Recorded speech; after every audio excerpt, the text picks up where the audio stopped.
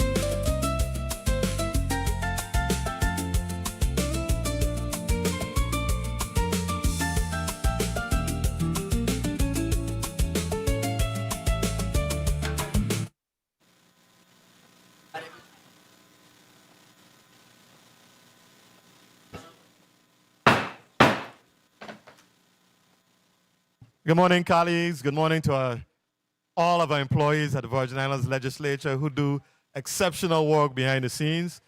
Truth be told, they are really the backbone of this institution. Special good morning to the people of the U.S. Virgin Islands. The legislative session of Tuesday, August 4th, 2026 is hereby called to order. Please rise as we ask our legislative chaplain, the Reverend Charles Brown, to lead us in the invocation, followed by the national anthem and the Virgin Islands March.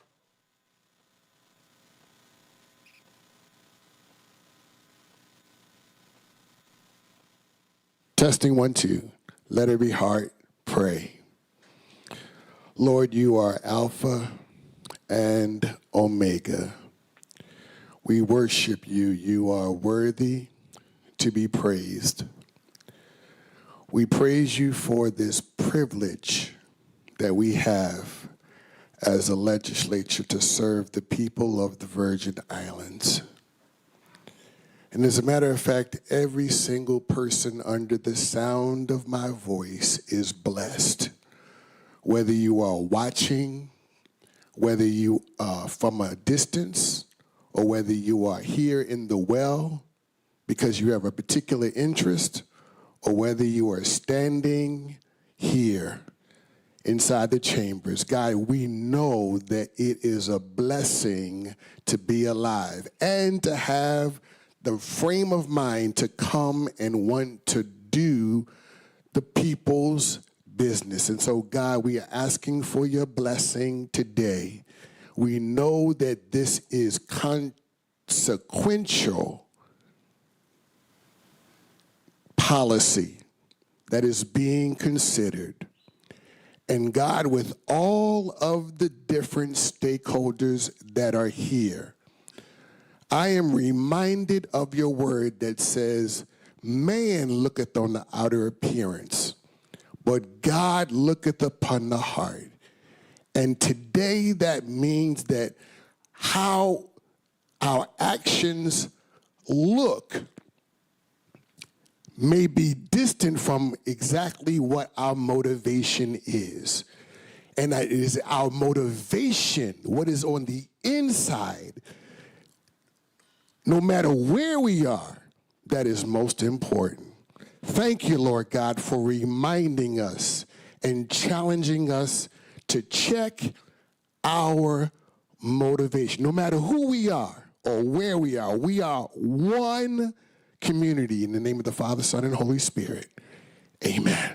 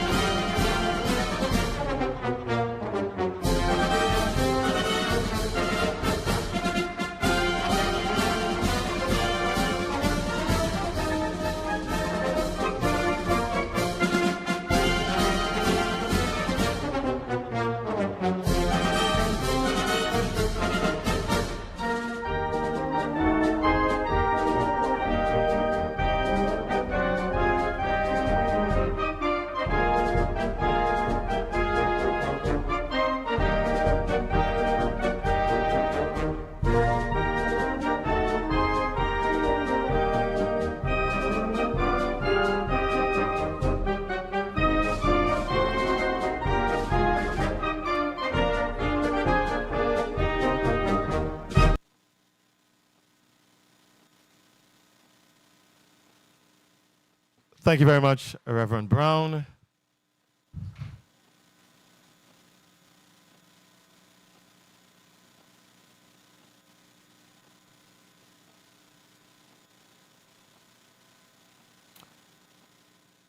Ladies and gentlemen, we convene today for a session with a single agenda item. But make no mistake, its significance is anything but singular. Bill number 36-0340, approving the reinstatement and amendment to the lease agreement between the government of the Virgin Islands and Water Island Development Company, LLC, for the development of the Water Island Hotel and Marina. It sits squarely at the intersection of two of the most consequential responsibilities that this legislature holds: fostering economic growth and safeguarding the rights of the people who call these islands home. Water Island is more than a parcel on a map. It is a community, a place where families have built lives, where homeowners have invested their futures, and where the promise of development must never come at the expense of the people rooted here. At the same time, though, we cannot ignore the economic potential this project represents: jobs for our residents, expanded tourism infrastructure, and long-term revenue that could strengthen our territory's fiscal footing for years to come. That tension between opportunity and obligation, between growth and the rights of homeowners, is exactly why this body exists. It is our duty to weigh both sides honestly, to ask hard questions, and to ensure that whatever agreement moves forward protects the interests of Water Island residents just as vigorously as it advances the interests of investors and the broader Virgin Islands economy. To that end, following the reading of this agenda, the 36th Legislature will dissolve into a committee of the whole to receive testimony from invited testifiers on both sides of this issue. I want to be clear with everyone present. No votes will be taken in the committee of the whole. This is the forum for full, transparent airing of facts, the concerns, and the competing interests at stake. Every voice, whether representing the developer, the homeowners, or the broader public interest, deserves to be heard fully and respectfully. This is actually the second airing in this committee of the whole for this lease agreement, which speaks to its significance in the minds of my colleagues in the 36th Legislature. Once testimony concludes, we will rise back into session and this body will cast its vote on Bill number 36-0340. I ask that all members, testifiers, and members of the public engage this process with the seriousness it deserves. The decisions we make today will shape Water Island for generations. Let us proceed with diligence, with fairness, and with a strong commitment to getting this right. Right for the developers seeking to build and for the homeowners who call this place home. With that, I now call this session to order and turn to the reading of... Now, before we do that, we'll do a roll call. Mr. Secretary, please proceed with the roll call. Thank you, Mr. President. Good morning. Senator Marvin A. Blyden. Senator Blyden present. Senator Angel Bolkes Jr.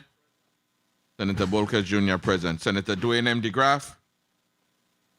Senator DeGraff present. Senator Ray Fonseca. Senator Fonseca. Senator Fonseca present. Senator Novell E. Francis Jr. Senator Francis Jr. present. Senator Alma Francis Heiliger. Senator Francis Heiliger is present. Senator Hubert L. Frederick. Senator Frederick present. Senator Kenneth L. Gittins. Senator Gittins present. Senator Maurice C. James. Senator Maurice C. James absent. Senator Franklin D. Johnson. Senator Johnson present. Senator Carla J. Joseph. Senator Joseph present. Senator Clifford A. Joseph Sr. Senator Joseph Sr. is present. Senator Avriel Lewis, I am here. Senator Milton E. Potter.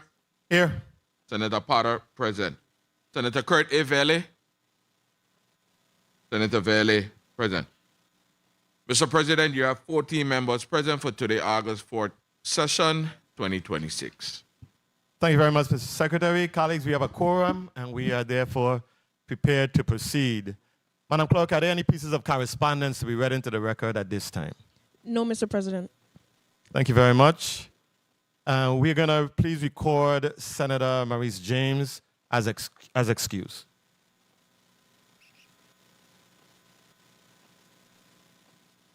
Mr. President, you have 14 members present, 1 member excused. Thank you very much, Mr. Secretary. Madam Clerk, can you please read today's agenda into the record? Regular session official agenda reads as follows.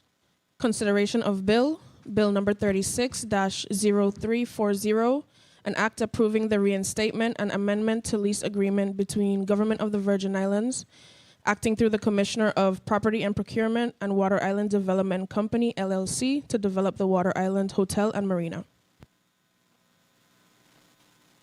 This concludes the reading of the agenda, Mr. President. Thank you very much, Madam Clerk. We are now going to dissolve into Committee of the Whole. So our session will stand in recess as we dissolve into Committee of the Whole to hear testimony on Bill number 36-0340. I'm going to stand in recess.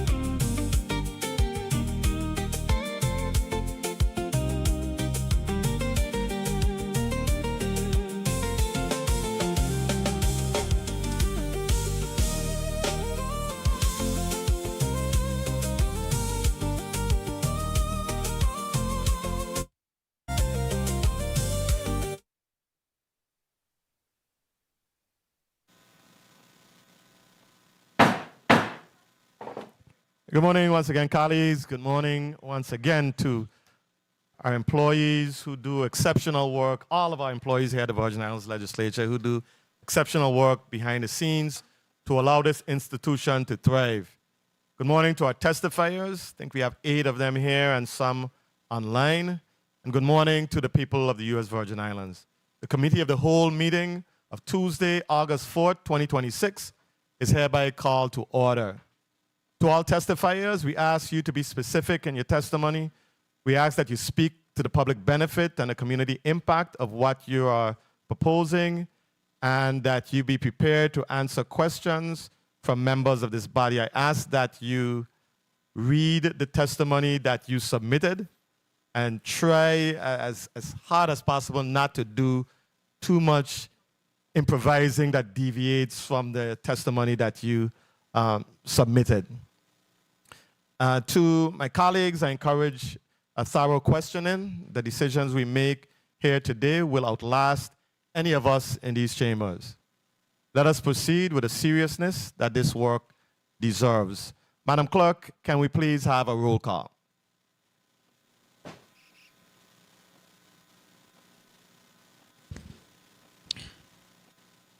Senator Marvin A. Blyden.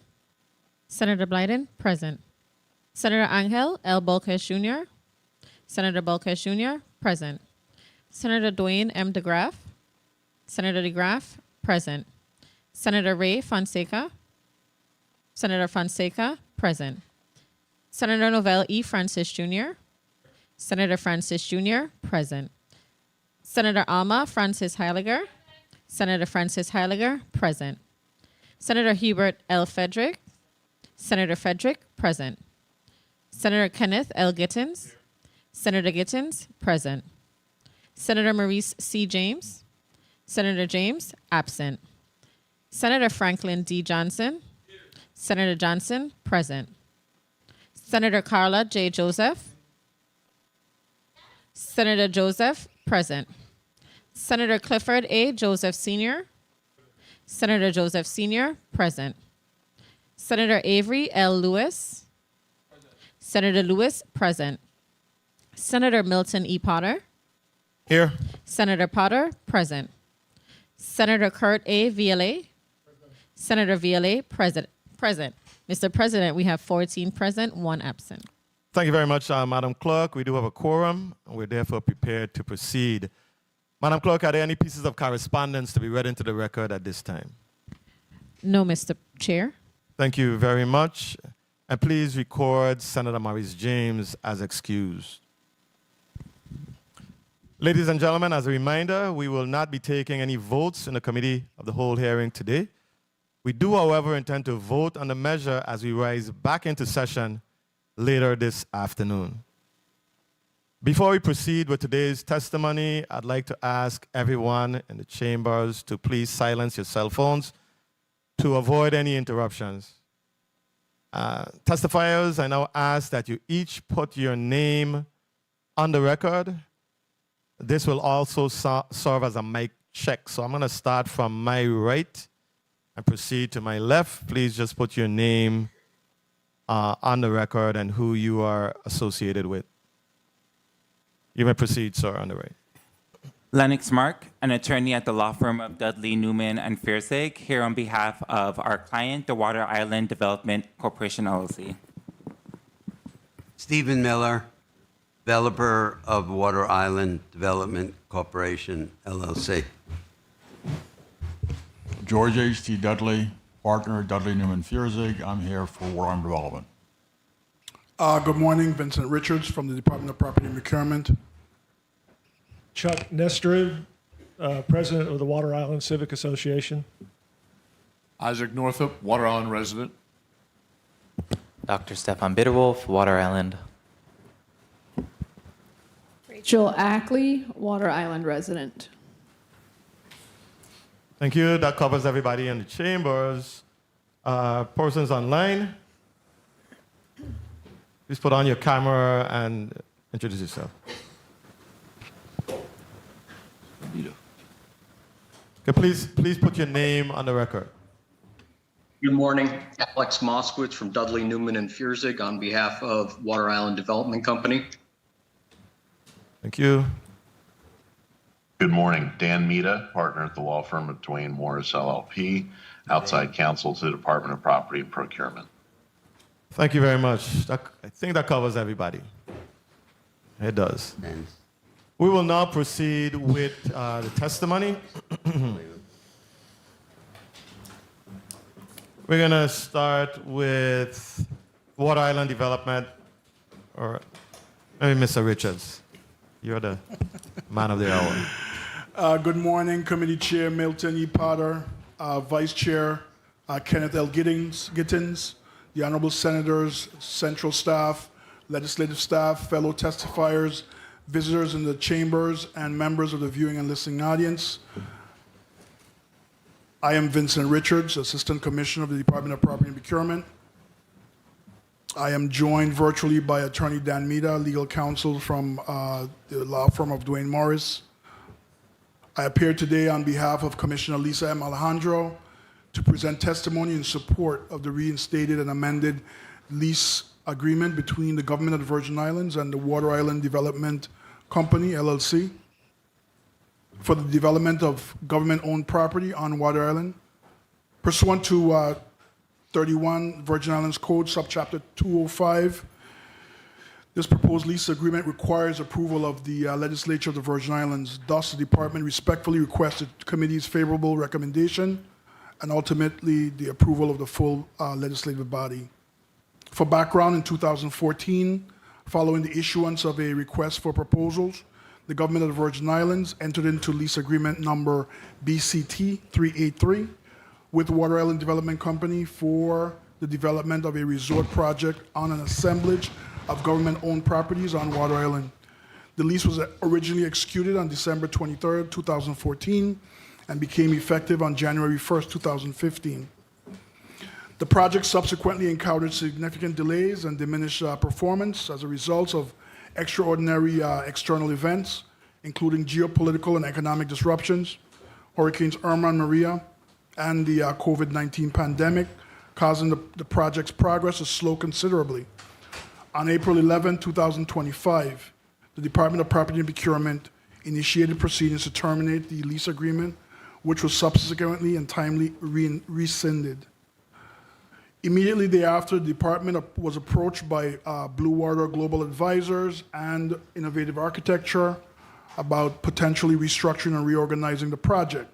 The department engaged the services of Duane Morris LLP and entered into extensive negotiations, emerging with a restructured Water Island Development Company team involving Blue Water Global Advisors and Innovative Architecture. These negotiations resulted in an updated terms designed to restore the project's financial stability, advance it towards successful implementation, and better protect the interests of the Government of the Virgin Islands.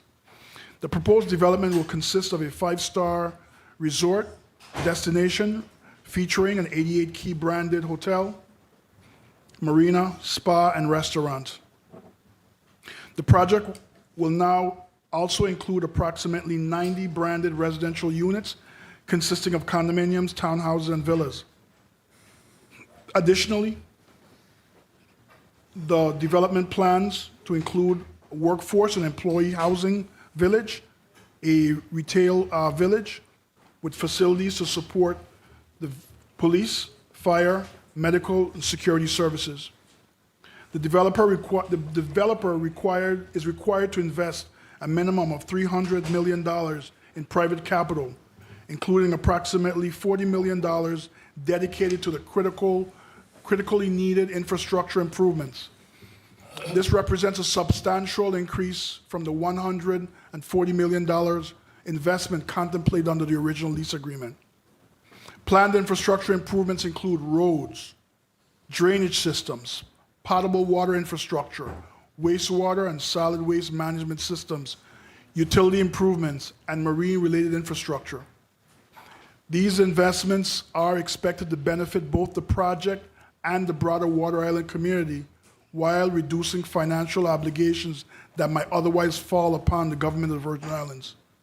The reinstated and amended lease agreement provides for a term of 99 years with an option to renew for one additional 2-year term. Let me be clear, the government retains ownership of the leased property while receiving substantial value through lease payments, a minimum of $300 million private equity investment, approximately $40 million in infrastructure improvements, performance security, a revenue sharing provision, and numerous contractual obligations. Accordingly, the department evaluated the amendment based upon its overall economic value and long-term public benefit rather than solely on the value of the unimproved land. The amended lease provides for a construction period of up to 60 months, during which monthly rent will be reduced to $1,000. After construction, the annual rent for the leased premises will be for $120,000, payable in equal monthly installments of $10,000. Beginning now in the 10th year, annual rent shall now increase to $240,000, payable in equal monthly installments of $20,000. Beginning in the 25th year, and every 5 years thereafter, the annual rent shall increase by 5%. In consideration of making the premises available for the developer, for the development of the branded residence, the amended lease provides for the lessor. The lessor will share, provide that the lessor will share in the economic value created through the development of the sales of the residential units. Accordingly, upon closing of each residential unit, the lessee is required to pay the lessor 6% of the gross purchase price received for the units as compensation for the enhanced value generated by the project. Based on the project's anticipated sales, this residential sales participation is expected to generate approximately $16 million for the lessor, for the government of the Virgin Islands. And in addition, the development is expected to generate significant revenues for the government of the Virgin Islands through stamp taxes on the property transfers and reoccurring annual real property taxes. The amended lease agreement incorporates additional financial protections for the government through a $3 million performance bond issued by a financial institution approved by the government. The bond secures the developer's pre-development and early stage obligations, including obtaining permits and approvals, and may only be reduced upon the achievement of specified project milestones. Under the proposed amendment, the government would lease Track B, consisting of approximately 32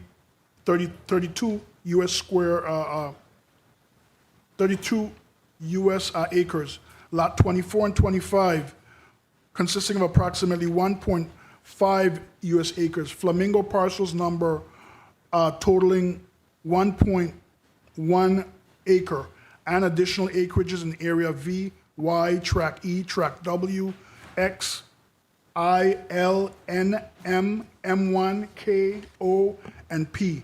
Tracks A and D, areas R, S, T, Track F, and Plot D, consisting collectively of approximately 144 U.S. acres, more or less. The amendment notably removes the catchment area and the Track C from the leasehold, returning those areas to the possession and control of the government of the Virgin Islands. Importantly, the amended lease agreement returns Honeymoon Beach and the catchment areas to the government control, preserving public ownership for these valuable resources. The developer also expressed an interest in entering into a memorandum of understanding with the government to enhance, maintain, and manage the beach area, demonstrating a commitment to responsible stewardship while improving public access and amenities. Water Island represents a very unique opportunity for sustainable development within the United States Virgin Islands. As the smallest of the 4 main islands, encompassing approximately 491 acres, and located within Charles Amalia Harbor, just south of St. Thomas. The island combines strategic location, natural resources, and significant undeveloped land. The 1996 transfer of substantial portion of the island to the government of the Virgin Islands created a foundation for thoughtful planning, public stewardship, and economic opportunity. Water Island represents a strategically significant opportunity for sustainable community economic development within the Virgin Islands. With a resident population of approximately 164 people, the island maintains a small, close-knit character defined by a mix of private properties, public lands, and substantial undeveloped areas. Its natural and recreational assets, including Honeymoon Beach, marine activities, boating, and day tourism attracts visitors from while reinforcing its role as a unique destination within the Charles Amalia Harbor area. The government-owned lands on Water Island represent one of the territory's most valuable undeveloped assets, positioned adjacent to Charles Amalia, with close proximity to major tourism, maritime, and cruise industry infrastructure.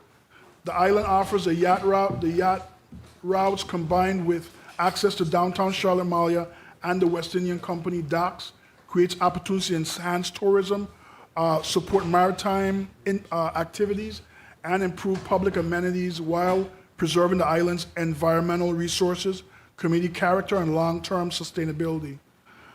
With responsible planning, the development can diversify the territory's tourism product by expanding attractions and amenities that increase visitor spending, encourage longer stays, and strengthen the Virgin Islands marine and blue economy.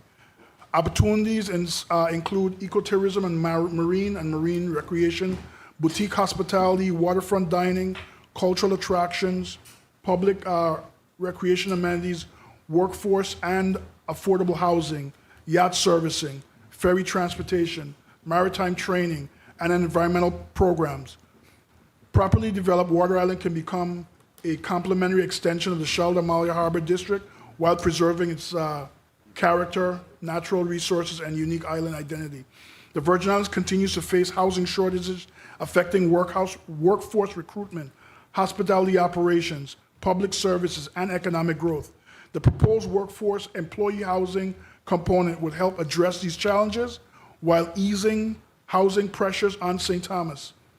To further expand homeownership opportunities for Virgin Islanders, the amendment requires the lessee to develop and reserve 10 condominium units for eligible veterans and an additional 10 condominium units for eligible middle-income Virgin Islanders, each at a fixed price of $250,000 for purchasers determined eligible by the Virgin Islands Housing Finance Authority and the government of the Virgin Islands.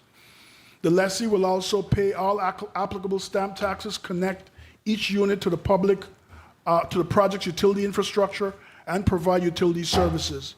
These provisions reduce barriers to ownership while advancing the public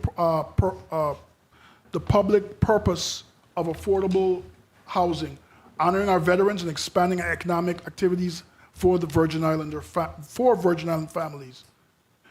The proposed amended lease does not require prior approval from the U.S. Department of Interior to be enacted. Approval by this legislature or before effective. Any Department of Interior approval is limited to the future conveyance of certain residential lots and is expressly included in the amendment as a condition precedent to those conveyances. Accordingly, the amendment may be implemented upon approval, while no residential lot may be conveyed unless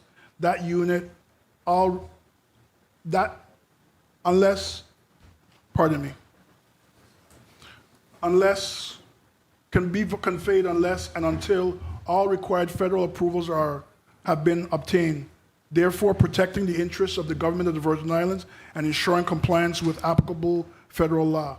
This provision functions as a standard third-party consent requirement and serves to protect the interests of the government of the Virgin Islands by ensuring that no conveyance is complete unless all applicable federal requirements have been satisfied. The department conducted extensive public outreach on the proposed amended lease, including through a recent widely advertised public meeting attended by residents, media, and other stakeholders. Participants were given ample opportunity to ask questions, express concerns, and provide comments, with meetings extended as needed to ensure every attendee was heard. In response, the developer was submitted multiple rounds of written answers. The developer has submitted multiple rounds of answers addressing approximately 30 pages of public questions. While additional issues may arise as the project progresses, those matters are appropriately addressed through the planning, environmental review, and permitting process. The department remains committed to continuing to conduct public engagement through those regulatory reviews. Approval of this amended lease does not diminish or affect the rights of residents or stakeholders to participate in future public review and regulatory processes. All existing opportunities to submit comments, attend public hearings, raise concerns, and engage in permitting and environmental review procedures remain fully preserved throughout subsequent stages of the project evaluation, including reviews by the Department of Planning and Natural Resources, the Coastal Zone Management Commission, the U.S. Army Corps of Engineers, the U.S. Fish and Wildlife Services, and any other agencies with jurisdiction before any construction may commence. The amendment solely authorizes the lease agreement and establishes a framework for potential future development. It does not approve specific development components, including building locations, marina facilities, roads, utilities, environmental impact, or construction activities. Any future project will remain subject to all applicable federal and territorial permitting requirements, including required public notice, review, and comment opportunities. The proposed amended lease represents a substantially stronger agreement for the territory than the original agreement. Although the original lease was terminated and is now been reinstated in the amended form, the revised agreement provides significantly greater economic protections and public benefits for the government and the people of the Virgin Islands. These enhancements include increased rental revenues, a binding commitment to invest $300 million in private capital, a $3 million performance bond to secure early stage obligations, revenue sharing tied to residential sales, the return of Honeymoon Beach, and access and development of 20 affordable housing units for eligible Virgin Islanders and U.S. Virgin Islands veterans. The United States Virgin Islands has not seen the development of a new full-scale resort hotel in decades, making this project particularly significant. The recent acquisition and planned renovation of the former Carambola Resort by Club Med, together with this proposed development, demonstrates renewed investor confidence in the Virgin Islands and confirms that nationally and internationally recognized hospitality investors once again view the territory as a competitive destination for significant long-term investment.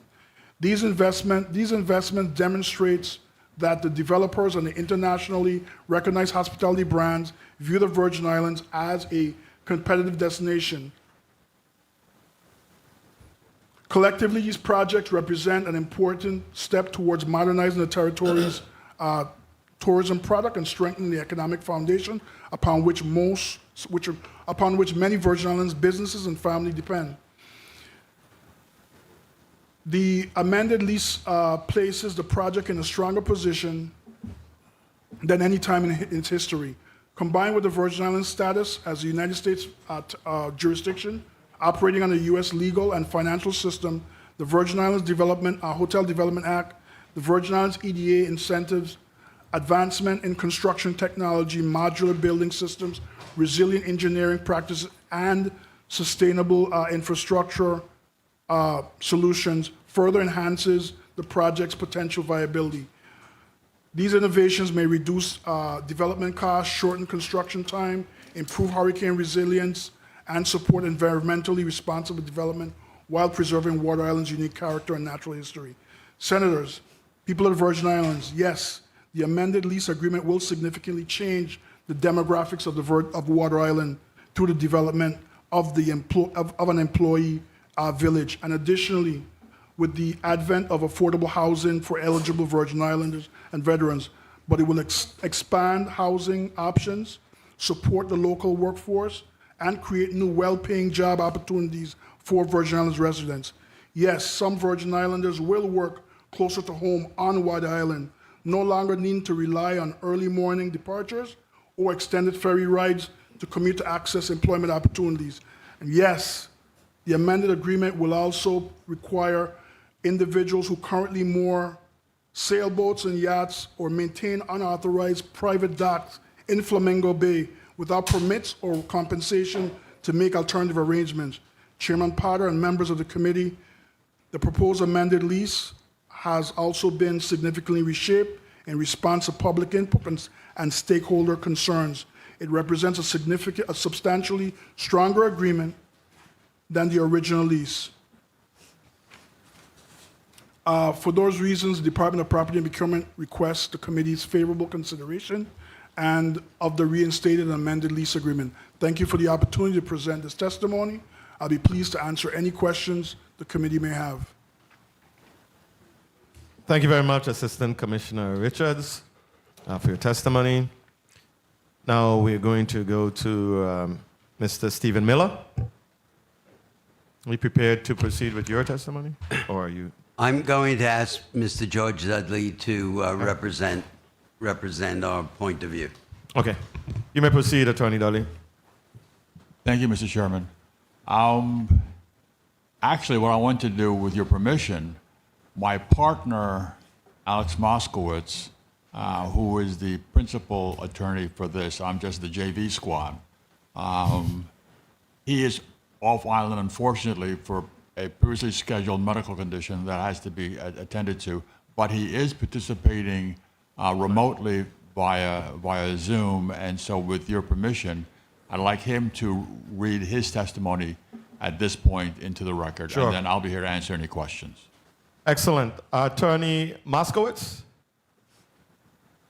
Good morning, and thank you. Morning. Thank you to everybody in attendance.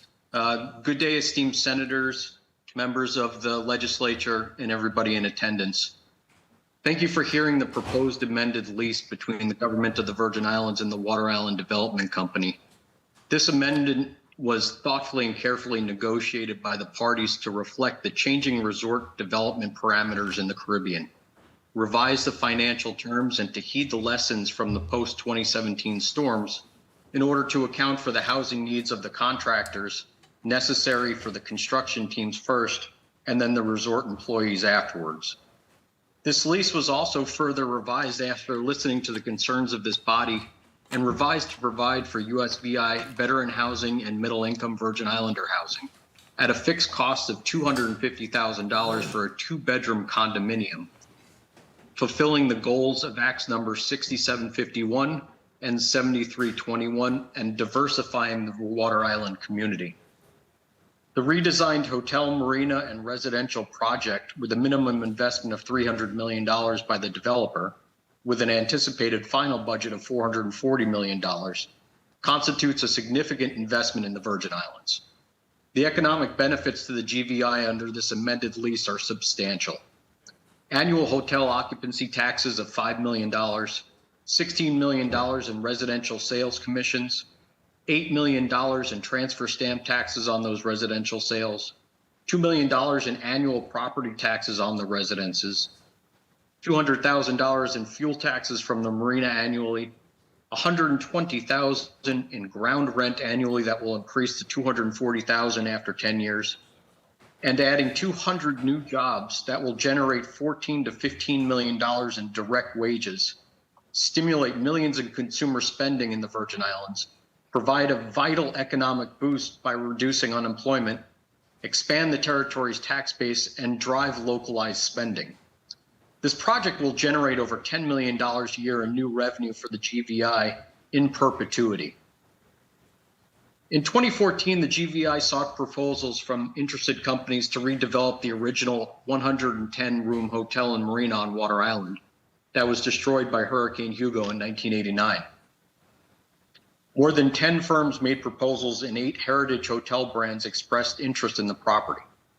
On November 20th, 2014, Water Island Development Company, LLC, and the GVI concluded lease negotiations and signed a lease for redevelopment of approximately 48 acres on Water Island, together with an option to purchase 55 additional acres for residential development. WIDC was selected by the GVI through a rigorous public selection process as the developer. Redevelopment of a hotel on Water Island was stipulated as a condition for transfer of the Water Island land from the U.S. Department of Interior in 1996.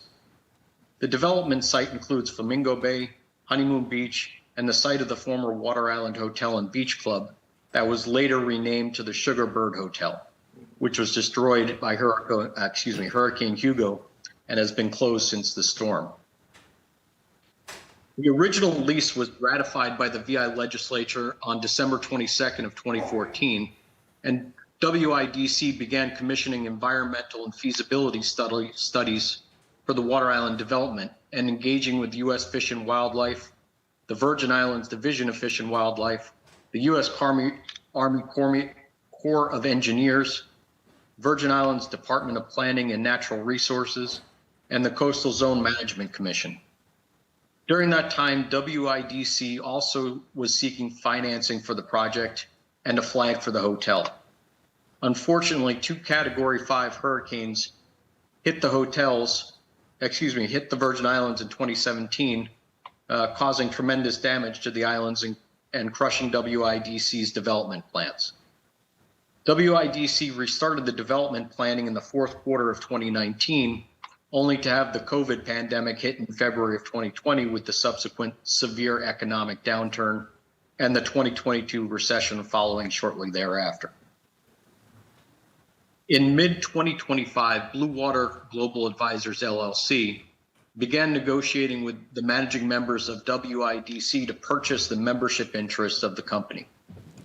A purchase agreement was negotiated between WIDC and Blue Water in the fall of 2025 that is contingent upon securing the lease amendment that is currently before this body. In November of 2025, BWG, with the authorization of Water Island Development Company, engaged with the Department of Property and Procurement to discuss amending the existing lease. Blue Water and Department of Property and Procurement directly and through counsel participated in months of discussions and negotiations regarding the Water Island lease amendments to create an amendment that would make the project desirable to a luxury 5-star hotel, allow Blue Water to have more design flexibility, ensure that the Water Island infrastructure was fortified, and create better financial terms for the GVI.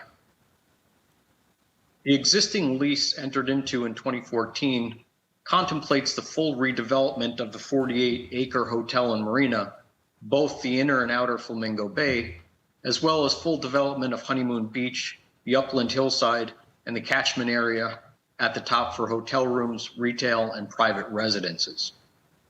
Also under the original lease, Water Island Development Company had the option to purchase 55 additional acres from the GVI on Water Island to develop additional private residences for a total of approximately 103 acres of development.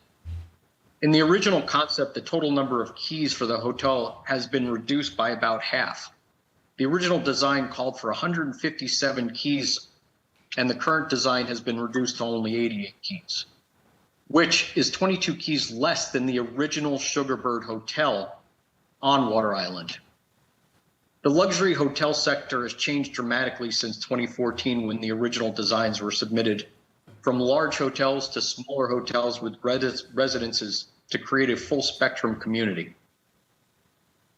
Blue Water's design takes the remaining 69 hotel keys from the original hotel development design and utilizes those keys to build residences along with up to 30 additional homes. Blue Water was concerned that developing Honeymoon Beach and the Upland Track C would not be welcomed by Virgin Islanders based on the general public concerns about access to beaches and changing the tropical vistas in other developments in the territory. In an effort to proactively account for the public's concerns, Blue Water removed all of Honeymoon Beach and hillside development and negotiated with the government for more inland tracts to build upon. The government embraced this concept and discussions were had to create a Magens Bay-like authority to manage Honeymoon Beach and beach facilities, with Blue Water financially contributing annually to the board, which is incorporated into this latest amendment. As the discussions progressed between the government and Blue Water, the scope was increased to have the Magens Bay-like authority manage Spratt Point as well, where it would create some walking, biking, and hiking trails for the public to use and maintain those trails with limited maintenance. The limited maintenance designation was contemplated to require Blue Water to undertake limited vegetation maintenance in areas where it might affect roads, paths, or utilities, and nothing more. Additional land was incorporated into the lease to account for the removal of Honeymoon Beach parcels and to provide land to create employee housing. This is a critically important part of the proposed development, as St. Thomas suffers from a significant lack of affordable rental properties. After the 2017 storms, we had an influx of construction workers as part of the reconstruction of our islands. And while this was critically needed, the collateral problem it created was a severe deficit of available affordable rental housing. This caused the cost of available rental units to skyrocket, and this cost and limited availability has continued to date. Blue Water recognized this problem and designed the employee housing to try to take the lessons from the post-storm rebuild and create a solution. That solution also begged the question, can Water Island support the day-to-day needs of the employees? And if not, what can Blue Water do from a design standpoint to answer that question? The answer was to incorporate a retail center so that the employees and residents of Water Island alike can get their groceries, medication, and other daily needs right on island without having to ferry back and forth to St. Thomas. The retail center can also support other businesses that will benefit the island, such as a doctor's office, daycare, nursery, gym. The options really depend on what the needs of the Water Island residents determine, and Blue Water believes that the market can determine what businesses are needed and wanted. Blue Water also thought that housing the new fire, police, and first responder facilities in the retail center was logical as it centralized the activity in one area. Blue Water will also be rebuilding the marina in Flamingo Bay to create dockage, provisioning, and fuel services. Blue Water has engaged Amy Dempsey of BioImpact to analyze the inner and outer bay and determine what is both feasible and appropriate from an environmental standpoint. The marina will be open to the public and Water Island residents will have full access to the facility and can lease dockage at a reduced rate. Indeed, Water wants all of the Water Island residents and the broader general public to utilize all of the facilities building, including the marinas, spas, restaurants, and beaches, with a discounted day or annual pass for locals. As part of the amendment to the lease, the government would add that land, and Blue Water would build and maintain municipal fire stations and first responders at its cost to provide those municipal services, priority access to the docks and helipads it's creating. Blue Water will also be upgrading the infrastructure of the island that will include roads, wastewater, solid waste, electric transmission lines, and desalination. Blue Water wants the Water Island residents to tie into all the water, waste, and electrical systems it's building, as that will promote efficiencies of scale and stabilization. The challenge will be to work with the GVI to allow Blue Water to be accepted from the public utility designation. Blue Water has heard the concerns, complaints, and questions raised by Water Island residents and has attempted to engage them in a dialogue.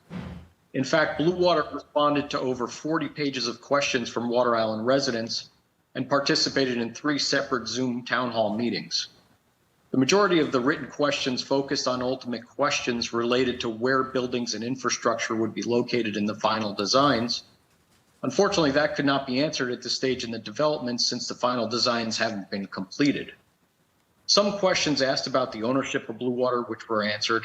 A few related to the municipal services and retail area that were answered, and a couple that seemed to be steeped in some conspiracy theories. At the town hall Zoom meetings, we had great attendance and some great exchanges and discussions. But the meetings were marred by certain participants like Chuck Nestrud and Jan Robinson, who refused to substantially participate in the discussions and instead constantly objected to the meeting being held via Zoom. Notwithstanding their attempts to obstruct the discussion, the meetings proceeded, and we had some wonderful input from the broad Virgin Islands community. There's no doubt that the development will change the island, and that no matter how thoughtfully Blue Water designs the properties there will be people that either don't like the design or simply oppose any development at all. Nevertheless, Blue Water is looking forward to creating a world-class development on Water Island and looks forward to answering any questions that this body may pose. We look forward to continued further commitment and discussion with Water Island residents. Thank you. Thank you very much for your testimony, Attorney Moskowitz. We'll now move to the Water Island Civic Association, Mr. Chuck Nestrud. Good morning. You may proceed, sir. Thank you. Good morning, Honorable Senator Potter and other senators. My name is Chuck Nestrud. I'm the president of the Water Island Civic Association, a volunteer organization representing the overwhelming majority of the Water Island property owners and residents. I want to thank you for inviting me and my colleagues to speak here again this morning. Since the June 24 hearing, many of you have visited Water Island, and the question you asked most often was, what can Water Island accept as a development? We've given that careful consideration because we understand, as you said this morning, your responsibilities include both promoting economic development and protecting our natural resources. We have identified many problems with the proposed lease, and I'm not going to go into those again because we've been over those. Those are part of the public record already. My testimony today is to try to develop a path forward. Water Island is tiny. It's only 491 acres. The government owns approximately 200 of them. This amended lease will turn 180 of those 200 acres over to new investors for the next 99 years. It's a monumental decision. It contemplates giving them operating control over the remaining acreage. To say this lease will fundamentally alter Water Island forever is not an exaggeration. We ask only that you evaluate it as thoroughly as we have and strike the appropriate balance between development and resource protection. We believe that balance can be struck through a lease which is based upon 3 essential elements. First, the economic development piece. We support redevelopment of the hotel and marina on Flamingo Bay as provided in the transfer deed. Our preference is that Department of Planning and Procurement request additional proposals before selecting a developer. But in the interest of compromise, we accept WIDC as a developer for a replacement hotel and marina on the designated 35-acre parcel. If WIDC can accept our compromise proposal for the remaining 144 acres of government lands, which is the focus of the rest of my remarks.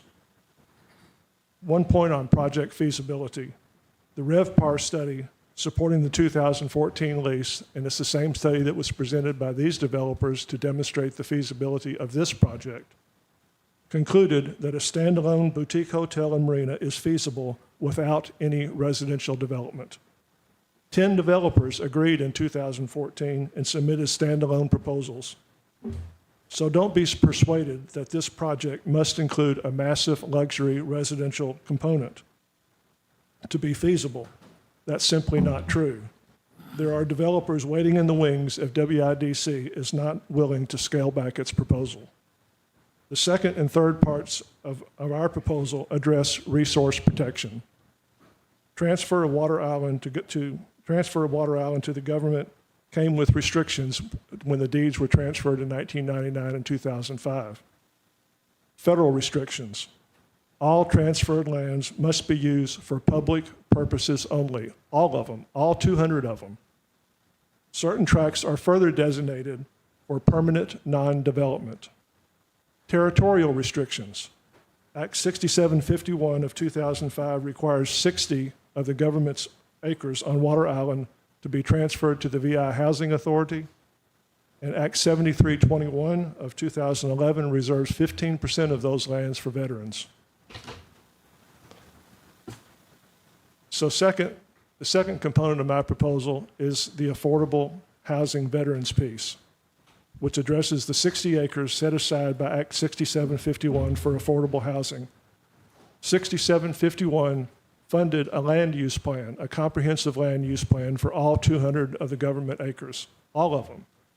And that was developed with the participation of the governor, the lieutenant governor, DPP, DPNR, and many Water Island residents. It was a comprehensive, transparent, fully funded program under the auspices of the University of the Virgin Islands. I've given in my testimony the sheet that shows all the people who participated in the development of this land use plan for Water Island, part of my testimony that I passed out this morning. You can see how transparent it was, how comprehensive it was, and it was a plan not to be discarded. The plan evaluated all 58 tracts of the government-owned parcels and selected the top-ranking 35 parcels, the best home sites, to be set aside for moderate-income Virgin Islanders and veterans. Map 6.1 of that plan, which is also reproduced in the testimony that I passed out this morning, identifies those parcels. This amended lease, if approved, eliminates the tracts designated for moderate-income housing and veterans. Why? Why? So those prime housing lots can be sold to the ultra-wealthy. The July 8 amended lease, so I urge you to look at the map that I've included in my testimony and see what this lease does to the affordable housing and the veterans. The July 8 amended lease offers a substitute, the sale of 20 townhomes to moderate income households and veterans. So please evaluate that trade. 20 760 square foot units squeezed onto Tract K, roughly 10 acres, alongside a 300-worker construction camp. But keep in mind, these units have to be sold while construction is ongoing. A retail mall, including offices for police, fire, and medical services, and a barge unloading and storage complex. All that's going to be on the same Tract K with the housing, with the condos. Eligibility for these units is decided by WIDC alone, no government oversight.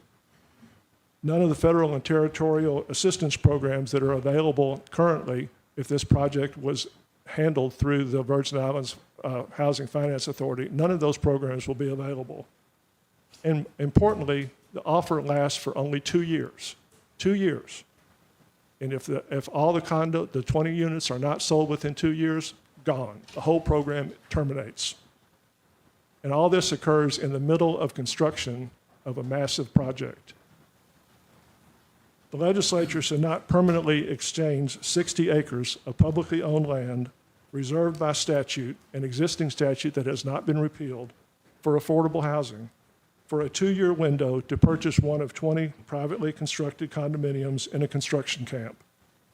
Once those 60 acres are absorbed into this 99-year lease, the legislature will never again be able to use that land to meet the housing needs of future generations of Virgin Islanders. So the second part of our proposal is nothing more than implementing the existing law.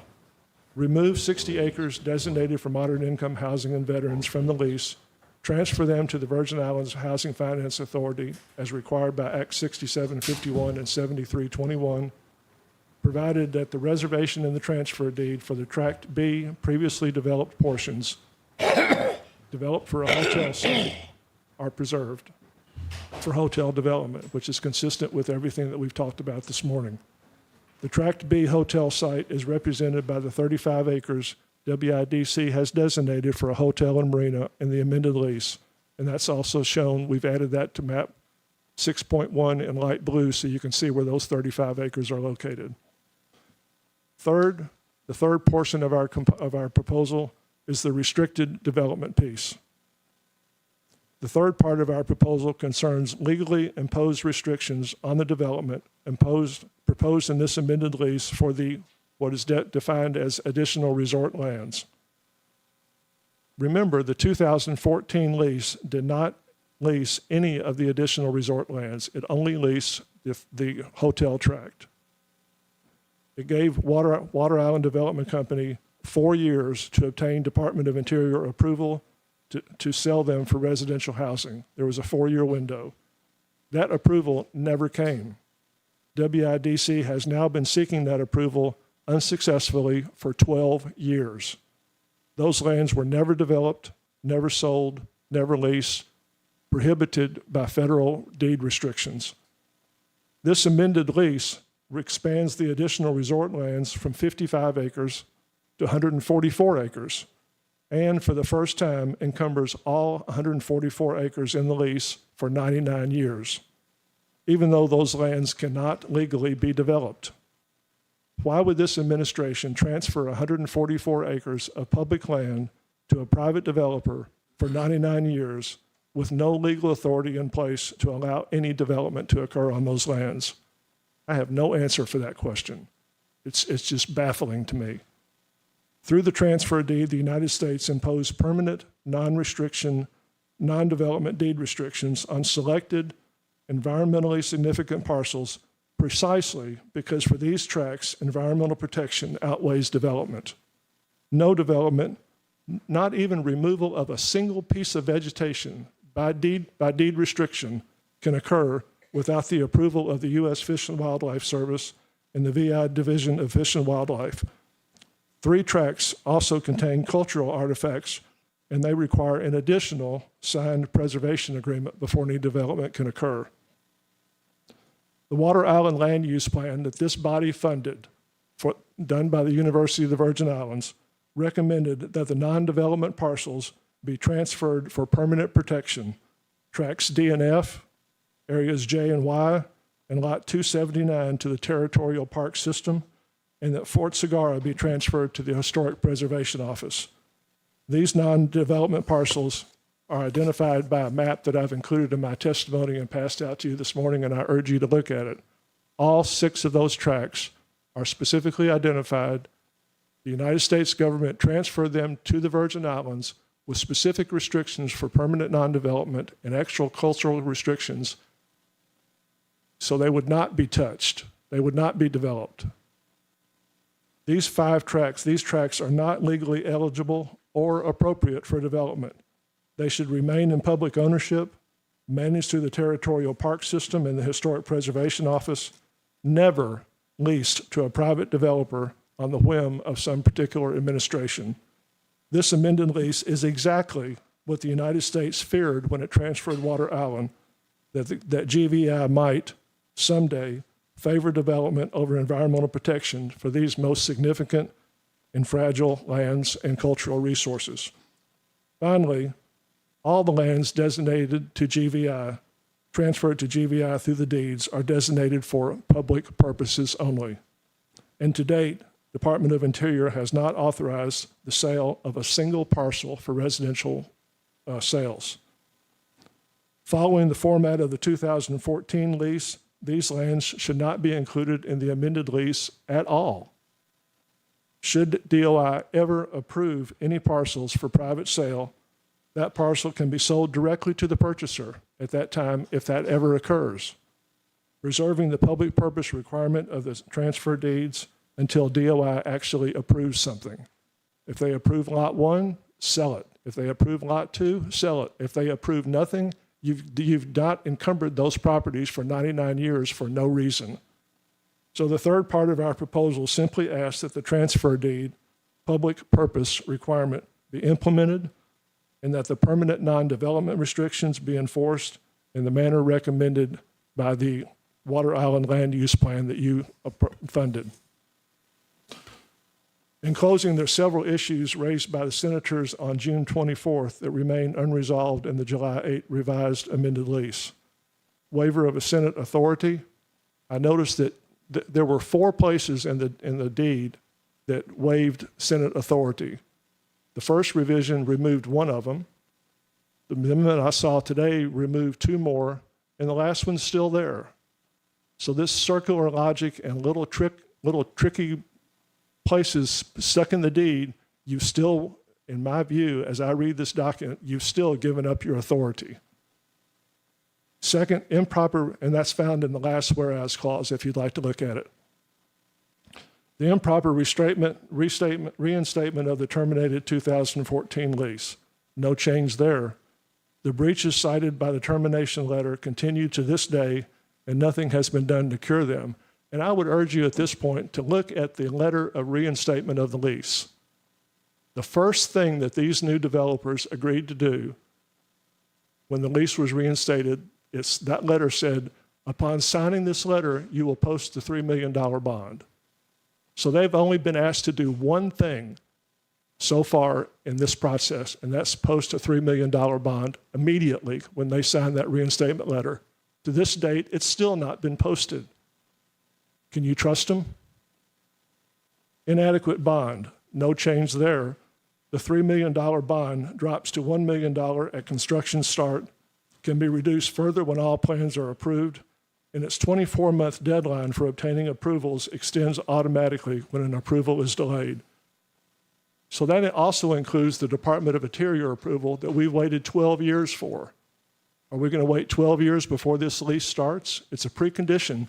Nothing has to happen until they get all the federal approvals, all the approvals they're supposed to have. That's when this lease starts. Are we going to wait 12 years before anything happens?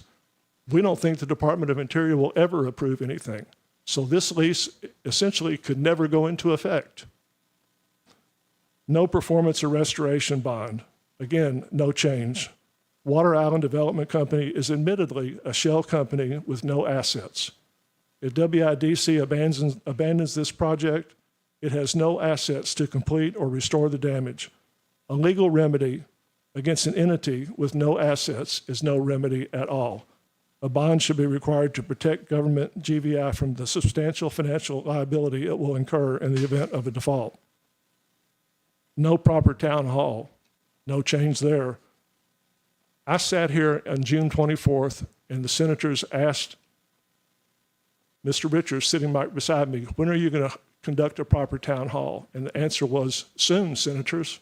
I've been on vacation, I'm back, we're going to have a proper town hall soon. Never occurred. Well, I went back to my constituents, my 120 members, and I told them if we accomplish anything at that hearing, we're going to have a town hall.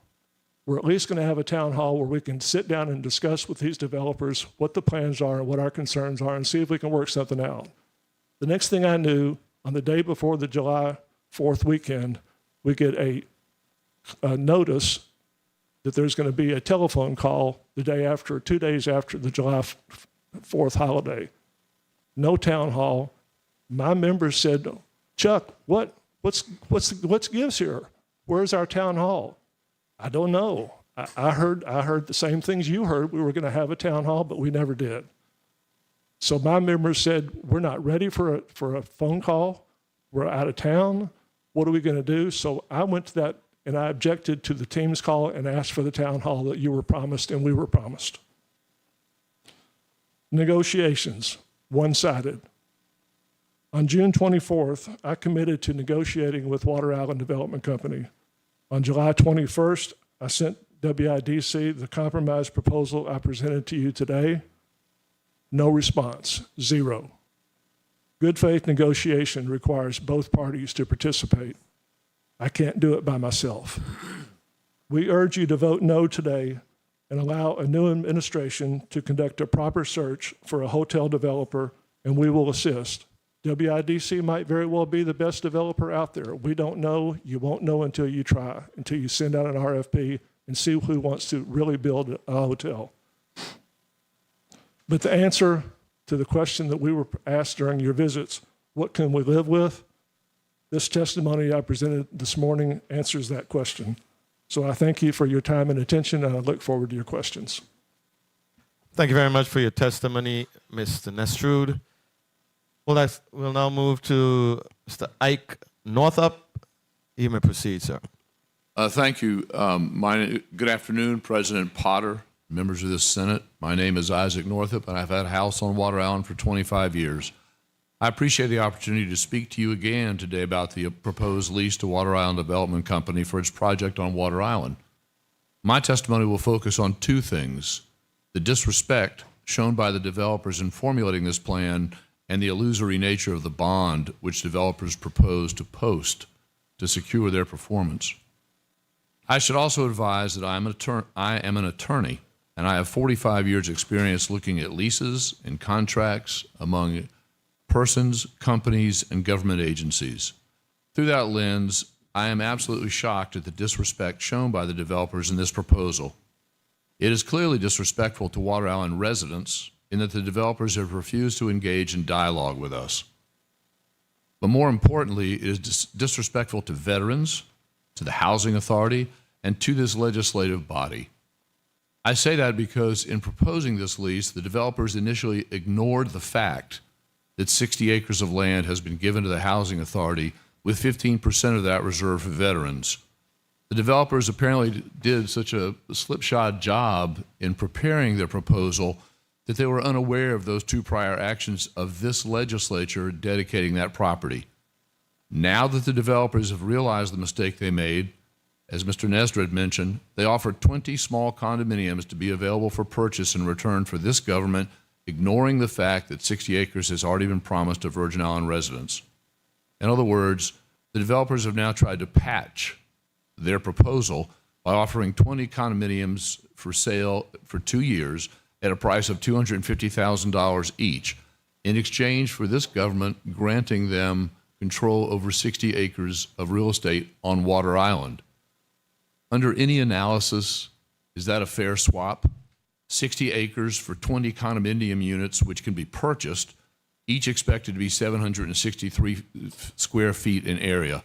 That proposal continues the disrespect shown by the developers to everyone, and in this instance, specifically towards veterans and Virgin Island residents.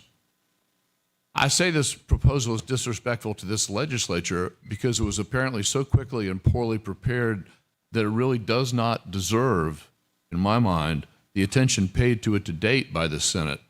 The initial map of the project, and I just want to illustrate why I say that, why it's so poorly drawn, and it's disrespectful to submit such a poorly drawn document to a legislative body of this import. The initial map of the project shown by the developers showed a proposed dock in an area of restricted development, which is privately owned and historically restricted from development. So the developers moved their dock. The second iteration of their map showed a dock taking the place of the current dock in Spratt Bay, but that dock and the surrounding property is privately owned. Again, no effort was been made by the developers to see if they could purchase that dock or property. It seems the developers just assume they can build wherever they want, regardless of who owns the property. And lastly, their third map now shows no dock on the north side of the island, although one of their illustrations in their brochure still shows traffic coming into the area where the Spratt Bay dock is currently located. Where do the developers intend to place their dock? That question is a moving target based on the submissions to this body to date. And I understand, and Mr. Richards touched on this still has to go before CZM. There's still permitting process. That's under the control of CZM. But I don't think it's unfair to ask someone when you want to lease their property, what are you going to do with it, and where are you going to build things? And so far, that's a moving target when it comes to this dock. So, as Mr. Nestor just pointed out, this proposal is disrespectful to this legislator, not only because it is so poorly done, but also because it seeks to take away authority given to this legislature to approve any sale of property in fee simple. Now, I was handed this morning, about a half an hour ago, an amendment. And Mr. Potter, I'm sorry, I'm deviating from my written statement because I was just given this amendment right before after we sat down up here. This amendment in two places says basically to this body, oops, we realize we made a mistake. Our lease violates Virgin Islands law because it lets us convey fee simple title without legislative approval. So we're going to fix that. Well, they fixed it in, as Mr. Nestor had said, two places. but they didn't fix it in the third place. In the whereas clauses at the end of the lease, if you read those, you will see, and we have it here, you will see that the whereas clauses are considered part of the lease. They're not just recitals. They are part of the lease. And in the whereas clause, there is a paragraph that says, in one of the whereas clauses, there's a paragraph that says, as their main lease used to say, the commissioner is authorized to convey fee simple title without any further action of this legislature. And so, you know, we're back to poor draftsmanship, poor work, even as they try at really the 12th hour here to amend their lease. I think that shows a total disrespect for everyone affected, but especially for this body. My mother taught me that first impressions are lasting impressions. And the impression I have of WIDC so far shows poor thinking and poor execution. Everyone tries to look best for their first date, and so is this the best Water Island Development Corporation can do? Why should there be any expectation that their execution of this project will be any better than their planning has been to date by drafting such a poorly drawn lease? Unless there are questions from the senators, I'd like to move on to the second part of my remarks today. This section of my remarks concerns the performance bond. At our earlier hearing, and I've heard this, there was a statement, well, we get $3 million if they default, so we're good. We get $3 million. Don't worry about it. We get $3 million. That is totally illusory if you read the section of the lease dealing with the bond. The bond does start at $3 million, but as soon as there is any motivation, any mobilization, or any construction, and that means one shovelful of dirt starts, that bond can be reduced to $2 million. But then there's a clause at the end of the bond section that is I've read 50 times and still don't understand. The last paragraph of the bond section says, the performance bond shall remain in effect and may not be reduced below $1 million until approval of the plans in accordance with the terms and conditions of the lease. Well, the plans were approved before the first spade of dirt is ever turned, which means that under the clear terms of this lease, the bond can go below $1 million. That's why I say the $3 million bond is illusory. And the idea that even $3 million is enough to repair some of the damage or complete the project that is being undertaken is equally illusory. There is no bond guaranteeing completion of any aspect of this project. There's no bond guaranteeing remediation of the damage done if a bunch of land is cleared and nothing is done. No remediation bond. So if there's a default under the bond, at most it could be $1 million. It might be less by the terms of the lease agreement. Far less than is needed to remediate the damage done to Water Island and the submerged lands around it, potentially by developers who have started developing and abandoned the project. I think the senators that took the time to come see Water Island, I think, had to be impressed with what a cohesive community, an exceptionally cohesive and self-regulating and self-motivated community Water Island is. And that I think is a testament to the quality of people that are there and have invested so much of their time and are here today coming over because they all care so much about Water Island. I want to again thank the Senate for listening carefully to our concerns and for the careful consideration I know this body is giving to all of the concerns that we have raised here today and that my colleagues will continue to discuss as the microphone moves on past me. Thank you for your time. Thank you very much, Mr. Northup. We'll now proceed to Dr. Stefan Bitterwolf. You may proceed, Doctor.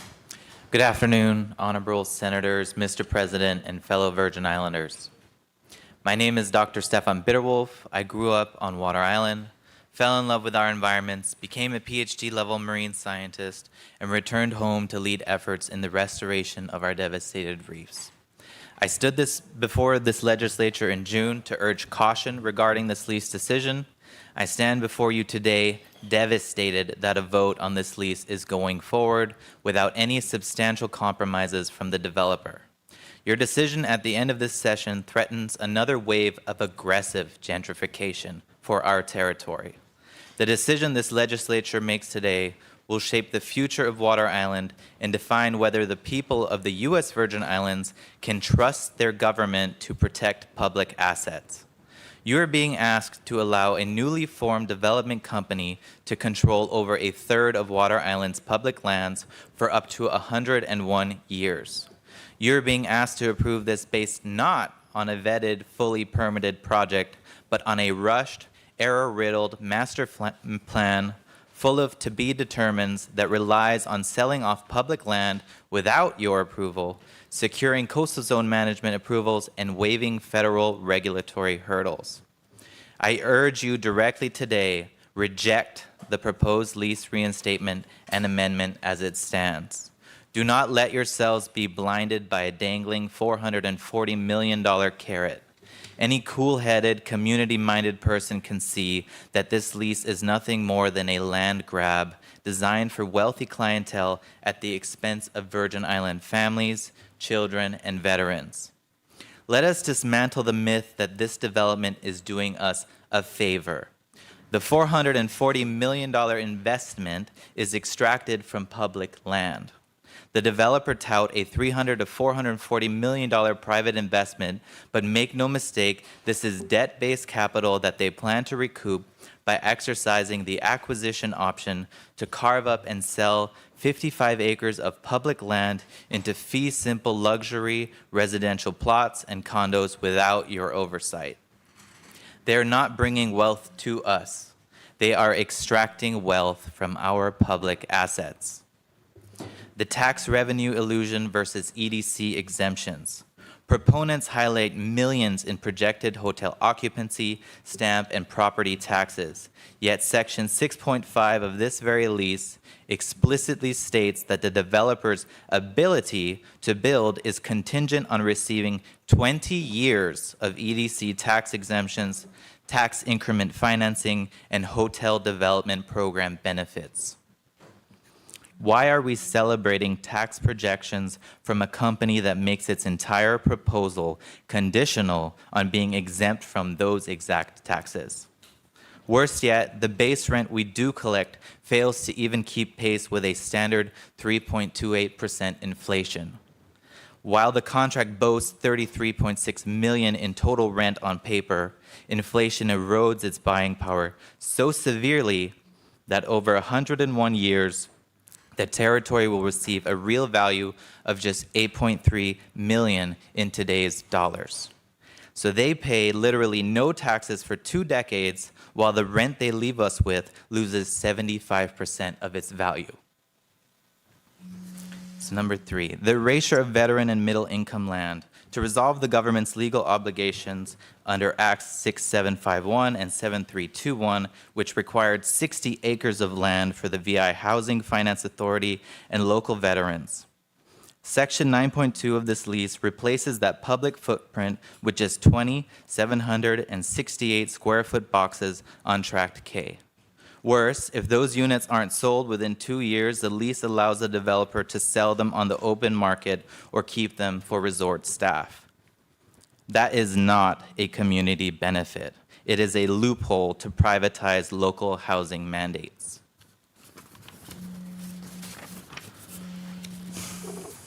Number 4, imported prefab units versus the local trades. Where are the guaranteed high trade jobs for local Virgin Islanders? The master plan relies on volumetric modular construction manufactured in China. The major structural build-out is happening overseas, shipped in on barges, and installed locally.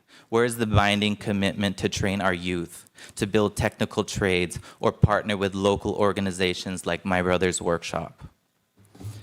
Number 5, the optics at Honeymoon Beach versus Harbor takeover. Removing Honeymoon Beach Tract C from the lease footprint was just done for public relation optics. In exchange, the developer asked for non-exclusive access to our public docks, a lease over our submerged lands, control over Druiff Bay mooring fields, and the transformation of Flamingo Bay into a luxury deepwater marina.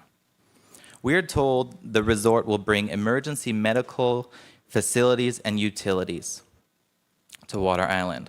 But Water Island already has a dedicated community-run emergency response organization called WISAR that gets patients to the hospital within 20 minutes. Local residents rely on clean, free-range cisterns. The resort's planned microgrid and reverse osmosis plant are built to power their commercial operations, not ours. The option for residents to connect is completely non-binding, unpriced, and unenforceable in court. I'm just going to go ahead and skip the $3 million performance bond because that's already been talked about, and I'll just conclude. The narrative that approving this lease reinstatement is our only or best option as Virgin Islanders is a dangerous illusion. The original lease was terminated in 2025. There has been no open, competitive RFP put out to the broader market. We are being told to panic and sign simply because the Department of Property and Procurement spent a year negotiating behind closed doors with a single developer, bringing you an error-riddled proposal full of to-be-determines and expecting this legislature to rubber stamp it. Let's call this what it is. DPP has abandoned its mandate as defenders of public lands, choosing instead to act as facilitators for private offshore wealth. When the executive branch and agency officials become so dazzled by the $440 million carrot that they are willing to surrender public acres and waive regulatory protection, it fails entirely on you, this legislature, to stand as the firewall for the people of the Virgin Islands. If this closed-door, rush deal represents the standard for local governance, then we need immediate structural reform, starting with legislative support for citizen review panels that randomly select everyday USVI residents to evaluate future DPP land proposals before they ever reach this floor. Agency officials must be reminded who they were sworn to serve. Leave the insecurities outside these legislative doors, stand up against gentrification, exclusion, and land giveaways, terminate this lease agreement once and for all, issue a proper open RFP, and demand a development partner who respects USVI law, protects our reefs and waters, and invests directly in the education and future of our people. Thank you. Thank you very much, Dr. Bitterwolf. We'll now proceed with Rachel Ackley. You may proceed with your testimony. Good afternoon, Honorable Senator Potter and members of the legislature. My name is Rachel Ackley. I'm a born and raised Virgin Islander, and Water Island has been my home since I was a child. It is the place that has shaped me, the place where I own my home, and the place where I've poured my heart into building 3 local businesses. Before I begin, I want to express my deepest gratitude to the senators who accepted my invitation from the last committee of the whole meeting to come across the water and truly see us. Senator Bolquez, thank you. Senator Blyden, Senator Fonseca, Senator Carla Joseph, Senator Frederick, Senator Milton Potter, Senator Francis, and a representative from Avery Lewis's office, and then yesterday, Senator Gittens. Thank you so much for taking time out of your demanding schedules to walk our roads and meet our people. It meant the world to us. And a special thank you to Senator Bolquez, who came out twice and worked hand in hand with me to arrange all those tours. We really appreciate it. Those of you who visited saw firsthand that Water Island is not just a plot of land. It is a heartbeat. We are a tight-knit, fiercely resilient community. By necessity, we are problem solvers. When something breaks, we don't wait. We come together and fix it. We have mastered the art of doing a lot with very little. There is an old, outdated stereotype that Water Island is just an enclave for wealthy, retired continentals. Perhaps decades ago, in the era of Walter Phillips, that did hold a grain of truth. But today, our reality is beautifully diverse. We are a community of children, working families, retirees, and local entrepreneurs. We have 12 young children growing up on Water Island. My neighbors are boat captains, electricians, doctors, bartenders, housekeepers, lawyers, chefs, construction workers, plumbers, contractors, accountants, and much more. Every day, many commute to St. Thomas to work and contribute to our territory, and many work right here on Water Island for the many businesses there. We also have a vibrant ecosystem of small businesses already operating right on Water Island. Restaurants, art studios, boat charters, a campground, a farm, a wellness retreat, and more.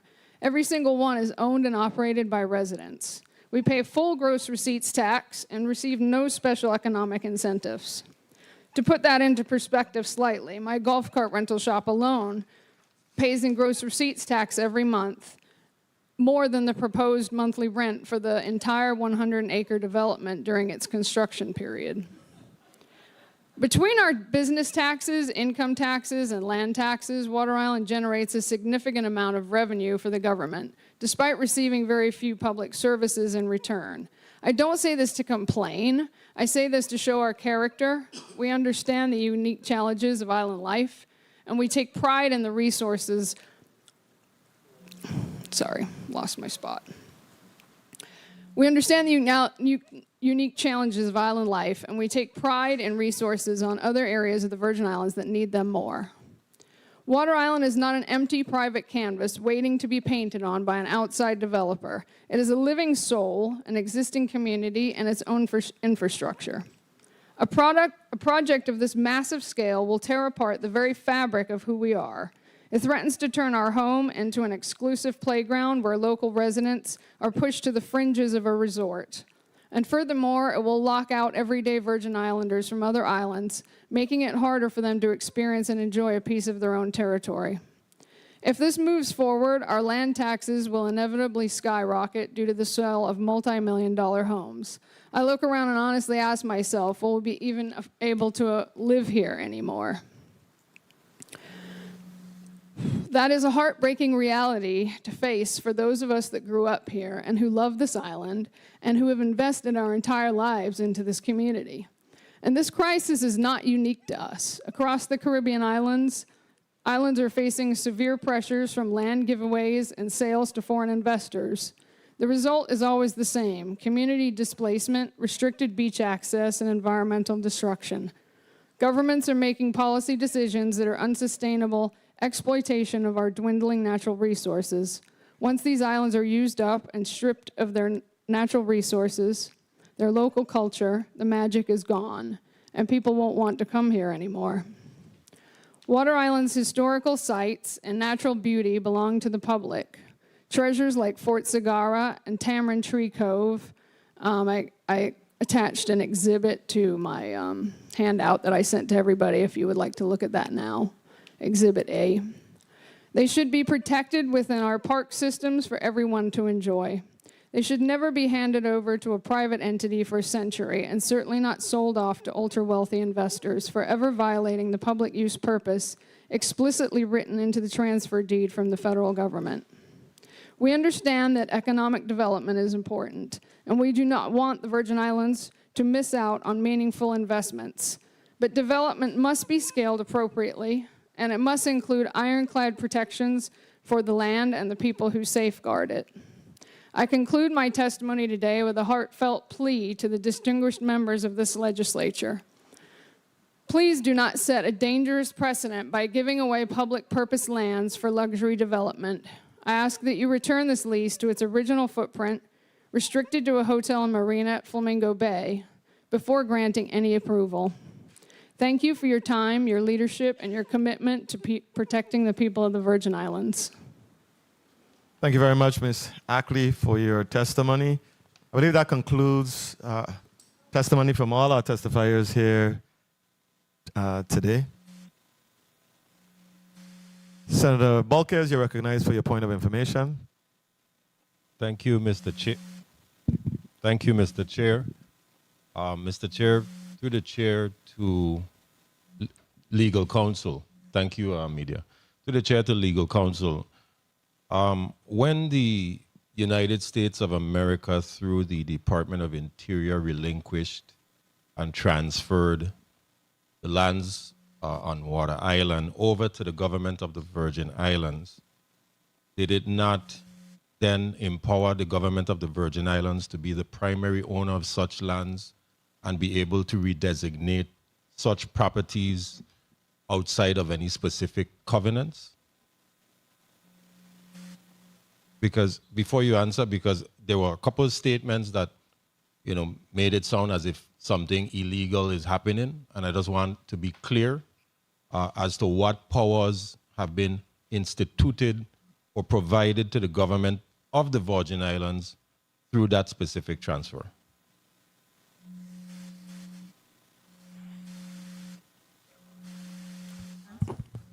Yes, you may proceed, Attorney Seiko.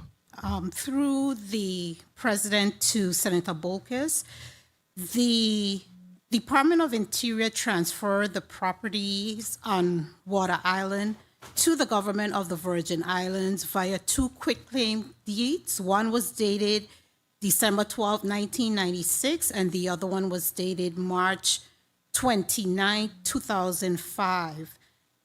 In those deeds, there are restrictions. So, for instance, in Section 5B of the 1996 deed, the government of the Virgin Islands has to submit the proceeds of any sale or portion thereof of properties identified unless there is a written agreement between the governor and the Secretary of the Interior in effect prior to the sale. Both of the deeds have environmental restrictive covenants, and they also state that all property that is conveyed is for public purposes only, which include the operation of a hotel. So to answer your question directly, yes, the property was transferred to the government of the Virgin Islands. However, these deeds contain specific restrictions that run along with the deed. With specific parcels, not entirely the whole 200 acres, correct? That general information is in both of the deeds. Now, there is specific parcels that, based on the deeds, let me pull up the two deeds that they have.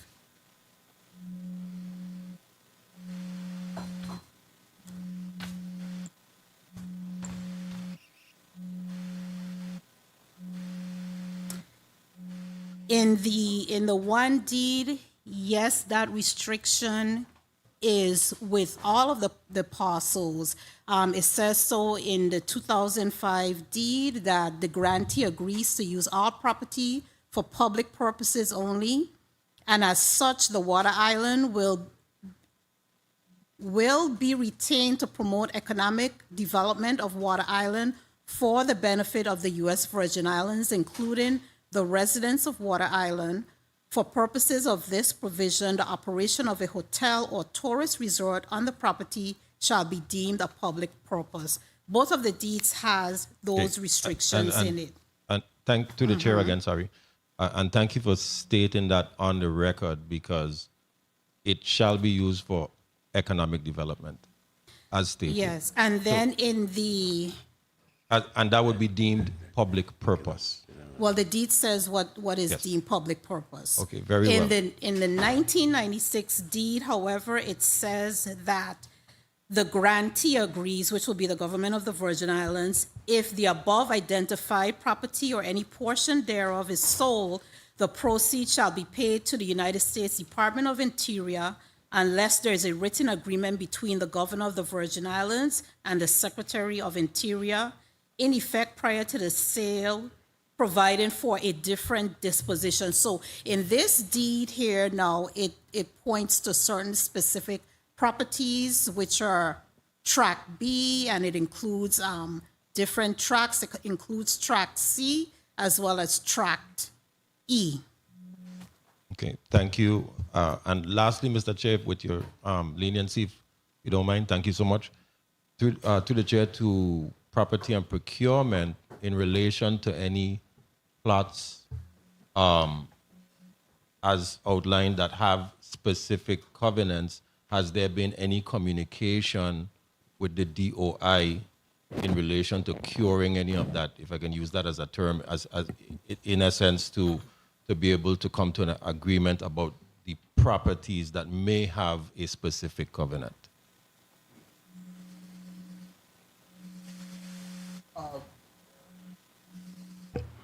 Vincent Richards for the Department of Property and Procurement.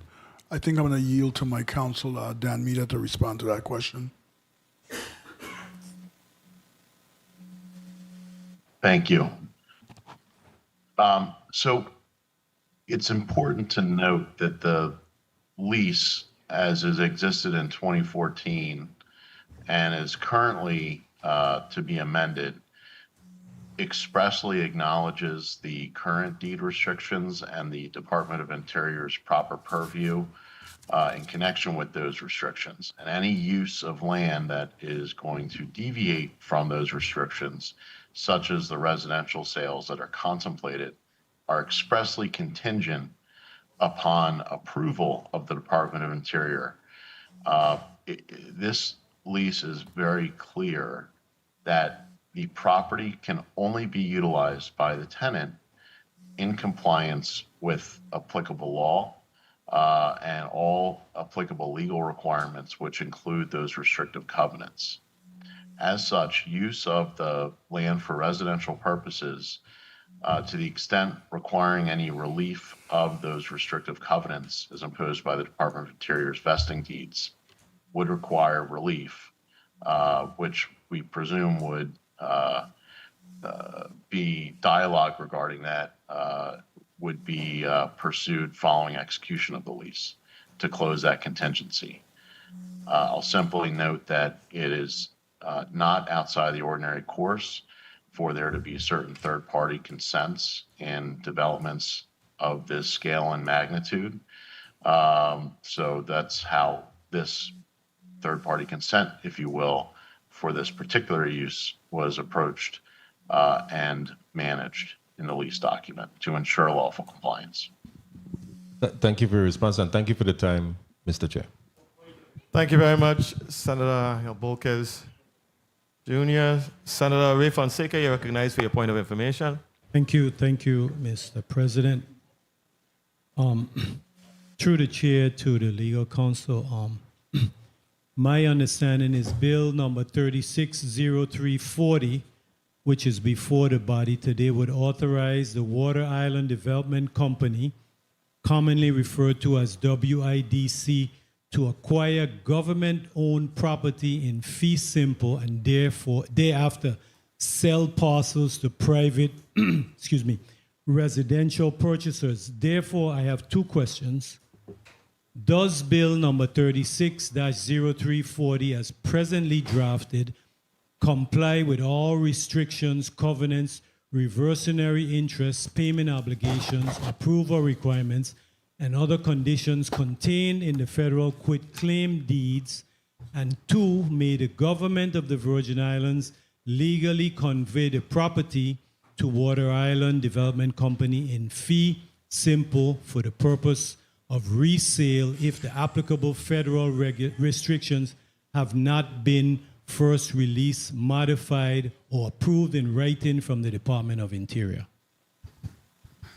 Through the chair to Senator Fonseca, that's a very, very long question. Anyway, so to start with the first question that you asked, in regards to the bill, what this bill does is to, by statute, allows the legislature to approve the lease agreement. The bill itself does not have any restrictions, any of the covenants, anything that is in the lease agreement. What the legislature is doing is using their authority under Title 33, it is 31, sorry, to approve the lease or disapprove the lease. Okay. In regards to the second part of the question, as to whether the condition precedent may need to be met before the sale or the lease, well, there is case law here basically saying that when there is a condition precedent, for instance, in this case, with the sale of of property that is from the Department of Interior, and in the case is Grammar v. Virgin Islands Corporation, that in order for the transaction to be valid, that the condition precedent must be met. So in this case, it said it had to do with a lease agreement, and apparently the government did not seek the approval of the Department of Interior before engaging in the agreement with the lessee. They basically went to court based on an eviction, but the court really addressed the issue with the fact that the government did not have the approval of the Secretary of the Interior prior to engaging in the lease, and so therefore the lessee was without any rights to pursue their interest in the lease and to stop the eviction. So I believe that, I hope that answers your question that you asked, the compounded questions that you asked.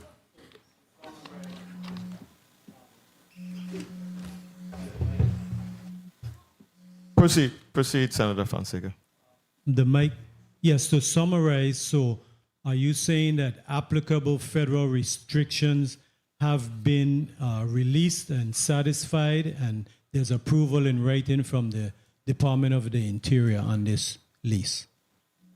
Through the chair to Senator Fonseca, that question would be for the Department of Property and Procurement, whether or not those conditions. Can I ask the Assistant Commissioner of Property and Procurement?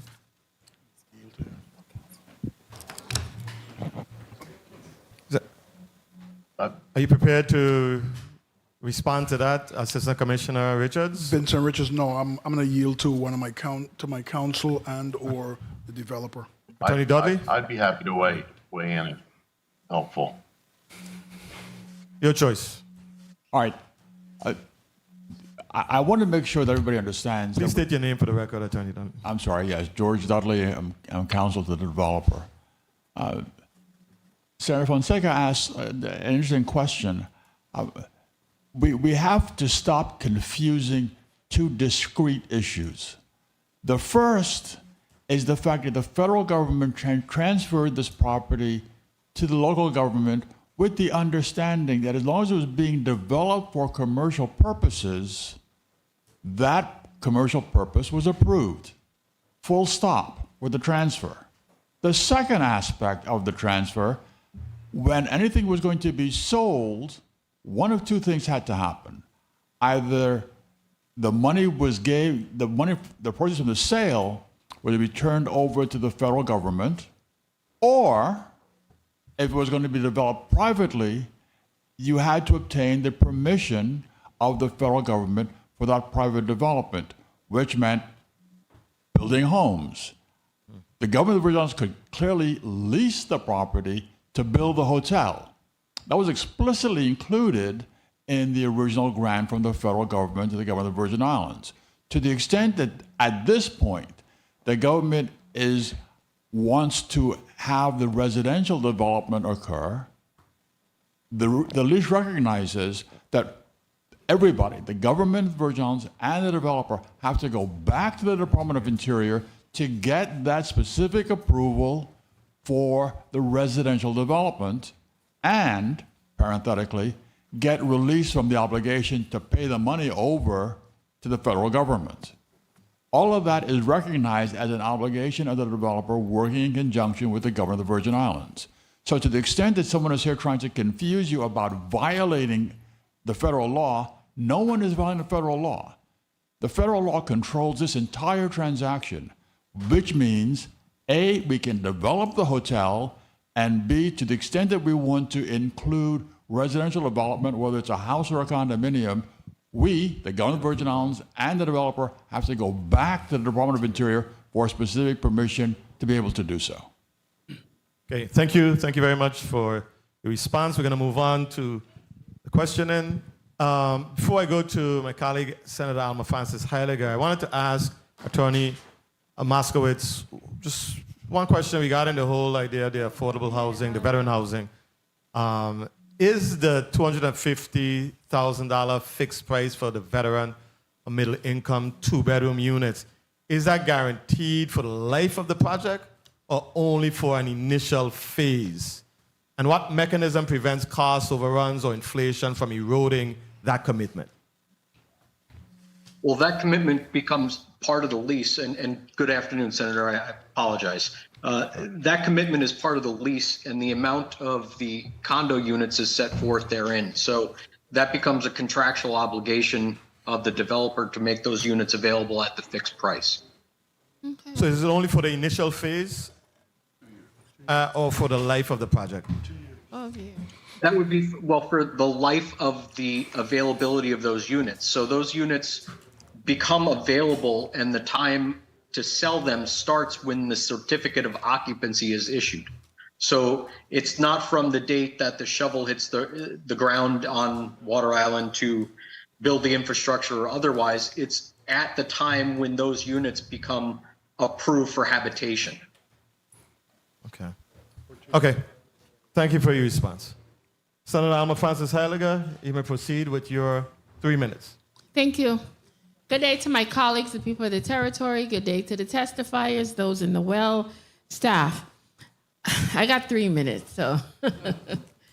I'm a little concerned in regards to what the project looked like before to what it looks like now. That's one of my biggest issues. Because if it couldn't get accomplished at 50-something, 60 acres, how are we going to get it up to over 100? That's something that's been bothering me. So I need some clarity. Because even looking, Mr. Richards, I got 2 of these, this one and this one. It showed this is what the project looked like before, and this is what it looks like now. Is this accurate, or is this just people making stories up? Because I need to know what's happening. Vincent Richards for the Department of Property and Procurement. I saw it circulating on social media over the last weekend. I don't find it to be accurate. Okay. If you look at it clearly, Honeymoon Beach is colored in there, and Honeymoon Beach is not, and the waters outside of Honeymoon Beach is not part of the development, so it's highly inaccurate. So if we were to remove Honeymoon Beach, would the rest of this be accurate?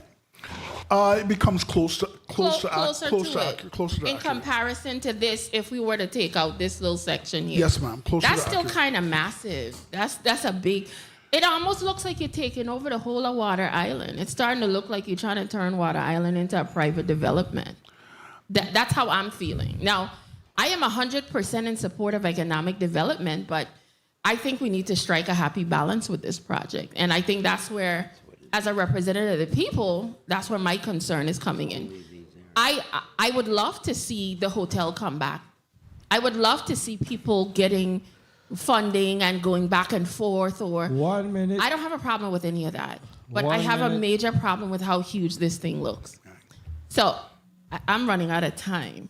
The 12 years, I heard a conversation about potentially 12 years for if this thing mightn't start. So if it takes, how long does they have to get funding to actually start this project? Because I'm starting to feel like how the marina is in St. John, where it took forever, and then we were still in all of this back and forth. So could you explain to me a little bit, what time frame do they have in order to say, well, okay, we've gotten the funding to get this project done? So Vincent Richards for Property and Procurement, I'll yield to the developer and or their counsel to discuss the financing. Okay, go ahead. To discuss finance. The question was about financing and funding. Time. What?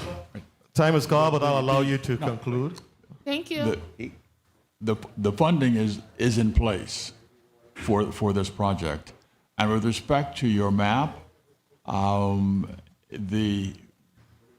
unfortunately we didn't distribute a map. I don't have time for the map part. I already discussed that. All right. Could I just wrap up and ask a question? But You thank may you wrap so up, much. Senator. The funding is in place. Appreciate it. The last thing I want to quickly ask, the veterans. The law is in place that the 60 acres, 15% is supposed to go to veterans. And I heard that they potentially might get 10 condominiums. 15% of 60 is 9 acres. So you plan on putting 10 condominiums on 9 acres? Because how many acres are you going to be utilizing? And what is the obligation for the rest of those 9 acres when it comes to, say, what if a veteran doesn't want a condo? Do they still get to purchase land? So all of this is bothering me because, again, I am for economic development, but there's too many things that are not resolved for me that I'm not getting like full-fledged answers to. Like, I don't have enough time. I got like 20 questions, but I'm gonna try to be fair today. I'm gonna try. So just explain that part to me. So number one, in terms of the exhibit that you just showed me, if you would allow me to put up an exhibit that shows the actual development, you would see that Okay, you would see the density I don't issue have as one. time. I want to talk about the question I asked about the veterans and the percentage. Does anybody have an answer to that question? I think I can help you with that. The question is for me or for him? Okay. Sorry, Mr. Nesrud, let's let... I'm not trying to be rash. I'm out of time. So I'm just trying to get the questions answered. I'm Mr. going Richards, I'll get you to to answer yield the to my question. counsel, Okay. Danmida, to Thank answer you. that question. I think the inherent answer to that is this is the approval of the lease is not the approval of the project. So while there's conceptual incorporation of what the developer expects to do, where they expect to do it, there's really kind of two benchmarks in the lease. You have the property that's being leased, and then you have what are the different uses within that. And the section 9.20 contemplates the 10 condominium units for veteran use and the 10 for the middle income use. Where exactly they're going to be developed, on what acreage, what type of unit mix, all of that is going to be more properly within the approval period for the project. So he's not answering. Yeah. I just need the answer. On the chair's time, I guess the question is, does the 10 condominiums, is it meant to substitute the 9 acres that was meant to be preserved for veterans? That's our understanding. That's the business term. I don't agree. Okay. Thank you. Thank you. If I could help, in the lease, the 20 condominiums are going to be added to Tract K. That's specific in the lease. Tract K is where the employee housing is. So you have a 10-acre parcel that's going to include 300 or more condominiums or townhouses for employee housing, the police, fire, emergency services buildings, the residential. There's going to be an unloading dock. This is all in this 10-acre tract. They're going to put the 20 additional condos also onto that 10-acre tract. So it's not, the whole tract is 10 acres, and just a little piece of it is going to be reserved for moderate income housing and veterans to put those 20 condos in. I can't tell you how much of the 10 acres, but it doesn't sound like much to me. Thank you, Mr. Nesrud. I wanted to just ask, before I move on with the question, and Attorney Sekou, does the not the 9 acres, does the condo units substitute for the legal requirement of providing the 9 acres to veterans of the U.S. Virgin Islands? If you, to you. Or can that be substituted for the requirement for the provision of the 9 acres to veterans? Mr. President, the 9 acres were set aside by 2 acts of the legislature. You had the first act that had provided for 30% of 200 acres, and then the subsequent second act. Both of those acts are in our session laws.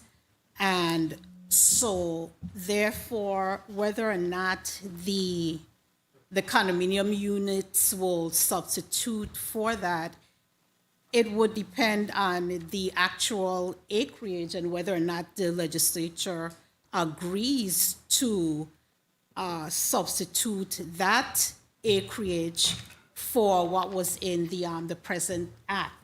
Of course, the acts, the legislature was the one that passed the acts, so of course they can, amend those acts. But it depends on, exactly how much acreage that is supposed to cover. Okay. I don't know that the 9 condominium units necessarily take up, the 10 condominium units, necessarily take up the 9 acres. So, we're looking at the Act 6751, which was subsequently amended by Act 7321, and whether or not that meets those terms, it depends on how much acreage it actually amounts to, because the Act basically says that it didn't say what type of housing or what have you. It says not less than 15% of the government-owned real property on Water Island, which the governor was required to transfer to the Virgin Islands Housing Finance Authority under Act number 6751, must be reserved exclusively for sale to veterans of the United States Armed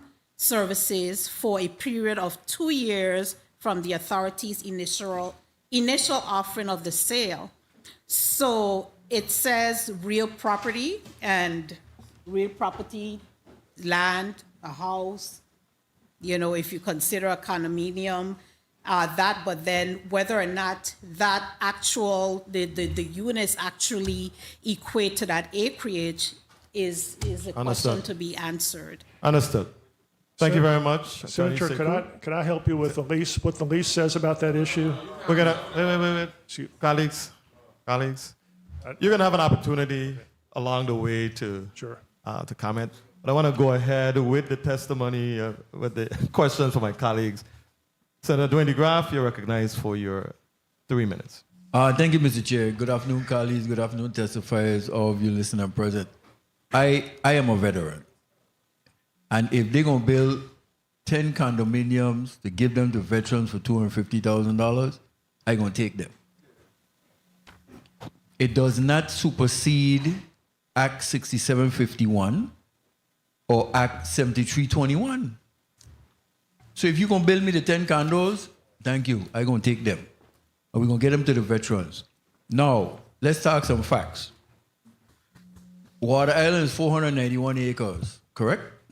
Correct. The government owns 200 acres. Correct? Good. This development covers 180 acres. Assistant Commissioner? More or less, Senator, yes. Okay, more or less. So if the government controls 200 acres and this more or less 180, there is no 60 acres for veterans and affordable housing. So it has to be scaled back. It's simple math. We don't need to conflate and I become your enemy, we cussing or fussing. Simple facts. I am a veteran. And I ain't just a veteran. I'm a military combat veteran. I went to war for the freedoms that we have. That's what it is. It's simple. So if you're going to build me 10 condos to give to veterans for $250,000, any veteran in here that will turn it down, missing the whole picture. I would take it. But the fact remains, the fact is 200 acres belong to the government. Then you only can lease whatever, develop 140 acres. You cannot lease 180 acres. You're infringing on Act 6751 and Act 7321. It's as simple as that. I'm not making up, I'm not taking no sides. Let's just do the facts. And I'm only sticking on the area of the veterans because that was my initial concern. One was the town hall meetings. I consider these two committee of the wholes 2 town hall meetings. But it was to be town hall meetings. And the third was I, as a senator, Dwayne Maurice DeGraff, will not give up my authority as a senator in regards to sections 2.3 and 9.1, where we were able to remove, with the graciousness of Assistant Commissioner Richards that we met last night, and remove those things. So I'm not going to give up my authority, but that's what I say, it's simple math for me. You cannot develop more than 140 acres. You have to leave 60 acres by law. Nothing personal. Thank you for the time, Mr. Chair. Thank you very much, Senator DeGraff. Attorney Sekou? Mr. President, I just wanted to place the applicable provision on the record in regards to Section 9.20 in the lease agreement. It says, in order to satisfy and cure the lessor's obligation relating to the transfer of land to the Virgin Islands Housing Finance Authority and veteran housing under Acts number 6751 and 7321, the lessee shall, subject to the approval of the government of the Virgin Islands, elect and implement the following alternative. In lieu of conveying property, the lessee shall, at its sole cost and expense, construct 20 condominium units in Tract K. The development shall consist of 20 two-bedroom, one-bathroom condominium units, each containing approximately 768 square feet of living space. A, the lessee shall market and offer 10 condominium units exclusively for sale to eligible veterans, eligibility determined solely by the lessor, for a period of 2 years following the issuance of the certificate of occupancy. The purchase price for each unit shall be $250,000. The lessee shall pay all applicable stamp taxes associated with the conveyance, connect the units to the utility infrastructure constructed as part of the development, and provide utility services to veteran purchasers consistent with the lessee's utility service policies. And B, the lessee shall market and offer 10 condominium units exclusively for sale to eligible middle-income Virgin Islanders, eligibility determined solely by the lessor, for a period of 2 years following the issuance of the certificate of occupancy. And it says the same thing. If at the expiration of the 2-year exclusive marketing period, any condominium units remain unsold or are not subject to a binding contract for purchase by an eligible veteran or middle-income Virgin Islander, the lessee may, upon providing written notice to the government of the Virgin Islands, sell the remaining units on the open market or incorporate them into its employee housing program. Upon the lessee's performance as set forth above and accepted by the government of the Virgin Islands, the veteran housing obligation and land transfers imposed under Acts number 6751 and 7321 shall be deemed satisfied and cured. Thank you for that. So when does the clock start running for the 2 years?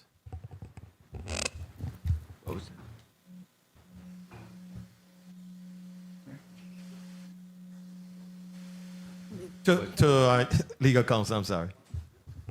In your opinion. It says at the expiration. No, okay. The 2 years is following the Certificate of occupancy. the certificate of occupancy. Okay. Okay. Thank you very much, Attorney Sekou. Senator Angel Bolkes Jr., you're recognized for your 3 minutes. Thank you, Mr. Chair. Good afternoon, Mr. Chair. Good afternoon, colleagues. Good afternoon to the listening and viewing audience, central staff, my staff, of course, the testifying panel here before us, and members here of the public in the chambers. Before I proceed, all public lands are available and accessible to veterans. I want to make sure that our veterans who are listening know that veterans' lands are not just on Water Island only. So let's make sure we state that on the record. And of course, ensuring that all local and federal conditions governing these lands are actually met and adhered to are very important.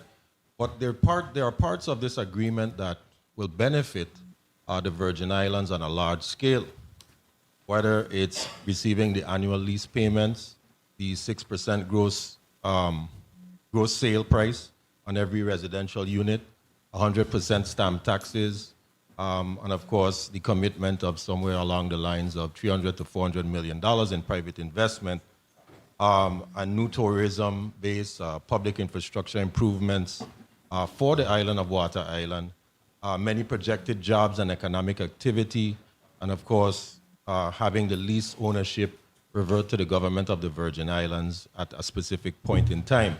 But still, it is very important for me and other members who visited the island of Water Island to hear directly from the residents, to understand what their concerns were and are, and of course, the flexibility of the entity who wants to develop to be able to try to meet them halfway. We're all one people here in the Virgin Islands. We're all trying to have a larger population or tax base. It is difficult. It is difficult for this government to provide funding and services to the people of the Virgin Islands when in fact our population is as low as it's been in decades, and trying to attract people back here or getting economic viability or sustainability to be able to survive and not be so dependent on the federal government. So I weigh all of these things in my mind when I talk about these things.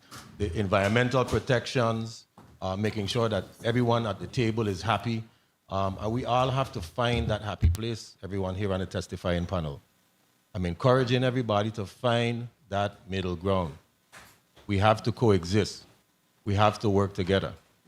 We're hearing from legal counsel that this project, the hotel and the villas and so forth, are all considered to be public use.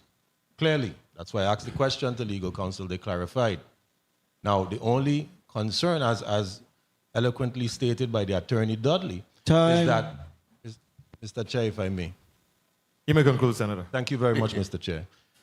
Is that the fact is that there is a covenant, and DOI has already said that they are willing to entertain the looseness or the flexibility of such covenants in this case.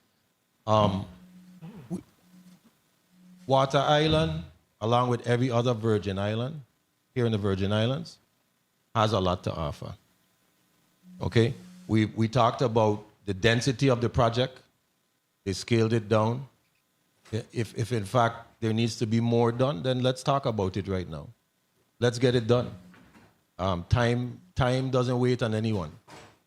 So we're all going to have to figure out how to work together. Okay? In relation to a quick question, Mr. Chair, the infrastructure of the island to the developers, the electricity, the sewage, the public services, you're saying that the financing that between that 300 to 440 is going to totally revamp or upgrade the infrastructure of Water Island. Is that correct? Correct. Can you please, for the record, state exactly what that looks like? Okay, Stephen Miller. Besides being a developer, I'm an architect, and I originally started this project as the architect, and I still am. We have allocated right now over $60 million just for the infrastructure facility. I'll call it utility facility. We'll be creating our own electricity. We'll take care of our own sewerage. We'll take care of both black water and gray water. We will take care of providing potable water. We will take care of trash, and we'll do that as best as we can without trying to go to, as in the Middle East where I've been working for years, without going to 100% desalinization. We're going to hope to try to keep it down less than 10%. We will not have any effluent going anywhere, and so forth. We'll clean up the trash dumps that's on the island right now. All of that is part of our master plan, and all of that has been figured into the cost of construction. In a project like this, of that money, probably 1/3 to 40% is the infrastructure of this project. We'll take care of roads. We're planning all the roads within our area of lease. We will work on them so that we can collect all runoff, so there'll be no flooding. And we will do the same thing. The roofs of our buildings will collect water. Everything that makes us a perfect neighbor. That is the way we look at this kind of a project. And not only us, but the hotel companies that want to manage and are so desperate to manage this nowadays demand all this. They demand what they call LEED, if you all know what that is in the building trades, a gold standard at least. We could possibly be a platinum standard. So everything we're trying to do here is in the most contemporary, modern way possible. In fact, our investors are people who own some of the technology that we're going to be using here. And we have as our consultants, and by the way, there's 29 consultants on this project, besides just the architects. Our consultants are people like me. A lot of them are real old people who have done this over and over and stay up to date in this. Thank and you. so forth. So that's the answer. Thank you. I didn't hear. Thank you for your response. We're going to have to move on, Senator, because I didn't hear solid waste or electricity. you can have that question answered along the way. Senator Hubert L. Frederick, you may proceed with your 3 minutes. Thank you very much, Mr. Chair. A pleasant good afternoon, colleagues, testifiers, listening and viewing audience, central staff, and my wonderful office, the Office of Hubert Frederick. I wanted to continue the discussion, being a member who served in the U.S. Naval Reserve. I wanted to talk a little bit more about the 10 units that's been reserved for veterans. My concern is, by law, it said 9 acres. By compromise, it turned into 10 units. If you look at the numbers, it's like 21% of 1 acre we're agreeing to allow veterans to utilize. Out of 1 acre, 21%. Equity would make it more palatable if it was, a larger amount than 10 units. I don't know how 10 units is equivalent, whether you could build on it or not. I just think to give veterans 10 units and middle-income individuals 10 units, it seemed like there's an equivalency there, and there's not. Someone who gave their lives for this country, give them what they asked for. If it was 9 acres we agreed to, it should be closer to that number some kind of way. But that's just my personal concern. I think it's understated what we should give the veterans in a deal like this. Secondly, I wanted to speak to you. Attorney Dudley, you were talking about federal approval on the residential and the personal property side of this transaction. The exception is to allow, if you want to bill for a residential or any personal property unit, you have to have the Department of Interior approval on this transaction, correct? Yes, Senator.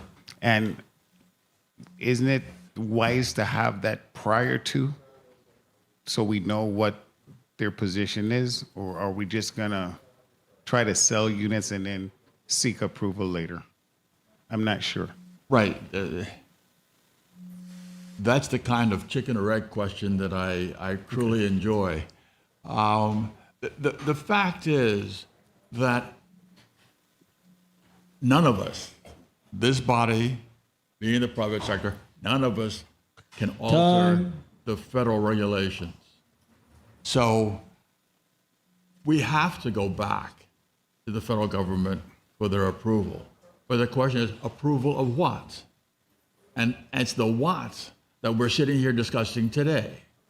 The what includes the construction of the hotel, which they have already authorized, and the development of a residential component, which they have not yet authorized. But if the parties here, the government of the Virgin Islands, which owns the property, and my client, who is trying to lease and develop the property, can agree as to what is to be developed there, if the federal government's approval is required, by law, we all have to go back to the federal government, the DOI, and get their approval. We can't change that. And this lease does nothing to change that. All it does is recognize the fact that these two parties, the government of the Virgin Islands and my client, the developer, agree this is what we would like to have happen in this location if the federal government agrees. Mr. Chair, if I could just wrap up with one quick question. You may wrap up, Senator. Thank you very much. In reference to Honeymoon Bay, which when I visited, the bay was absolutely stunning, beautiful, loved it.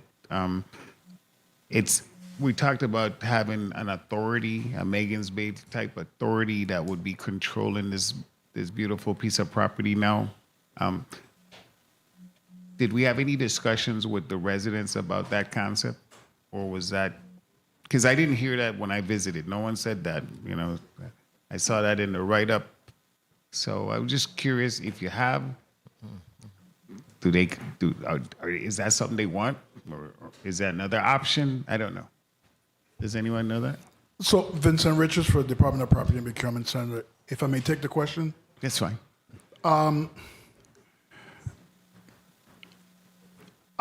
The department takes responsibility for making the decision to remove the beach from the assemblage. It was our feeling or sentiment that if we had taken it out and returned it, quote unquote, under the management of the GVI, that would be much more palatable for passage of this lease agreement. But originally, the developer had suggested developing or funding a group made up of whomever that's appointed by the GVI to basically manage the beach and maintain the beach. We took it off the table in our negotiation, and then we have since negotiated to basically have the option of re-engaging in the discussion of putting it back, or have the developer assist in the management and maintenance and improvement of the subject of the beach property. All right. My time is up, so I had some follow-up. But thank you very much for the additional time and your indulgence, Mr. Chair. Thank you very much, Senator Hubert Frederick. Assistant Commissioner Richards, what happens to the rent schedule, the $300 million investment commitment, and a $3 million performance bond if construction extends beyond the 60-month window? Are there penalties, or can the developer request extensions indefinitely? I'll yield to my counsel, Dan Mita. Okay. Thank you, Mr. Chairman. If the construction is not completed within the 60-month time frame, by way of example, the tenant would be in breach. It would then be the government's prerogative to send a default notice. There would be a cure period, and if the cure is not realized, then the government has all rights and remedies against a defaulting tenant, which could include terminating the lease, re-entering, retaking repossession of the property, reletting it. Obviously, if all obligations for a time frame, including construction and approvals, require the tenant to prosecute those prerogatives with diligence.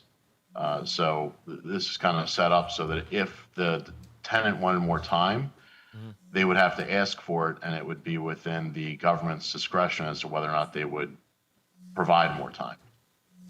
Thank you. Thank you for your response. Senator Carla Joseph, you're recognized for your 3 minutes. Thank you so kindly, Mr. Chairman. A pleasant good day to everyone. This is a very important piece of discussion and legislation we are discussing today. I want to go directly to the bill because that's what we are going to be voting on later on today. My first question is going to come regarding some of our drafters' note from our legal counsel, and it's going to be directed to Assistant Commissioner Vincent Richards. What was the cure, the evidence of cure, when IDC breached their first contract? I'll yield to Dan Meter to respond to that.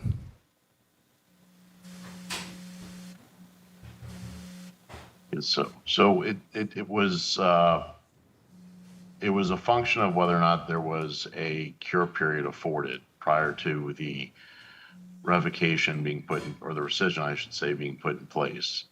And because the parties engaged in discussions and agreed upon a reinstatement, the cure per se never came about. Okay, and why isn't it because you had discussions? Because they had already breached the first time. How we know that this isn't going to happen? What safeguards do we have besides the bond? So very good question.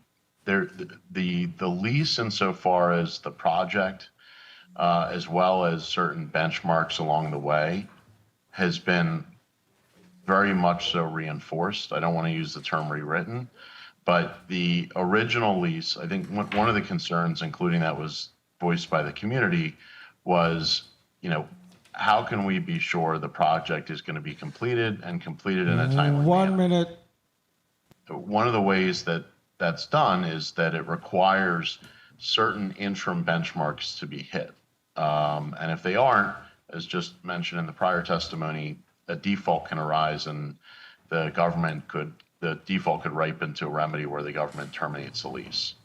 Those benchmarks are during the approval period, during the construction period, and there's even initial benchmarks for submission of the plan before submission to the applicable permitting authorities. Okay, great. Thank you. Now, I read in the Assistant Commissioner's presentation, and he is accurate. And this is where the residents of Water Island, some of your environmental concerns are going to be heard. It's through the CZM permitting process. This isn't a done deal until they have permits. AC Richards, how much do you know? How many? Mr. Chairman, may I Senator, you may conclude. You may wrap up. How much of this acreage of property that's going to be leased is considered within the CZM zone?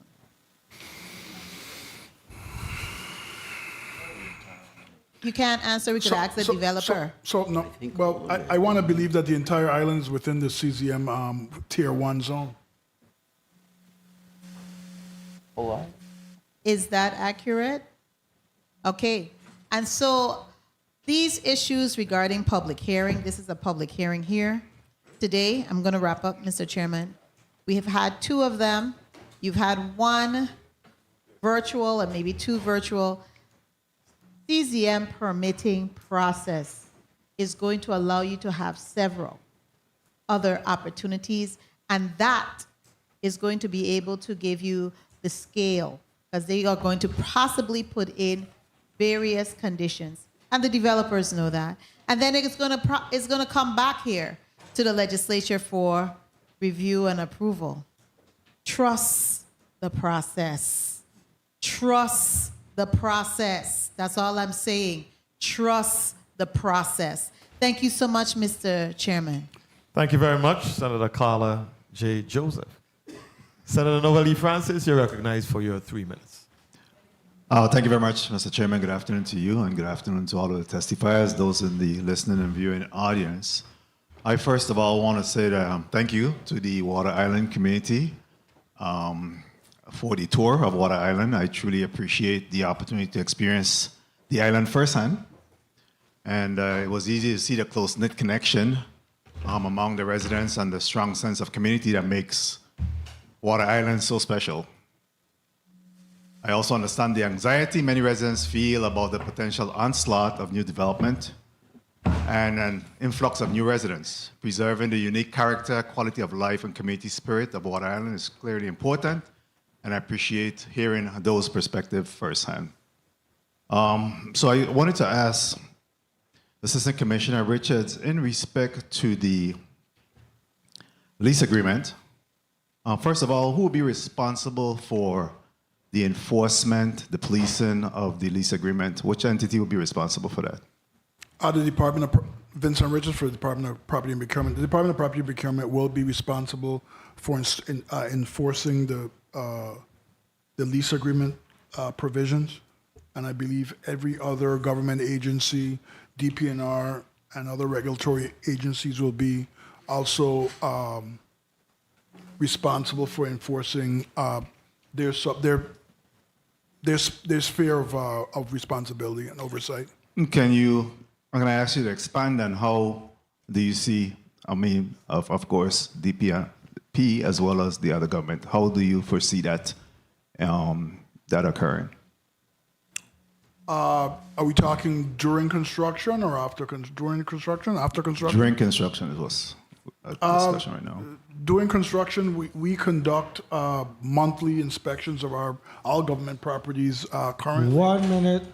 We have about 240 different properties that we inspect on a monthly basis throughout the entire territory that are industrial, that some are resorts or hotels, and it's a wide variety of properties that we inspect on a monthly basis. Okay, so you believe that you do have the capacity to do that on this project? Yes, Senator. Very well, thank you. And you said that there were some significant changes made to the original lease agreement. Have there been an opportunity to further discuss those with the Water Island community? We've been engaged.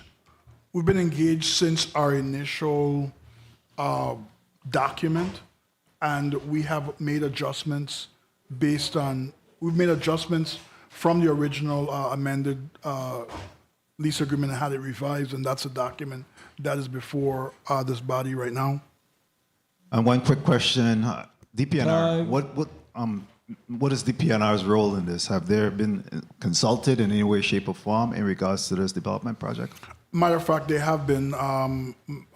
They also participated in the town hall meeting that we had via Teams, and they themselves reinforced during that town hall meeting via Teams that the same thing that Senator Carla Joseph was saying, that they are going to be other multiple bites at the apple in terms of when the development has to come before them for review and consent as well.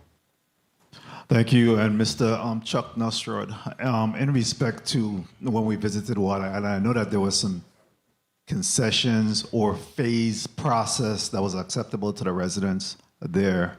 Do you care to expand or discuss what those, what do you believe will be the phases that will be acceptable, reasonable, by the residents of Water Island based on your organization discussion? Yes, Senator. What our proposal was is really consistent with what happened in the 2014 lease, and that's how it was phased at that point by telling the developers you can lease currently the hotel tract because the transfer deed authorized that. With respect to the rest that Attorney Moskowitz talked as an option to purchase, the rest of the lands that would be developed, those were left as an option, not in the lease. So currently, and I want to make this clear, I'm not saying that residential land is illegal. I'm saying currently it is illegal, and we've all agreed it has to go through DOI approval.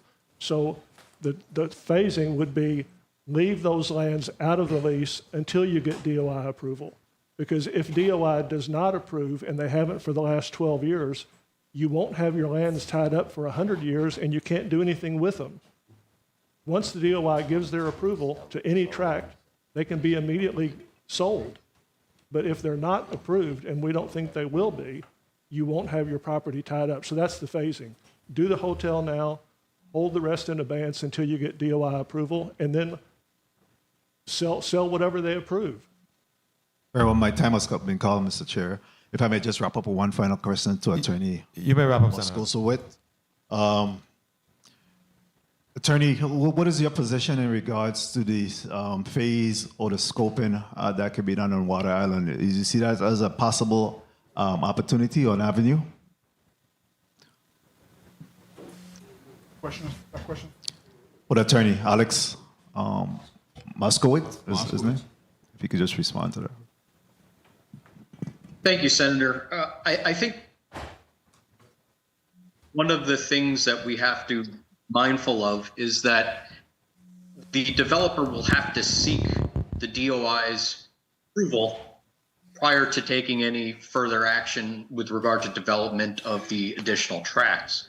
So by its very nature, this development is going to be in different programs. The first program, as the developer has talked about previously, is the infrastructure and building out the utilities and planning going that route. So I think it's built into the way the development has to be created, but certainly that's going to be something that we'll determine through CZM and DP&R and the final plans. And that's really what a lot of the concerns of the residents of Water Island go to, is the final determination of the plans and design, and that hasn't been completed yet. So we have a good understanding of where the hotel and marina are going to be, obviously. And the question really becomes is, what is the residential component going to look like? And once DOI approves or rejects that, then we will know what the next steps will be. So it's phased in and of itself.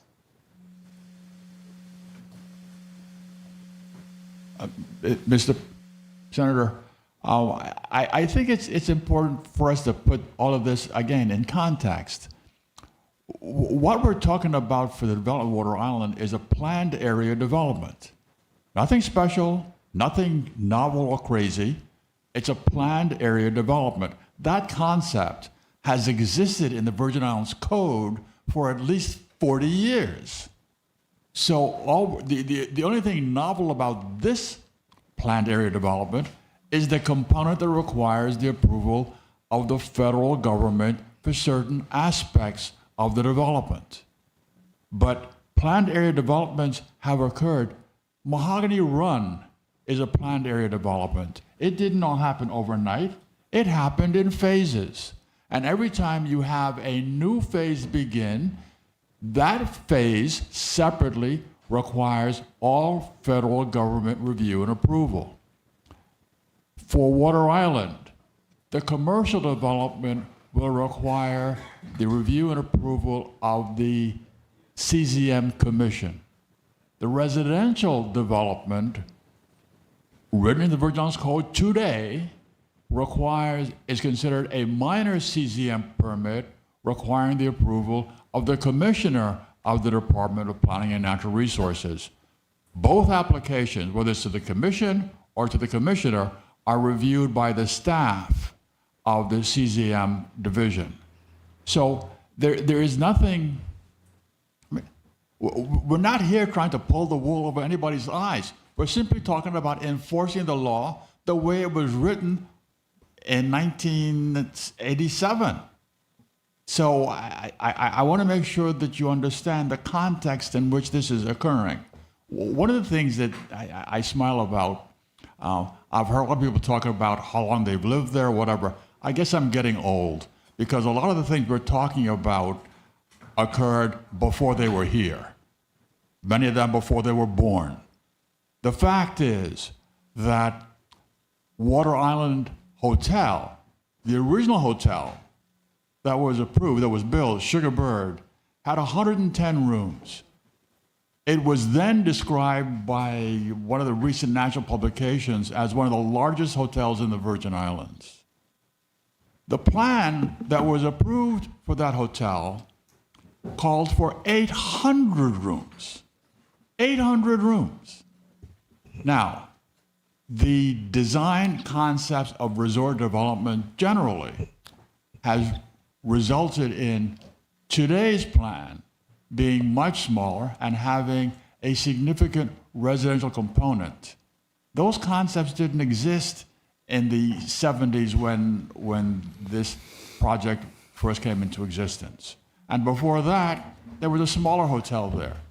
The residential housing for this project, the old hotel used the former military barracks as residential housing for the staff.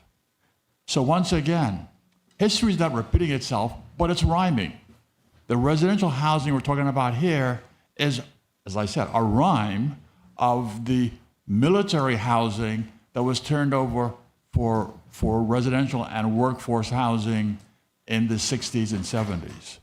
So it's important for everybody to understand the context in which what we're proposing today is occurring. There's nothing dramatic, new, or exceptional about this.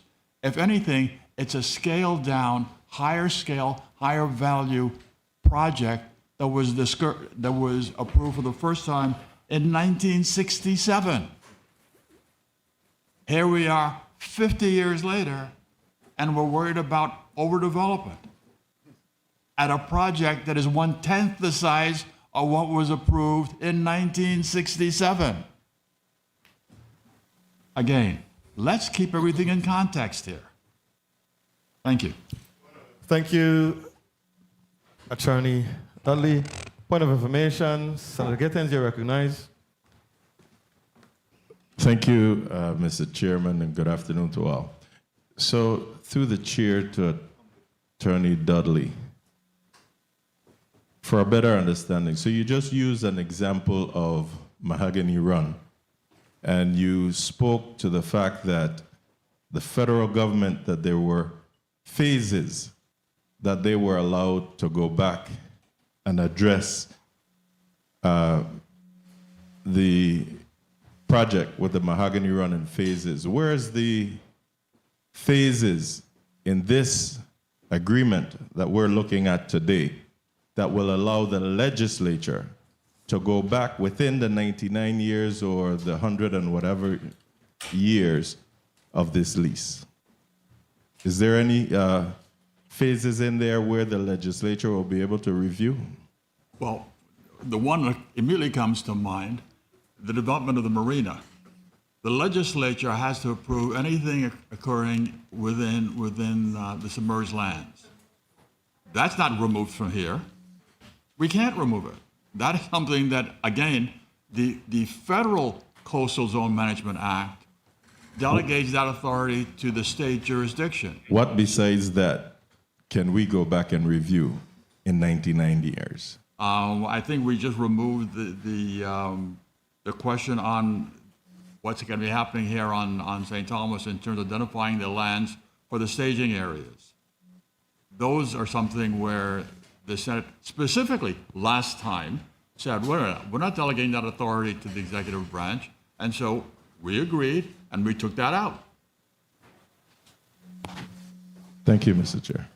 Thank you, Senator Gittins. Senator Clifford A. Joseph, you're recognized for your 3 minutes. Thank you, Mr. Chair. Good afternoon to the testifiers. Good afternoon to the listening public. Good afternoon to my staff. Good afternoon to my colleagues here. Colleagues, I want to make it clear, I'm in support of the development, the hotel development on Water Island, but I have some concerns. First of all, I understand that we made the agreement that we no longer have the, we're no longer giving up the legislative authority. Because I would have been voting against it for sure. But at this point, I respect the folks who served before me. They requested then that the legislature had 60 acres, roughly 60 acres. 9 acres of the 60 was for the veterans. The existing law must be respected, that's for sure, with me.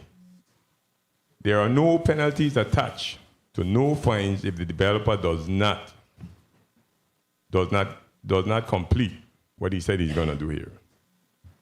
And we continue to learn as a government. When we don't put guardrail in place, we get stuck with our open hands. So we must get some guardrails in place if this place can go off. I applaud the developer for putting in the units for the veterans, the 10 and 10. I don't know if that's really sufficient, looking at 60 acres. However, I can support having a developer determine who qualifies for the veteran housing, or who's going to set the stage for who's going to be qualified for these properties and how the qualification going to come about. 1 minute.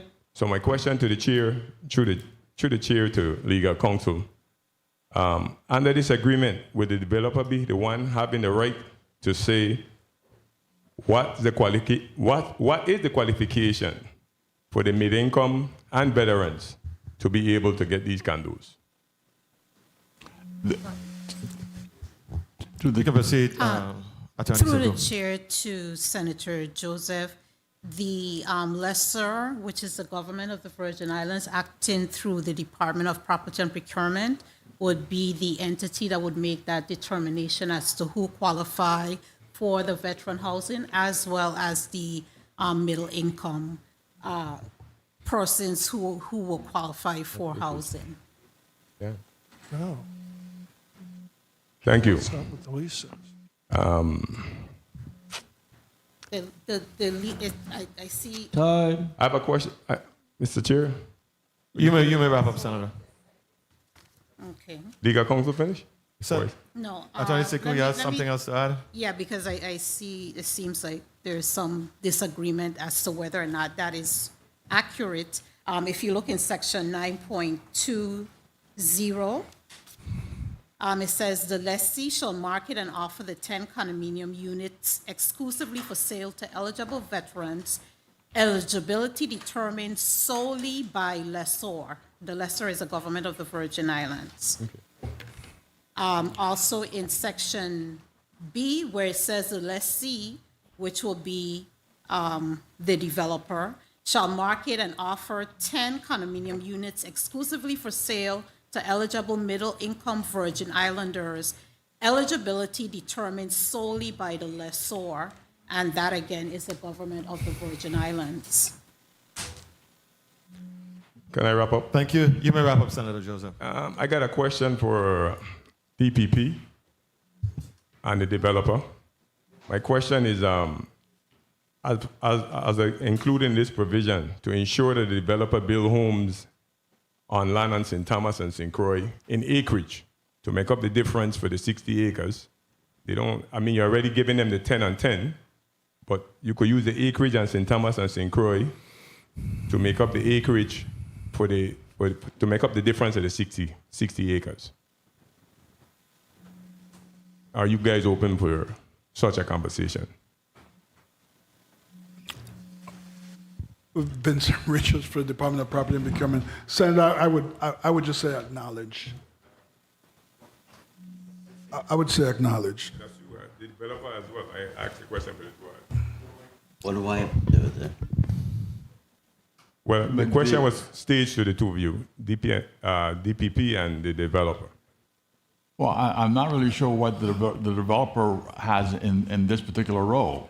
You know, we have agreed with respect to the land on Water Island and at the request of members of this body, to provide both the middle-income housing and the veteran housing that we're committed to. The fact that the government wants to have veteran or middle-income housing or affordable housing developed someplace else, that's not a role in which this developer has any role or responsibility. Nice. I asked the question. I mean, if you're here to negotiate and you're making sure what you're doing as far as the 60 acres, I asked the question, I got your answer. Mr. Chair, if I may, Vincent Richard, the Department of Property and Procurement is not in the business of establishing eligibility for housing programs, and to that effect, it's our intention to have these properties, when developed, turned over to the Housing Finance Authority, who is equipped to manage such decisions. We've done it in the past when the Department of Housing, Sports, Parks, and Recreation was created, and the residential components that was managed by Housing, Sports, Parks, and Recreation, and they created the Housing Finance Authority. We've been involved in transferring properties over to the Housing Finance Authority to do what they do and what they do best. Number one. Number two, this developer or this development has already expended $3 million about $3 million in soft costs to get to here where we are. They're about to deploy another $3 million, and then plus $3 million for a bond. In my math, that's $9 million that's going to be expended and put on the line. So in terms of guarantees, I think $10 million upfront is a lot of money to, as we sit here today. I hear you, and I asked, I said it's 60 acres was available, and you're building 10 and 10.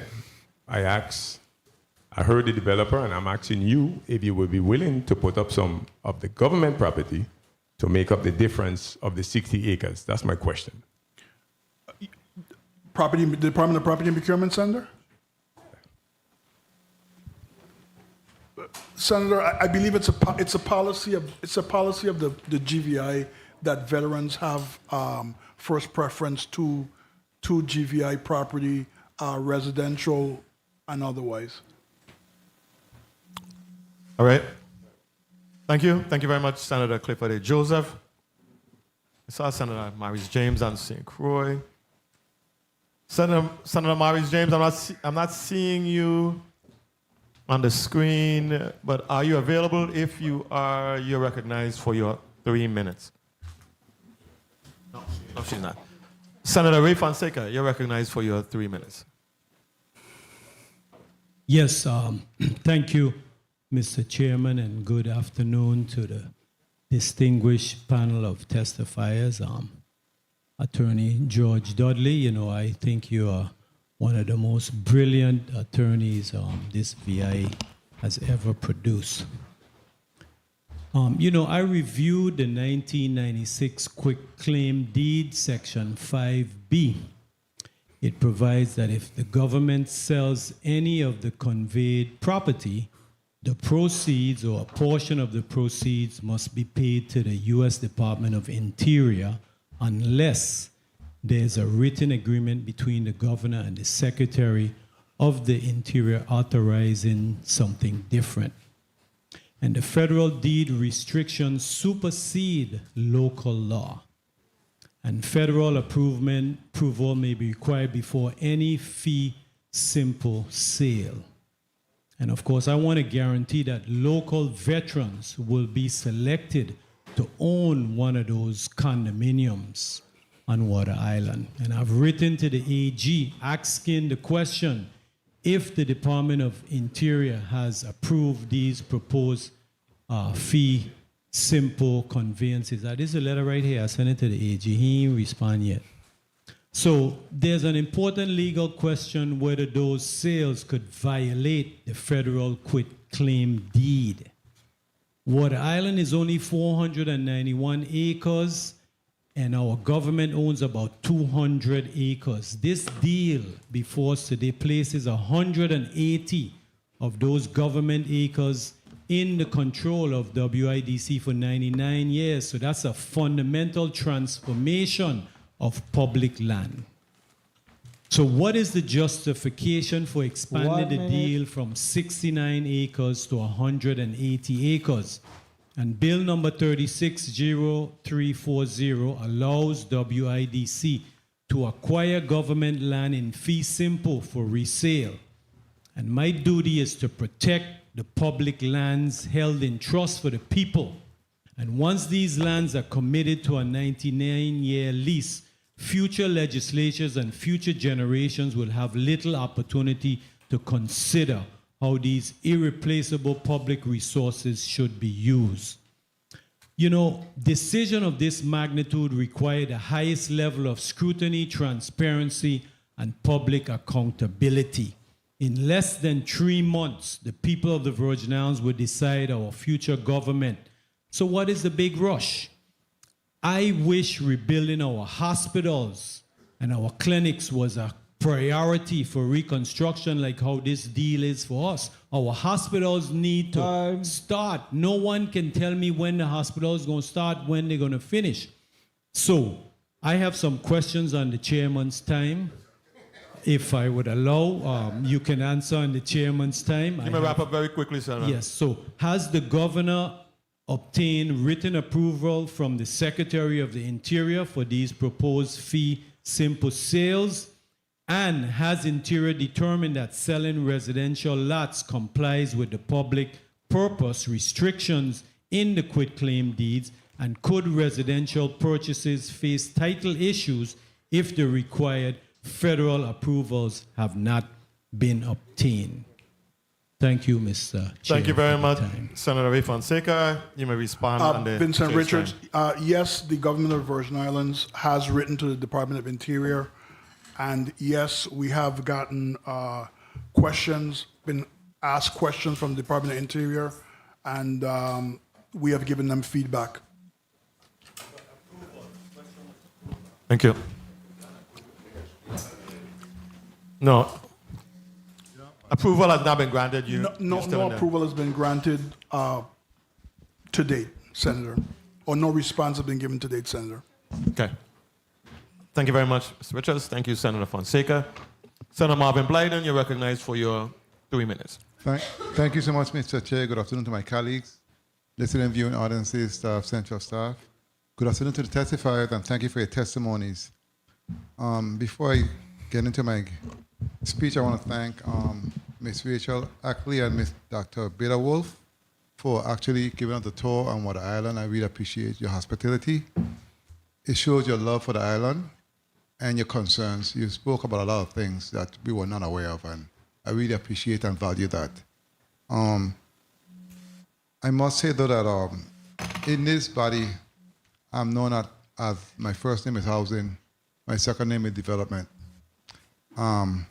Because it's important, you know, sitting from this space in terms of the overall scope of things and how I look at things. I look at things with an open mind, first of all.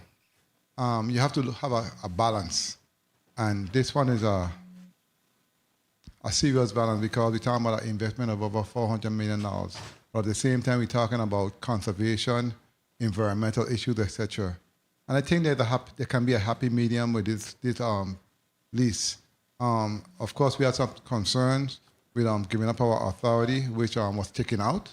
Section 2.3 and 9.1, which was taken out. It was spoken about in the lease, section 9.20.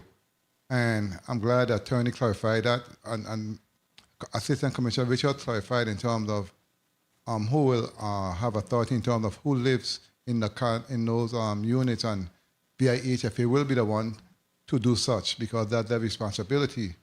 But I want to go somewhere else that we have not spoken of in terms of the opportunities and the vision, in my opinion, where I'm seeing it from. We're talking about a hotel, upscale hotel as a matter of fact. We're speaking about condos for employees. We're speaking about villas for high-scale individuals. because the IRB director spoke in the budget hearing about individuals who have left. Those type of individuals which have assisted in derailing our tax base. Taxes is what run this territory. We have many issues. Everyone wants something or needs something. We need the roads to be done, fixed, or hospitals or healthcare systems. Taxes does that. And these high-skilled individuals play a great role in terms of keeping that role at a certain level to assist us in the territory. I want to speak also about the 9 acres, right? The 10 for veterans and 10 for middle-income individuals. I did a tour on Water Island. To build a house on Water Island, we're talking about over $1 million, easy. We ain't talking about St. John, easy, way more than that. It's an opportunity for those individuals to live on Water Island because I ain't see none living there right now. They can't afford it. I can't afford to live there. And you're getting it for $250? Really? Are we serious? An acre and 250,000, which is nothing in my opinion. So I think it's a good thing in terms of opportunity for our veterans and for our middle-income individuals to have an opportunity to own a piece of the rock. You understand? It's very, very, very important to have that investment, which I think is the most important investment anyone can make for themselves and their families. So I have no issues with that. We just have to, like I say, come to a happy medium and find a way to work with each other because I think this type of development with a marina too, to compete with Tatol and elsewhere because everyone is building marinas and building hotels. We are not. We must start somewhere and sometime. If not us, who? If not now, when? We gotta see what's in this place because, listen, competition ain't waiting for us. You know? You understand? And we are all in the same boat. And it's straight up, I understand the concerns and I have tried my best to work with all participants in this deal. And I'm sure, like I said, we can reach a happy medium, but I will support it because we got to eat. We have to compete.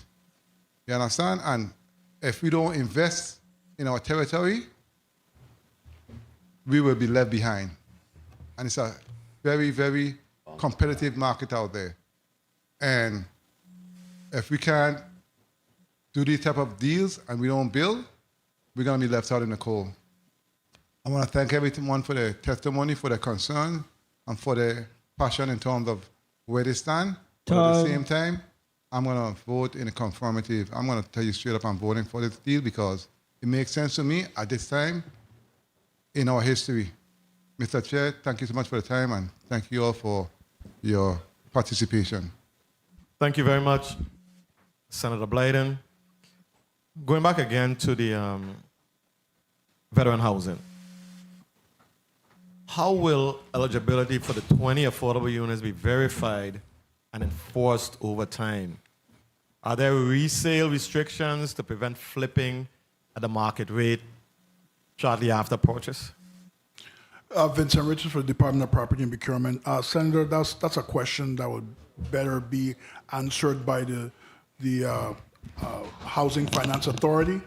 But from my knowledge of their programs, those restrictions that you're talking about is in their current program for the properties that they're developing now in St. Thomas, St. Croix, and St. John as well. Okay. No specific language in this lease that would prevent No, that Senator. from No, happening, no, Senator. to your knowledge. Okay. But let me make it clear: the Department of Property and Procurement has no intentions of managing any sale of any homes, condominiums on Water Island that the government comes in possession of. If and when we come in possession of any property, we will be transferring it to the Housing Finance Authority to dispose of in their program and under their rules and regulations. Thank you, Assistant Commissioner. Senator Cutbealer, you're recognized for your 3 minutes. Thank you, Mr. Chair, and good afternoon to the people of the Virgin Islands. In reference to the last question, we could draft legislation for those 20 condos. We could draft specific guidelines for the Housing Finance Authority in terms of eligibility, in terms of no resale, and we need to work on the bill and just get that done so there's no doubt as to making sure that those properties remain in the hands of Virgin Islanders. Because definitely I would suggest that we add in a clause before veteran, Virgin Island veterans, because we just don't want somebody from the mainland that's a veteran to be able to qualify for those homes. Before I speak briefly to some point, I just want to put on the public record that we do have a bill that will be coming shortly before the legislature for hotel development by Henry Rosen Airport. And that bill is sponsored by the St. Croix Senators. And the same way we're considering this today, we want that to be considered, and that is important for the St. Croix district. It involves a minimal bridge loan for an investment of over $80 million. And we're going to be pushing that development for St. Croix to add on to the Club Med development that we presently have. We got to move hotel development for St. Croix. The lease that we have before us today is different from the lease that we had before us, I think, last month. The recommendations were made on the floor.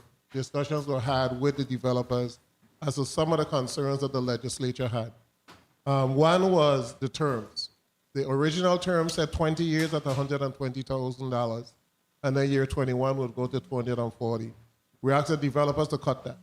We did not want 20 years. We asked them to cut it to 10 at $120,000, and year 11 goes to $240,000. So that's an increase of over $1 million within that 10-year period. We also had some concerns in reference to stamp tax obligation and said that we wanted it to be defined clearly in the lease that the stamp taxes would come to the government of the Virgin Islands. 1 minute. And the language has been included in there. With the discussion with the veteran housing and veteran property, that property have existed for a long period of time. Housing Finance Authority did nothing to get veterans into homes, and we said, just setting aside property would not be enough. Would you be committed to building homes for veterans at a certain price, in affordable price, I want to say, at affordable cost, in which veterans can purchase? And the council said they'll go back, and then we said, hey, but a lot of time the conversation is always about veteran and not also about middle income. Would you include homes for middle income in this agreement that's affordable? And I'm happy that they did that. So now we have 10 homes for veteran, 10 homes for middle income to be sold at $250,000. It's going to cost them more than that to build, but that's their problem. Because after this lease is signed, if it costs them $500,000 to build, that's their problem. We're getting it for $250,000. So that investment is way more than the $5 million that we see on this paper. We also told them that we wanted Honeymoon Beach to be managed, maintained, and operated, but belong to the people of the Virgin Islands and not belong to the development, because we want to make sure that there's always public access to Honeymoon Beach. That is now included in this lease agreement. And lastly, I want to remind everyone, I think I covered everything. I want to remind everyone that this is contingent on them getting approval from Interior. If they don't get approval from Interior, that whole residential phase is gone. They can't do it. If they say that they can't convey those deeds, etc., that is gone. They want to build a marina and they want to build other parts, they're coming right back to this legislature. That's a major permit for CCM. So that's going to come back to us, and we could say, yes, no, scale down, scale up. We will have that option because they're going to come back to us. For all of the residential homes, they got to go through DPNR. So if you have a good commissioner, somebody who's looking out and making sure that the flora and fauna and everything else is preserved, they must receive a permit from DPNR. I just wanted to put that on the record, and I look forward to see how the vote will go. Thank you so much, Mr. Chair. Thank you very much, Senator Earle. My understanding is that on Water Island, there is an issue of home flipping is it happens frequently on the island of Water Island. I don't know. Is it an issue that's just to the Water Island residents? Should there be some sort of moratorium on flipping of houses on Water Island? Can I take that? Hey, Dr. Stefan Bitterwolf. I think house flipping in general for the U.S. Virgin Islands is not a good thing. And I think that we definitely need some legislation that would make sure that the lands that we have for the people that live here stay with the people that live here. And that's my 2 cents, but you know, y'all would have to vote on that and get public opinion. Yeah. But I think it's very important that we do not price out the locals from their own lands and have them leaving this territory for better opportunities. And I'm concerned that this deal is making that worse for Water Island, so I want y'all to take that into account, because I don't think anybody's going to be able to buy anything on Water Island if something like this goes through. Me, never. You know, like more than likely, if things like this go through, I'm going to have to leave the territory and go somewhere else, which is fine. I mean, that's none of your responsibilities, but I think you're definitely going to be pricing out people from Water Island. 10 of those shipping container style homes, that's not a home. That's a little apartment in a big building. You know, like having a place where you can have a yard and play and be a kid and raise a family. I don't see how a 2-bedroom house is going to do that for most of Virgin Islanders. And I also think that for the housing that they're proposing, this large structure, that's not their house. That's housing that's provided to them on the condition that they're working for this development. So you're not really doing them a massive service. You don't know how that housing is going to impact the wages that they're going to get. They could get paid a lot less in exchange for having housing on island. We have no clue what the costs are going to be at the grocery store that they're proposing. It's going to be 10, 15, 20% more than what you would pay on St. Thomas. So if I'm somebody that's working at this place and I have to get, feed my kids and stuff like that, how is that going to happen? And I think we have to think about that very clearly when we're proposing things like this. And I think that there hasn't been enough public input on this proposal, because what you're voting on today sets the whole ground floor, whether or not it goes to CZM, DPNR, whatever. Today you start the negotiation and the obligations from this government to make this thing go through. So we need more people involved, not just the 4 of us. Thank you for your response. Dr. Bitterwolf, point of information, you recognize Senator Avery Lewis. Oh, I'm sorry. Senator Marvin Blyden, you recognize your point of information. Thank you so much, Mr. Chair. I do agree with you in respect to focusing on individuals, not flipping units. But I do have a bill, the circuit breaker bill that I have that was submitted that will take care of that, not only for Water Island, but St. John and St. Croix. So we have been thinking about that, and I'm sure my colleagues will sign on, and we're going to bring that bill to protect local individuals, okay? Thank you so much. Thank you, Mr. Chair, for the time. Thank you very much, Senator Marvin Blyden. Senator Avery Lewis, you're recognized for your 3 minutes. 3 or 5? Just I'll give you a whole check. Thank you, Mr. President. Again, good afternoon. Colleagues, good afternoon. Testify, good afternoon to my staff. Good afternoon to people at Virgin Islands. Good afternoon, Virgin Islands.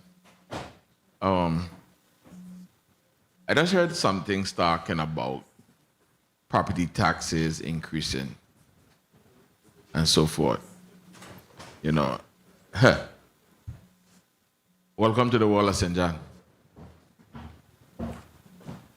And I'm going to leave that right there. Attorney Dudley, good afternoon. Good afternoon, Senator. Here today, from the original lease we had about a month ago, or 2 months ago, when we originally met, months ago, could you identify some of the significant changes that you're seeing here today in the new lease here before us today? Well, actually, I have to thank Senator Earle because he did a very good summary for us of some of the important changes. Please help me. Mr. Richards? I want to ask my partner, Alex Moskowitz, because he was actually involved in the negotiations. I think if he's available. My time is running. Good afternoon. Good afternoon. Okay. And thank you, Attorney Dudley, Senator Lewis. there are a number of significant changes from the first iteration of this lease to the current one. The first and most important one is the introduction of the developer-funded veteran and middle-income housing. That is a significant investment by the developer. If you look at $250,000 per unit, they will be basically selling those at cost or below. And at 10 units, that's $2.5 million. And at 20 units, that's $5 million. So that's a significant investment into the people of the Virgin Islands. Another major aspect is the removal of the parcels that were pre-approved by the governor for use by the developer to stage and warehouse back and forth from St. Thomas to 30 seconds. Water Island. I'm sorry. Go ahead. Okay, and the predetermination of the leases and the deeds, that was another very, very, very significant change into the tenor and scope of the lease as well. So the need for the developer to come back to this body for approval of any deeds that would be sold through the Department of Interior's approval is a roundly significant change. Time. All right. Mr. Chair, if I may just wrap up with this last one there. Mr. Northshore. Correct? Good afternoon. How are you doing today? Fine, fine. Good. We heard a lot of things here today. From the government side, we heard from Water Island side. In your best summary, what would be, you think, would be a good alternative developmental proposal to generate comparable investments on Water Island? My answer to that is extremely simple. In 2014, there was no need, and Mr. Dudley negotiated. No. Right. My So question you're asking me was, what we would agree to, what we think is the appropriate Yes. solution to this. And it is to go back to the 2014 agreement with respect to the additional lands. And don't tie them up for 99 years until we get DOI approval. That's a simple solution. It worked in 2014. It was acceptable to WIDC then. Nobody today has explained to me why we needed to go from that model to the lease now, get approval later model. I don't know why that is. It's not been explained to this body today. But the question's been asked 5 times. I've written them down. Thank you. Thank you. Yeah. Thank you. Good. Turn to the developer. There's just one very, very simple. No. My last question. Oh, okay. Because I'm on the chair Sorry. saying no. What do you really see that there would be the benefit of what you're doing here to the people of the Virgin Islands?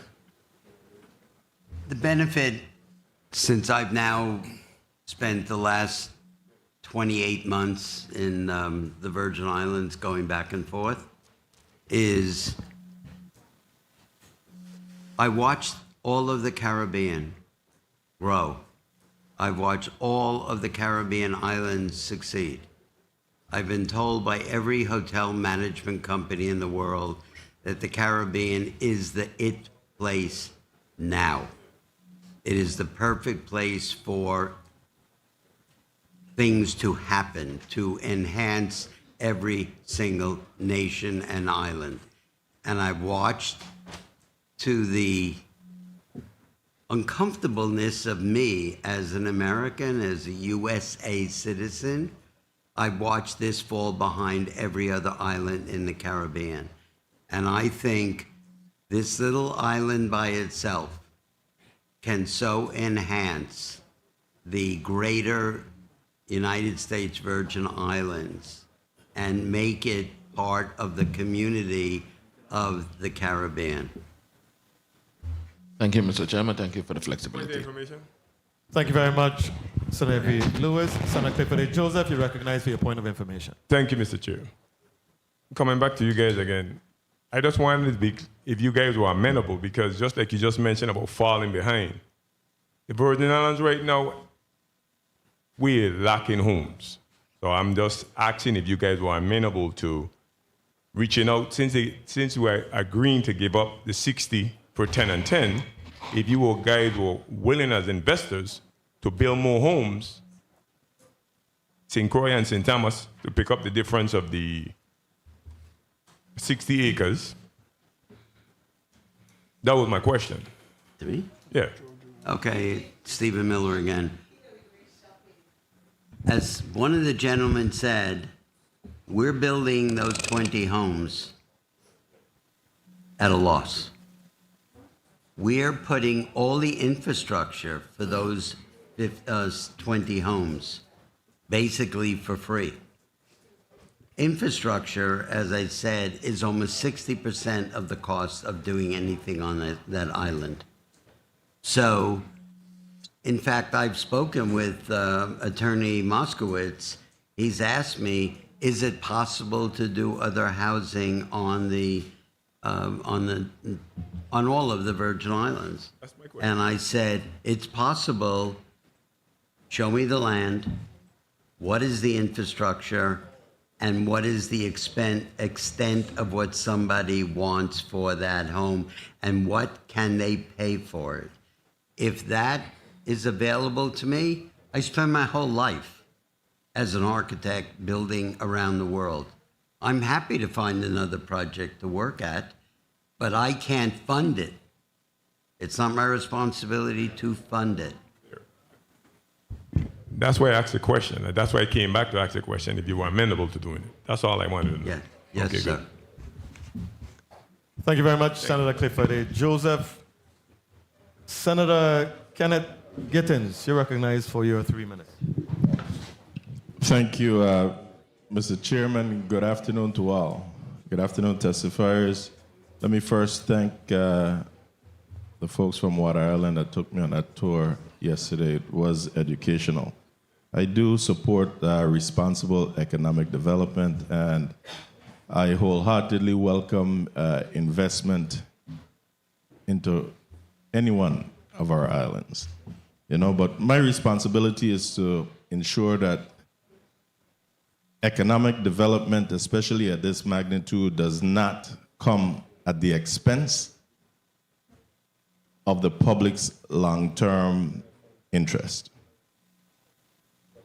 This isn't just a 99-year lease, or it isn't just a lease before us. This is 99 years plus that we're talking about. And for all practical purposes, a decision that none of us serving here in this body today will be around to even evaluate going forward or when it expires. That makes even more sense for us to, or it's more important that we get it right today, because we can only vote it up or vote it down. And if it's voted down, it can always come back in another form. If it's voted up, that's gone for that 99 plus years. My concern here today is that we are here considering to virtually transfer Water Island's public infrastructure and public assets into the control of a private entity without adequate protections, that is, for the people of the Virgin Islands. So I want to establish exactly what is included in this lease before we ask 1 minute. the public through this body to accept it. And if I can't get my simple questions answered, which is a simple yes or no, then my answer will be no to this agreement. To the Assistant Commissioner of Property and Procurement, is the existing fire station property included in this, in the boundaries of this lease? Yes or no? Yes, Senator. So the government, in essence, is leasing the land on which our fire station currently sits. Is that correct? The subject property that's used. Is that correct? Yes or no? The subject property that's used. Is that correct? Senator, Yes. you want me to answer the question? Yes correct? or You no? want me to answer the question Sir, with context or no? Listen, we ain't gonna have it today. I asked yes or no because I just need to finish quickly, within the 3 minutes. Yes. So the answer is? Yes. Thank you. Is the Water Island Disposal Center also included within? Disposal center The- by solid waste? Yes. The Is dump? it Yes. included? All Yes, right. Senator. Time. May I, Mr. Chairman? Yes, Senator, you may conclude. Is the harbor or the bay that's traditionally used by local boaters as a hurricane refuge over on Water Island, is this included within the lease as well? No, Senator. Hurricane Hole is not? No, Senator. The submerged land is not. The water is not included in the lease agreement. The water is considered submerged land and is managed by the Department of Planning and Natural Resources, Senator. So is the Deepwater Barge Landing also part of the lease property? Senator, I don't know where there's going to be a deepwater You don't barge know. landing at this All right. point. Is the historic fort included within the lease boundaries? The subject property where Fort Sagara is, yes, Senator. Yes. So why is the historic public asset that should remain with our park service system being placed under private control or private lease? It was requested and we acquiesced to developing the property and preserving the property. Can you identify any major piece of public infrastructure on Water Island that is not included in this lease agreement? Senator, to be honest with you, the answer is no, Senator. Off the top of my head, no. Off the top of your head. Under this agreement, does the developer have the legal authority to restrict, control, or limit public access to any of these facilities or properties? Do they have a legal... Repeat the question, Senator? I'm sorry. Does the developer have the legal authority to restrict, control, or limit public access to any of these facilities or properties? I'm not an attorney, but I want to believe no. You want to believe no? Yes. But that's not in the agreement. Now, what specific language in this lease permanently guarantees public access to these facilities, regardless of future ownership? You don't need a lease agreement. The VI code supersedes, Senator. So there's none. The VI code supersedes, Senator. If the developer defaults or simply fails to build the promised project, where in this agreement does it require the leased property to automatically revert back to the government of the Virgin Islands? I'll let my attorney, Attorney Mida, respond to that. And when he responds, just tell me where I could find it in the lease. Okay, Senator, you're gonna wrap it up. I am. George. So there's the covenant to build out the project. Can you tell me where I 60 can? months. Can you just tell me where I can find it, if it's there? Sure. Yep. This is for construction, correct? Anything regards to building? Section 6.10 on page 18. 6.10, page 18.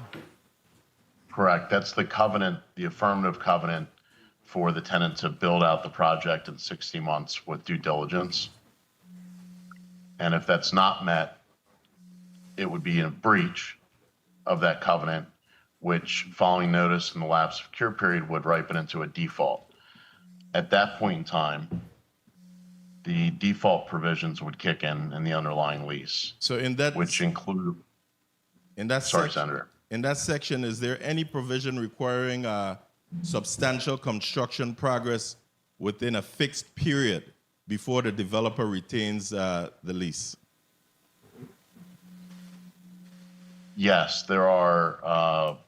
The developer, when they submit the plans for the landlord's approval on the front end of the lease, has to be within the first 90 days, has to also submit a project schedule that has benchmarking within that 60-day period. It also has benchmarking within the 24-month period. And who is that project schedule going to? The landlord, so Department of Property Procurement. Senator, I'm going to ask you to just Thank you, Mr. wrap Chair. up at this stage. Thank you, Mr. Chairman. Thank you. Thank you very much, Senator Kenneth Gittins. Point of inquiry, Senator Carla Joseph. Point of information. Thank you. Thank you. Is my mic on? It is. Thank you so much, Mr. Chairman. I do appreciate the previous speaker question relative to emergency services, but I note in the lease agreement on page 14, 6.2, it states that to supplement public emergency services, the lessee will provide private security, fire emergency response facilities, and staffing and emergency medical transportation services for the Water Island Hotel and Marina. And it goes on to indicate all of the other items. And it also states, and I'm not here to support it, but I read the lease. And so some of those things are stated in 6.2 regarding emergency services, what the lessee is going to be required to do. Thank you so kindly, Mr. Chairman, for that. Thank you very much, Senator Carla J. Joseph. Do you have a point of information, Senator Alma Francis Heiliger? You may proceed. Thank you. Thank you so much, Mr. Chair. While I'm here deliberating, I still need to get some clarity on this 60 acres. Through the chair to legal counsel, based on, and I also want to inquire from the representative from property and procurement. Based on the current law in regards to the 60 acres being transferred to housing and 15% of it, which is 9 acres, is that 60 acres now going to be transferred out of housing via this lease? Or is that still going to be separated, a free-for-all to be delineated? Because I'm having some back and forth where the impression that I'm hearing from the builders is that they're under the impression that they would be swapping out 20 houses for both veterans and public housing to take over the 60 acres. And I think that is still a contention for a lot of us here, because I personally don't agree with that. So I'm trying to understand some clarity. Is that 60 acres a part of this deal, and will it be transferred from housing via this deal? And how do we still secure those 9 acres for our veterans? That's what I need clarity on. And legal counsel, could you share that? And then Mr. Richard could share as well.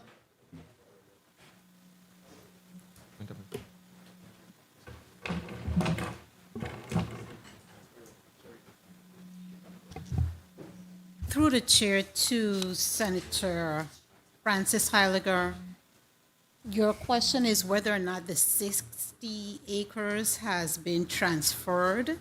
Will it be? To the lease? Yeah, will it be a part of this lease that is now under housing? No, it will not. What they're proposing to do is, in order to satisfy those provisions under the two acts, 6751 and 7321, they are proposing to build the 22-bedroom, 768 square feet condominium units, 10 for veterans and 10 for middle-income persons. So I'm asking you, who would be in control of the 60 acres? Will that be excluded out of the 100 plus that is a part of this lease? Or are we going to be transferring this into the lease? That's what I need clarity on. And I'm not getting clarity on that part from anyone. No, it's not. So so listen, it's being said on the Senate floor that the 60 acres under housing has nothing to do with this lease. But is that what you're saying to me? What I'm saying is, based on the lease agreement, if this lease agreement is approved, and you have the session laws here designating the properties for veterans as well as middle income under to the VI Housing Finance Authority. Is that a perk? That's just a perk. Does that have anything to do with the 60 acres Senator? that is currently under housing?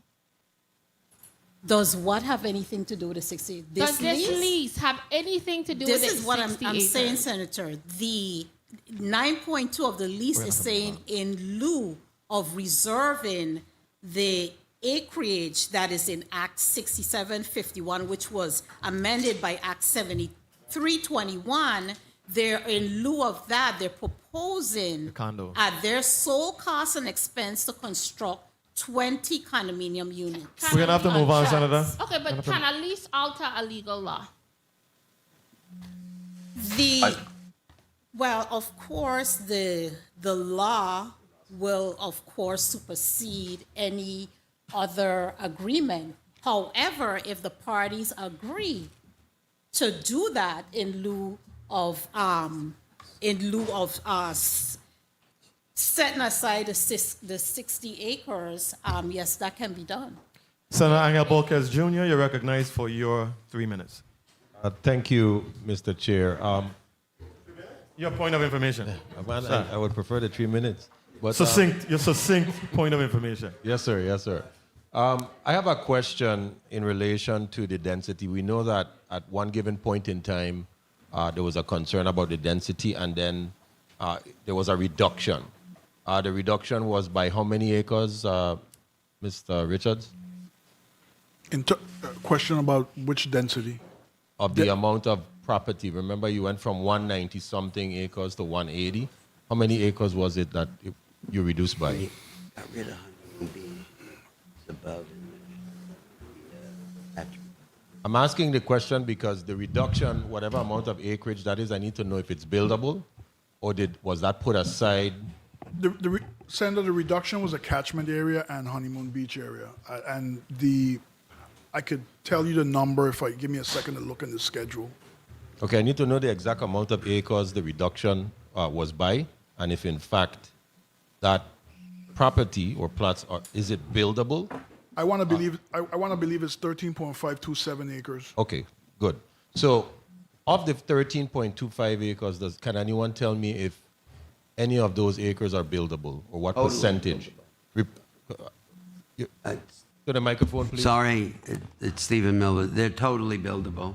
In fact, there's some of the best area there is, but it ties into Honeymoon Beach, and we just felt it belonged with Honeymoon Beach, so we said, fine, take it back. Okay, so we're talking about the 9 acres, fluidly in this conversation. So potentially the 9 acres could be applied to the 13 that it was reduced by. Is that? For sure. Would that be reasonable to say? It would be 9 fantastic acres. Well, in this case, 13. Looking out over on Honeymoon Beach. In this case, 13, correct? For sure. Okay. Thank you. Thank you, Mr. Chair. Thank you, Senator Bolquez. Senator Franklin D. Johnson, you're recognized for your 3 minutes. I thought you went already. Thank you very much, Mr. Chair. I want to go back to A.C. Richardson. You were asked some questions and you was hesitant to answer yes or no. Richards, not Richardson. Richards. Oh my God, it's a long day, and I need to get some clarification from you, because for some reason you was hesitant to say yes or no under the line of questioning. You answered, I think, 2 of the questions, but there was one I need to understand. Explain to me, what was your response versus just a yes or no? I need to hear it. It was involving, I'm quite sure, was the water, the wastewater, I think it was. You forget which question it was? I've been up late and it's been a long couple of days, so my head's a little foggy. If you remember the question, I'll be happy to try to answer it. It was the disposal of the water waste. Water waste? Yeah, public wastewater. I think Senator Gideon asked me whether or not the dump area was part of the assemblage, and the answer is yes. And then he also asked about whether or not where the fire services equipment is currently stored, whether or not that's part of the assemblage, and the answer is yes. Well, my question would be, what would the government position be as far as security, the fire station? What role would the government play? In terms of what, fire? Yeah. The emergency services, period. I would yield to the developer to expand in terms of the infrastructure they plan to build. 1 minute, 30 then- seconds. Go ahead. Okay, it's Stephen Miller. I can answer this way. If I showed you 3 photographs of the dump area, it is just that, a dump area. That will disappear. That's 1. 2, as far as the rescue, fire, whatever it is called, it's a broken down building that just about wants to collapse. And I've heard some really strange things from other occupants on the island about it. Because of the insurance requirements by us and the hotel management companies, there will be proper security, fire, and medical available on the island, which of course we can't afford not to have it available to everybody. So that is what we are providing in service. All right. I must say this. I've been at Virgin Island all my life. Probably left this territory for maybe 5 years. 30 the seconds. most of my entire life. And I got some age on me. I might look young, but I got some age. Trust me. Trust me. And I've seen a lot of development come and swing past by the Virgin Islands. And as we spoke here today, I heard a lot of my colleagues talk in regards to that. The Virgin Islands not moving forward. How do we make this happen so everybody could be comfortable? Because we cannot continue saying, hold back, hold back. You look at the big the hotel on St. Kitts. That was to be in St. Croix. There's various amount of hotel come through this territory, and we lose opportunity and growth. We lose opportunity and expanding this territory. How do we make this happen? And I asking mainly to the folks that resides on Water Island, and I want to hear from those who resides on Water Island. If you're just owning property and you're visiting, I really don't want to hear. I want to hear the people who live there. That's who I really want to hear from. It's important to me to hear from folks that live there that has to deal with what's going on. So among the 4 of you guys, how much of you guys live there full time? On island. On island, not on a boat. I don't count the boat. I want to hear from somebody that live on the island.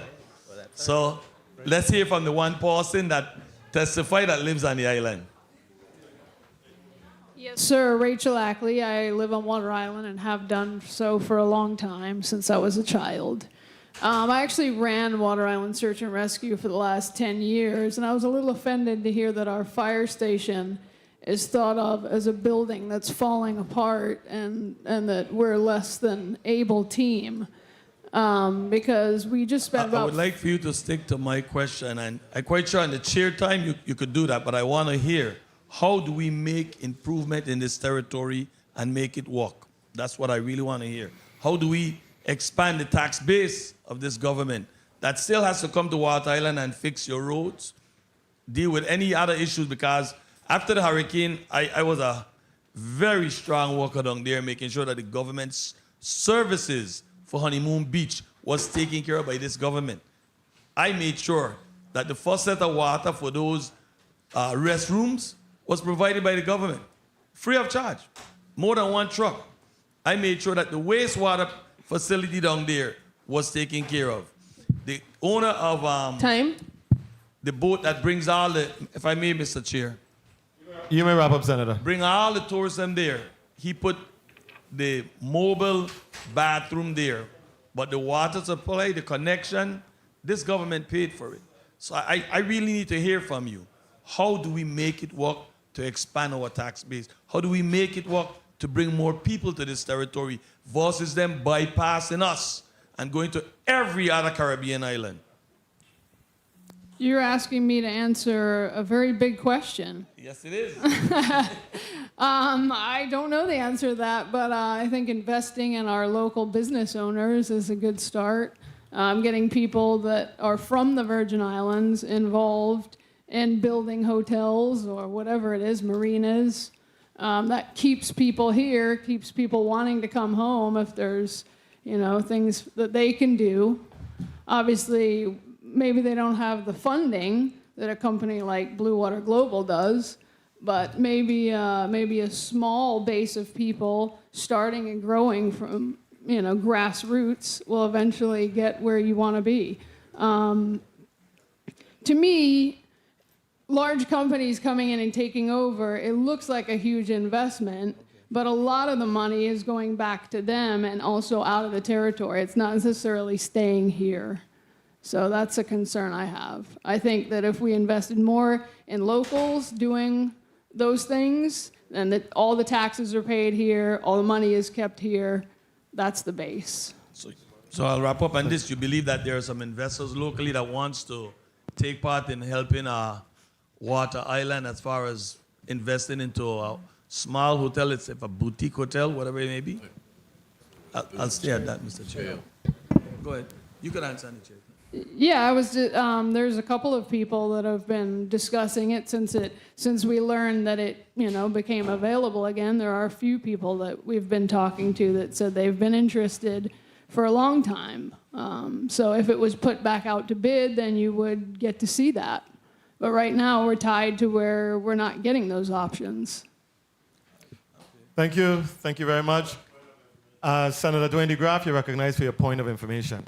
Thank you, Again to Mr. you, Chair. Mr. Miller. I have one question would be through the chair to legal counsel, and then to wrap up with Mr. Miller. Through the chair to legal counsel, I laid out some facts earlier when I spoke in regards to the fact of the matter is that the agreement provides 10 homes for veterans at $250,000, 10 homes for middle income at $250. The $250,000 for the housing, which Mr. Miller company would be building, correct? Thus far. Correct. I just threw the chair to legal. Oh, I thought you I were get to you, saying to Mr. me. Miller. Yeah. Sorry. I'm waiting for the direction of the. Oh, okay. You may proceed, Senator. Direct me to answer. Okay, yeah. Attorney Sekou, you may respond. Through the chair to Senator DeGraff. Could you state your?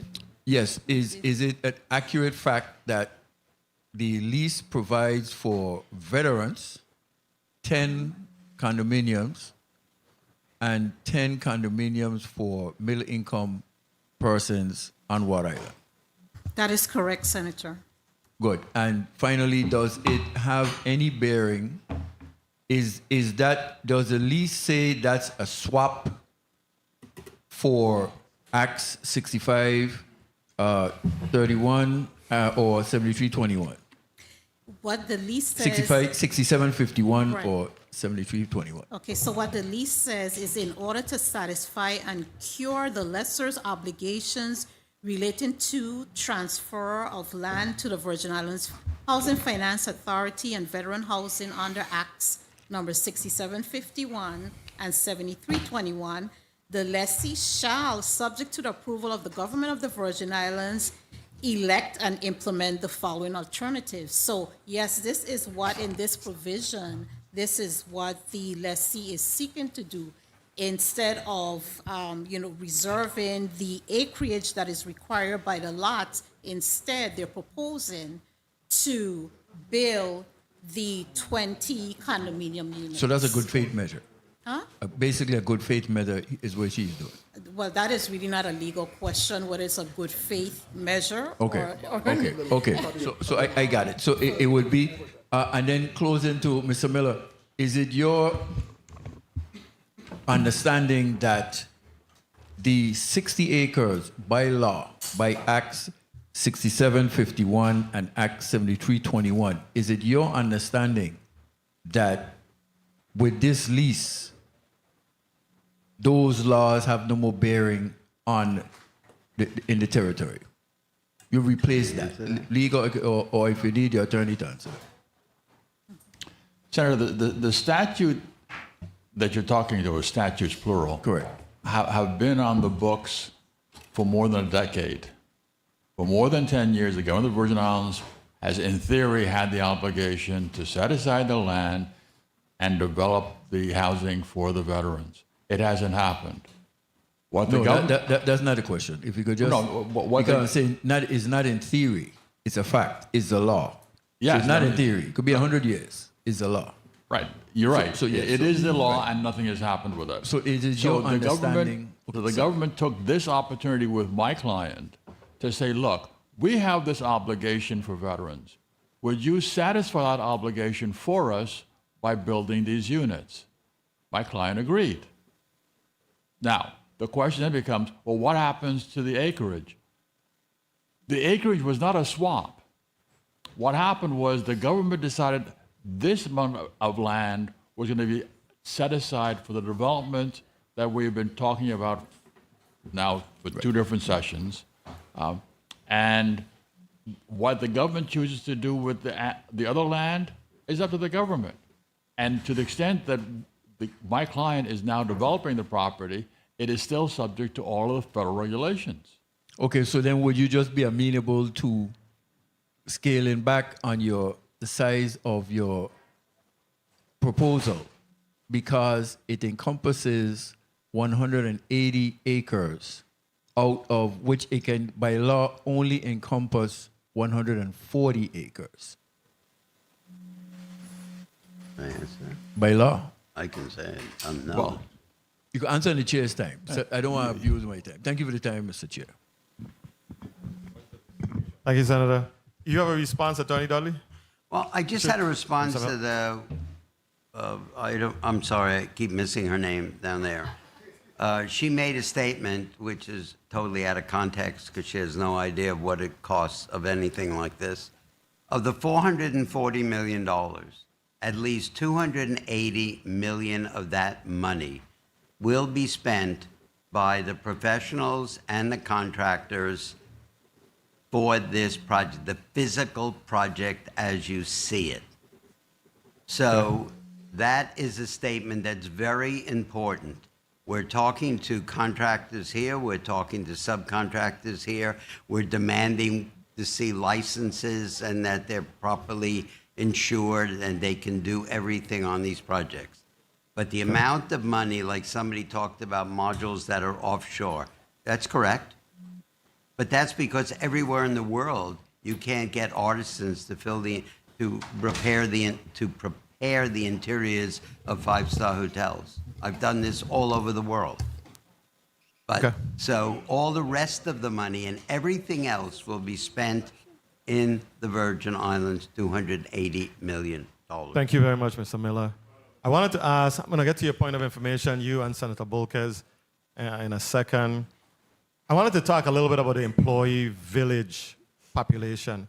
What is the anticipated size of the employee village population relative to Water Island's current 164 residents? I've been told by the hotel management companies and the marina management companies that at any given time they will have 300 employees functioning in the hotel and the marina. Therefore, what percentage will be living there, I'm told you better be prepared for it, but we don't know yet, and they will not know for quite a bit of time until they do more research, which will take at least another year. It's possible that the employee village population could double? No. The it number won't of get any persons who bigger because I said to them, you got to max it. I have to know the max because it all has to do with how much construction am I doing. I'm talking about doubling the current population of Water Island. If the current Water Island population is 164, but think about how potentially- these people live. So these would be people who probably live on St. Thomas or live in St. Croix or something, but because of the schedules and so forth, because remember, a hotel like this is a 24-hour service for everything. So you might, what they generally do in things like this, you do 4 days on and 4 days home, 4 days on, 4 days home, which is a lot easier than somebody, it's 4 o'clock in the morning, have to figure out how to get onto the island because they have to be there at 6 o'clock. So this is obviously a work in progress. You don't have that's how that works out. clarity. Okay, thank you very much. Point of information, Senator Gittins, then Senator Bolkes. Thank you, Mr. Chair. Let me just Let's be calm down. succinct, colleagues, please. Yeah, but I need to, because as I sit here and I listen to these responses, you know, I often wonder who's negotiating on behalf of the people of the Virgin Islands.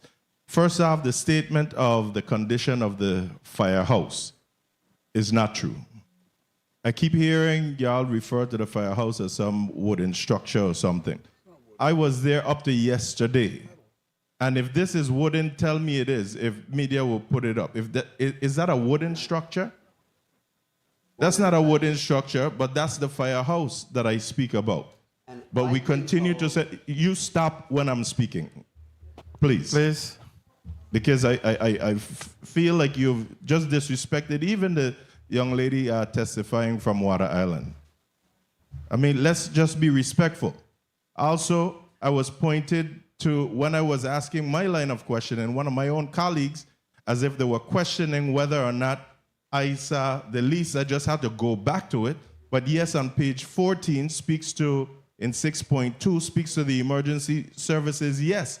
But we're still giving up these public infrastructures. That's part of my concern. And also, Hurricane Hole is said to be converted into a marina. You guys are saying, no, it's not part of the lease. And lastly, I was referred to by, I believe, the attorney to page 18, speaking to 6.10, that speaks to construction and substantial completion, but yet still there is no language for the reversion to the people of the Virgin Islands if you don't meet the construction or completion of the construction in a timely manner. That's what I was asking about. So yes, it speaks to completion and construction, but there's no language talking about reverting it back if they don't fulfill. Thank you, Mr. Chair. Thank you, Senator Gittins. Do I have a response? Colleagues, we are going to limit the remaining points of information so that this process doesn't get too protracted.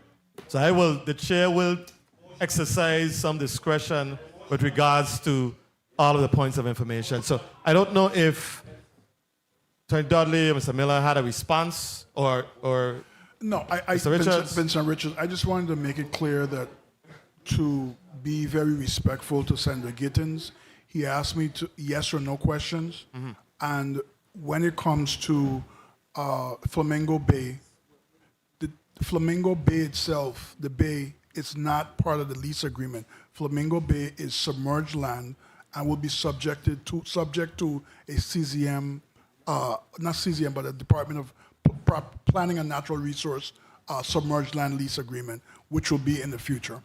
Okay. Thank you. I know you made that point. Senator Angel Bolquez, you're recognized for your point of information. Thank you, Mr. Chair. Mr. Chair, my point of information stems from my colleague from Savan in relation to the plots designated for veterans. We know that Act 6571 and Act 7321 designated 60 acres, of which 15%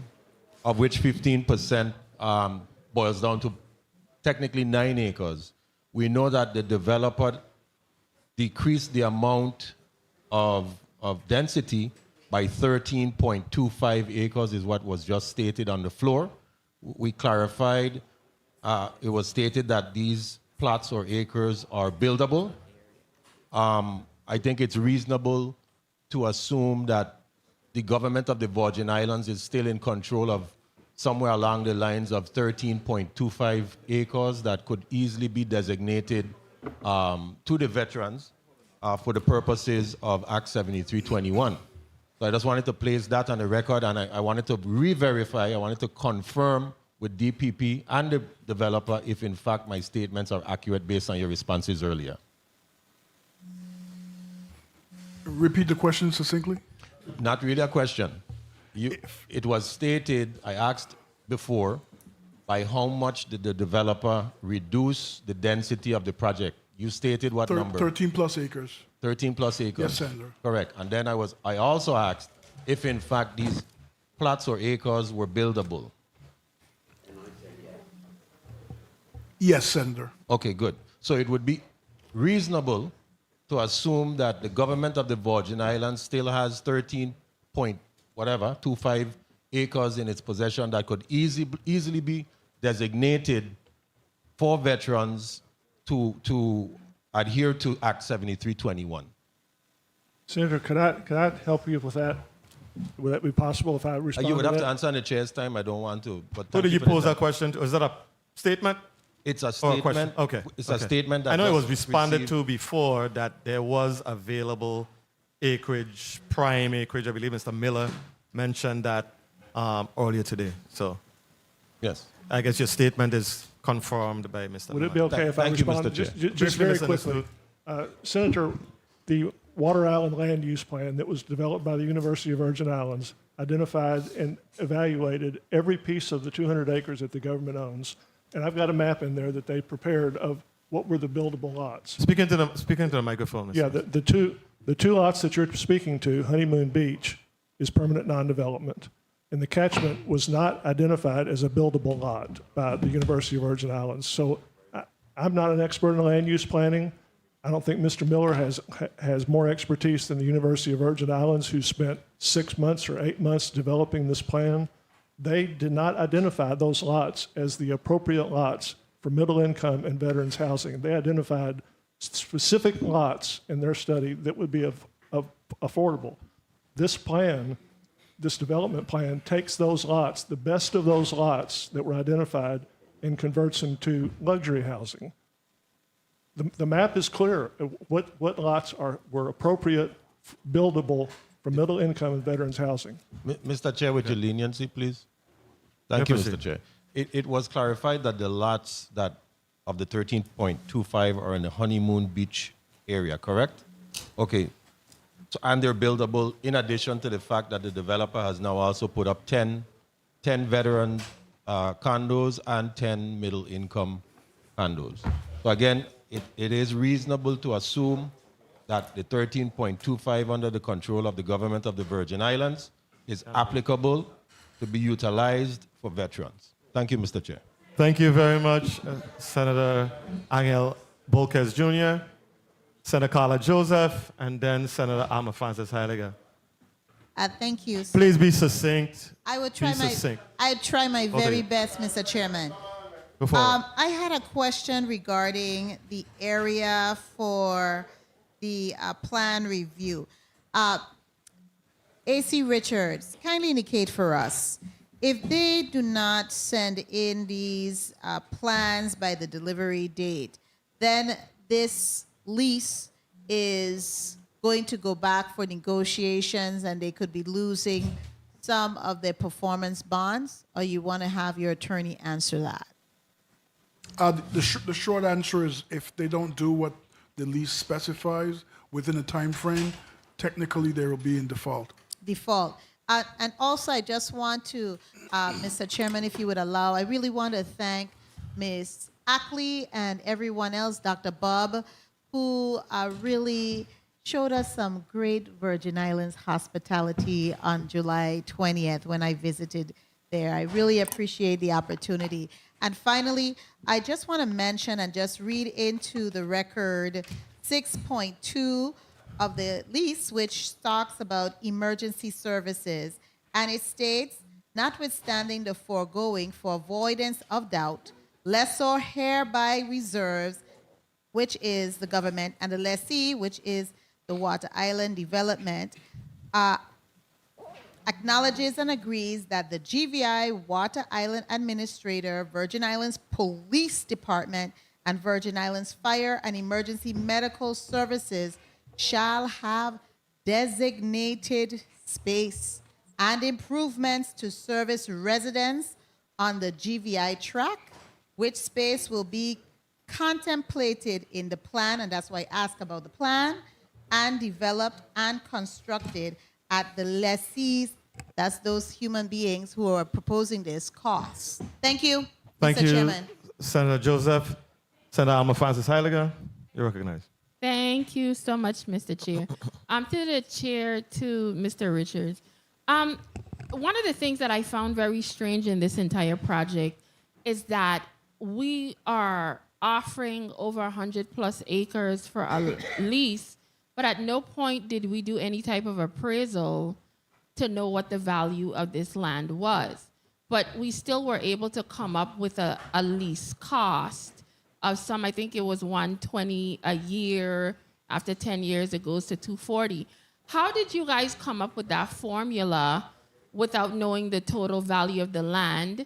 And is this a situation where if this lease were to go through, would they start paying this monies right away versus we have to wait until something actually happens? Explain that part so I can better understand. So, Thank you. Good question, Senator. The lease agreement stipulates that they will immediately start paying the $1,000 per month during construction. Construction will take place up to 60 months.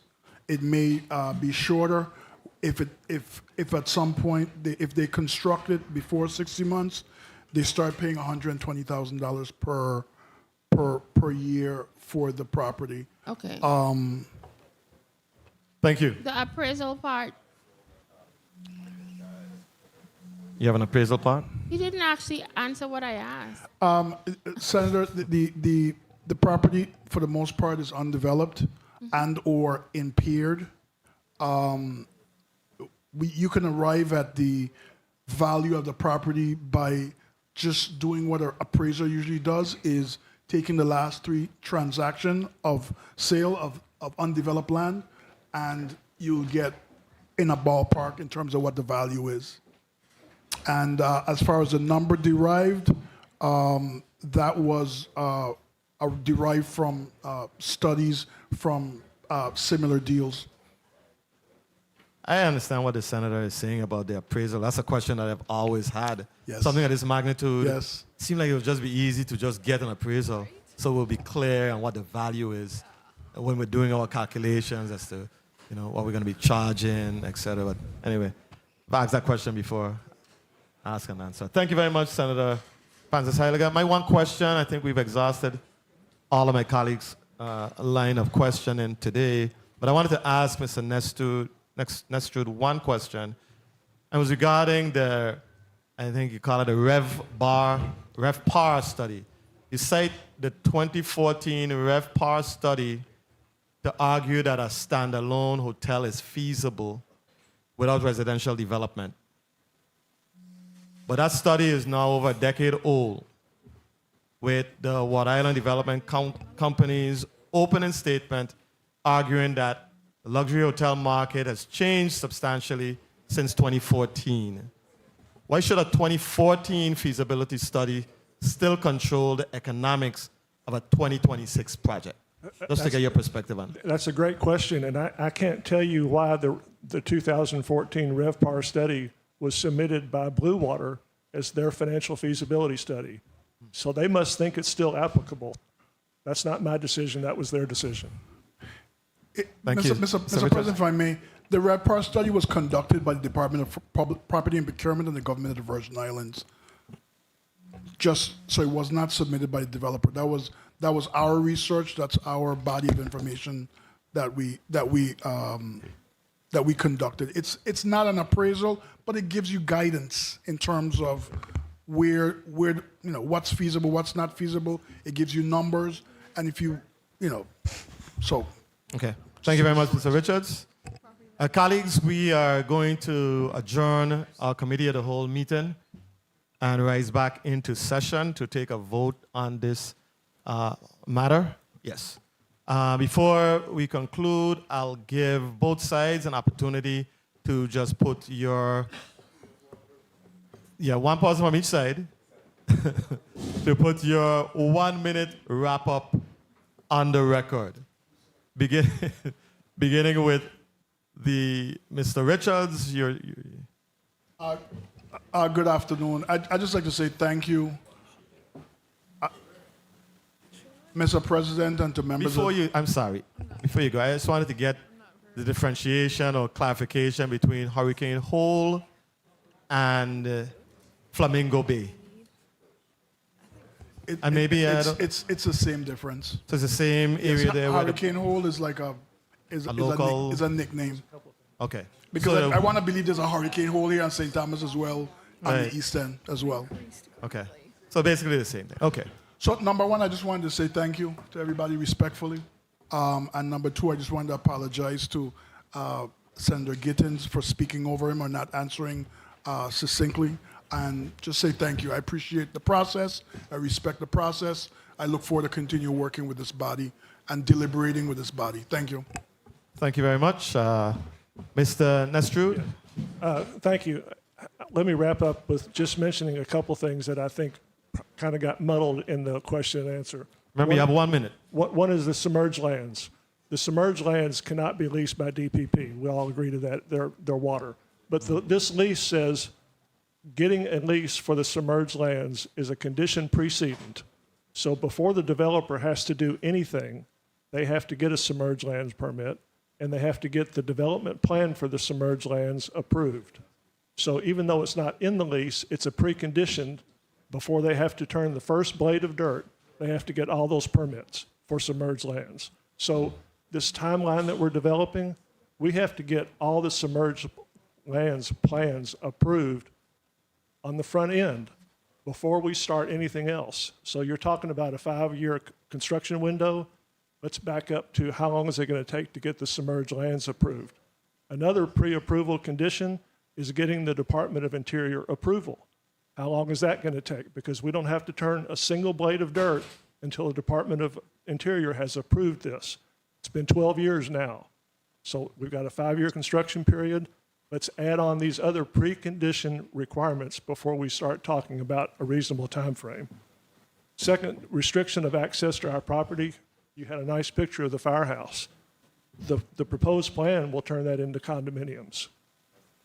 You heard Ms. Joseph talk about what's going to happen with the buildings on the emergency services and the fire services. Did you hear the last thing she said about who will be using those? Residents of the GVI property. I don't own GVI property. None of us own GVI property. We own private property. Those buildings are for the services of people who reside on the GVI property, the 180 acres that they're leasing. So they're going to tear down our building, and there's nothing in the lease that protects us. Okay, thank you very much. Attorney Dudley, does Mr. Richards speak for your side? Well, you said two sides, so I assume when you asked him to speak. It's actually 3 sides. Mr. Richards is a government entity, so your side will have an opportunity to do your 1-minute closing. All right. Thank you, Senator. I want to thank this body for having put up with us now for many hours, both today and the last session. As one of you, more than one of you has said, this is an important decision. It is going to have economic consequences to this territory that'll outlast all of us. Someone said that the Caribbean is a fast-growing territory area. In fact, the fastest-growing area in the world for tourism is China, because the Chinese government has for the first time allowed its own citizens to visit the country, to move about the country. The second fastest growing area for tourism in the world is the Caribbean. And the notable exception, as was noted, is that the U.S. Virgin Islands is at the bottom of the list in the second fastest growing area for tourism in the world. Why? Because any number of reasons have been given. The number one cause is delay. The longer we delay, the more frustrated the economic investment interest in the territory wanes. The more the territory's economic attractiveness diminishes, the smaller the investment. So for those of us who are already here, great. You know, my family's been here since 1790. Now, I've had many generations of my family born, live, and die here. I'm ashamed to admit that my generation and the next generation Of all the cousins, only one still lives here. This gentleman here to my left cost me an arm and a leg, but I was very proud of the fact that I brought home a Crucian, a very successful young lawyer living on the mainland, and we made him an opportunity to come home. I don't want him to be a unicorn. I don't want him to be unique. I want him to be one of many. When I first came back in 1975, I was considered a failure because I didn't make it on the mainland. So I came home as a failure. No. I want people to come home because they love this place. They want to live here. This is a great place to raise your children. I want them to be doing that here. That only happens, as someone said over, I think it was Senator Fonseca talked about, all the things that we have scheduled to be built that can't be built because this government doesn't have the money. Why? Because we don't have economic development. We don't have taxpayers here. The taxpayers who were here left. I was sitting in a boardroom in New York City when Hovensa made the decision to shut down the refinery. I was in the room, and I was not allowed to tell my closest friend, the governor of the Virgin Islands at the time, John DeYoung, the decision had been made until I was given the right to talk to him 2 months later about that decision. Those are the kinds of things that are happening in the real world. Time is money. And the longer we drag out this process, the less interest we have. Someone talked about the hotel on St. Kitts. That was supposed to be a hotel at Mandal Bay. The day this body gave me a phone call and said, Attorney, we've decided to send this agreement back up to the new governor, Governor Mapp. That afternoon, I had a phone call with my client, the developer in Texas, and Hyatt Hotels in Chicago. And the decision was made, George, please call the governor and tell him thank you, but we're done. We're not coming back. We're gone. They left here. They went down to St. Kitts. They negotiated an agreement with the government of St. Kitts and Nevis. And in the time it took me to negotiate 2.5 years, they built a hotel. The hotel that is down there today, spending millions of dollars in employment and economic activity, was a hotel that belonged on Mandal Bay. My question to this body is, how many more times are we going to turn our back on economic development? And what is the promise we're giving to our children? That's my question. What's the commitment we're making to our kids? How do I convince the next Lennox Mark to come home? What is he going to be employed by? Thank you very much, Attorney Dudley. Welcome home, Attorney Mark. Thank you. The Committee of the Whole meeting for Tuesday, August 4th, 2026 is hereby adjourned.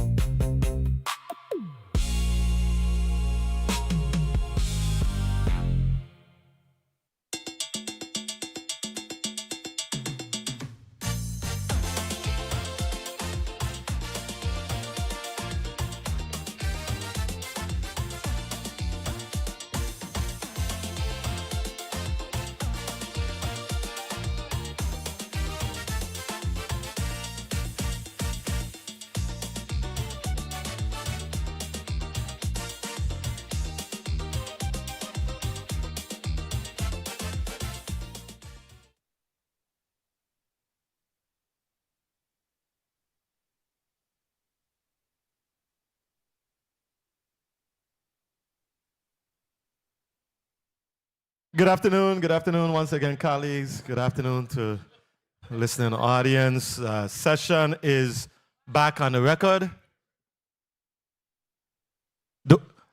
Senator Viola, you're recognized for your motion. Thank you, Mr. President. Yes, we have officially risen back into session. Senator Viola, you recognize your motion. Thank you, Mr. President. Mr. President, I move to waive all special orders, waive overrides. I'm sorry. I'm sorry. Let me withdraw the motion. I saw Senator Gittins and Senator Francis' face. Mr. President, I move to waive all committee reports, all overrides, allow for 2 special orders, waive all point of information, no debate time, and go directly to the vote for the bill. For the bills, I so move. Properly moved by Senator Viola, seconded by Senator Clifford A. Joseph, Senator Marvin A. Blyden. Hearing no object, Senator Carla Joseph. Objected to by Senator Dwayne M. DeGraff. Roll call. Senator Marvin A. Blyden. Senator Blyden, yea. Senator Angel L. Bolkes Jr. Senator Bolkes Jr., yea. Senator Dwayne M. DeGraff. Senator DeGraff, nay. Senator Ray Fonseca. Senator Fonseca, yea. Senator Novell E. Francis Jr. Senator Francis Jr., yea. Senator Alma Francis Heiliger. Senator Francis Heiliger, yay. Senator Hubert L. Frederick. Senator Frederick, yay. Senator Kenneth L. Gittins. Senator Gittins, yay. Senator Maurice C. James. Senator James, absent. Senator Franklin D. Johnson. Senator Johnson, yay. Senator Carla J. Joseph. Senator Joseph, yay. Senator Clifford A. Joseph Sr. Senator Joseph Sr., yay. Senator Avery L. Lewis. Senator Lewis, yay. Senator Milton E. Potter. Yes. Senator Potter, yay. Senator Kurt A. Viale. Senator Viale, yay. Mr. President, we have 13 yeas, 1 nay, 1 absent. Thank you very much, Madam Clerk. The motion carries.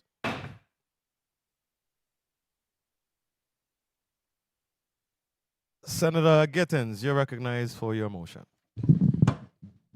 Thank you, Mr. President. Mr. President and colleagues, pursuant to Chapter 5, Rule 506, Order of Business, I move to Special Order Bill number 36-0332 onto today's Senate agenda. I so move.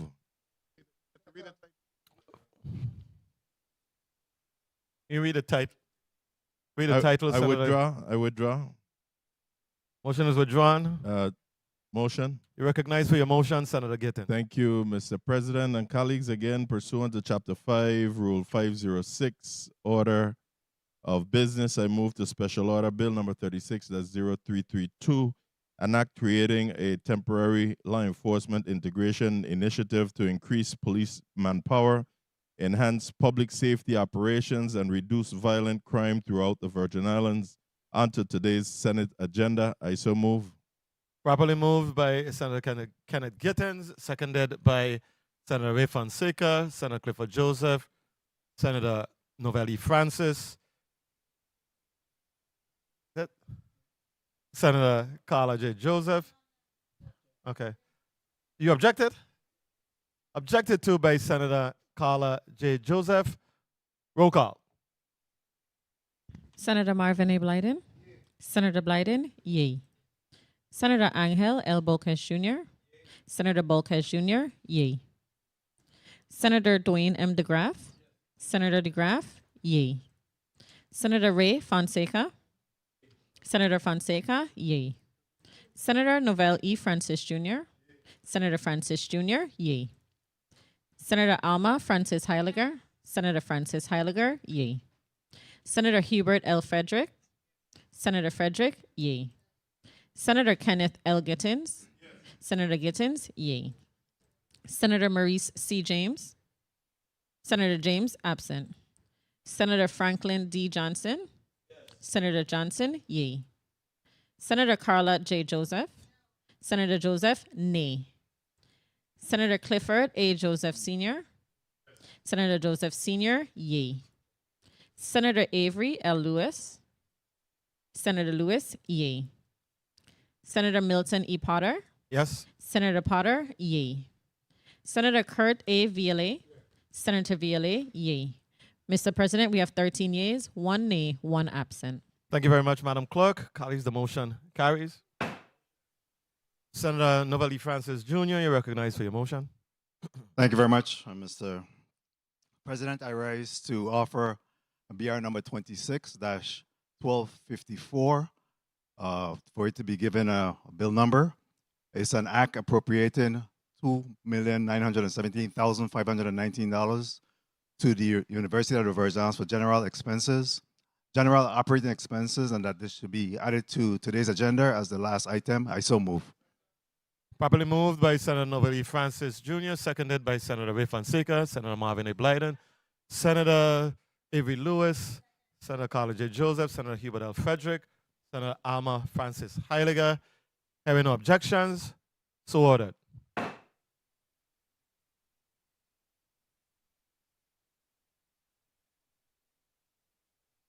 Recognize Attorney Ayala.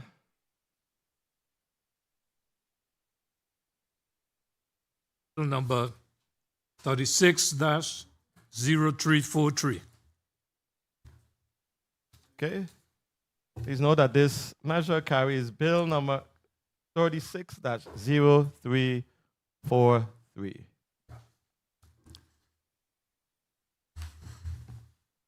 All right. Madam Clerk, can you please read the agenda into the record?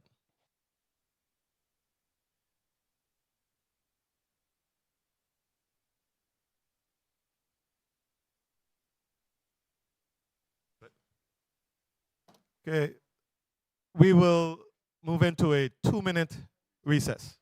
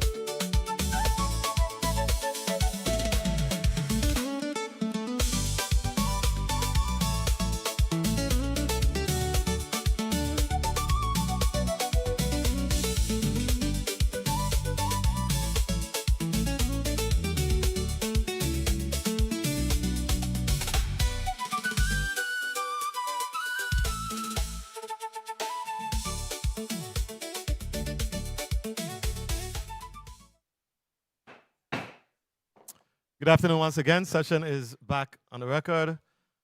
Madam Clerk, can you please read the agenda into the record? The regular session official agenda reads as follows. Consideration of bills. Bill number 36-0340, an act approving the reinstatement and amendment to lease agreement between Government of the Virgin Islands, acting through the Commissioner of Property and Procurement, and Water Island Development Company, LLC, to develop the Water Island Hotel and Marina.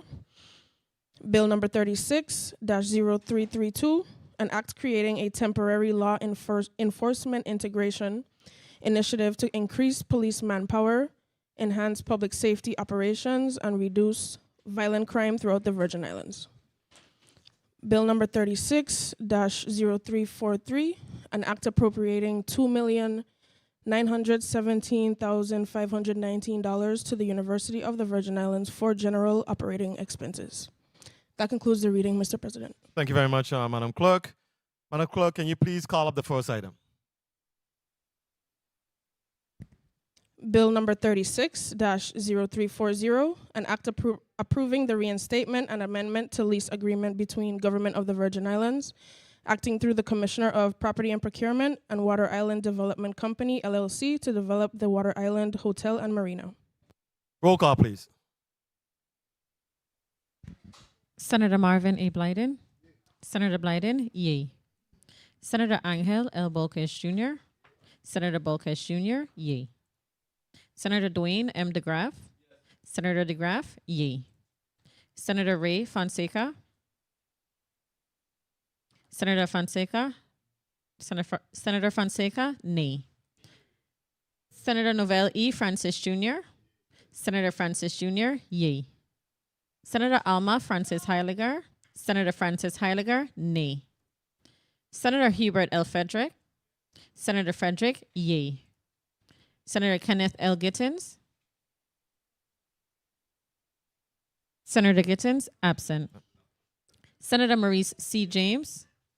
Senator James, absent. Senator Franklin D. Johnson. Senator Johnson, yea. Senator Carla J. Joseph.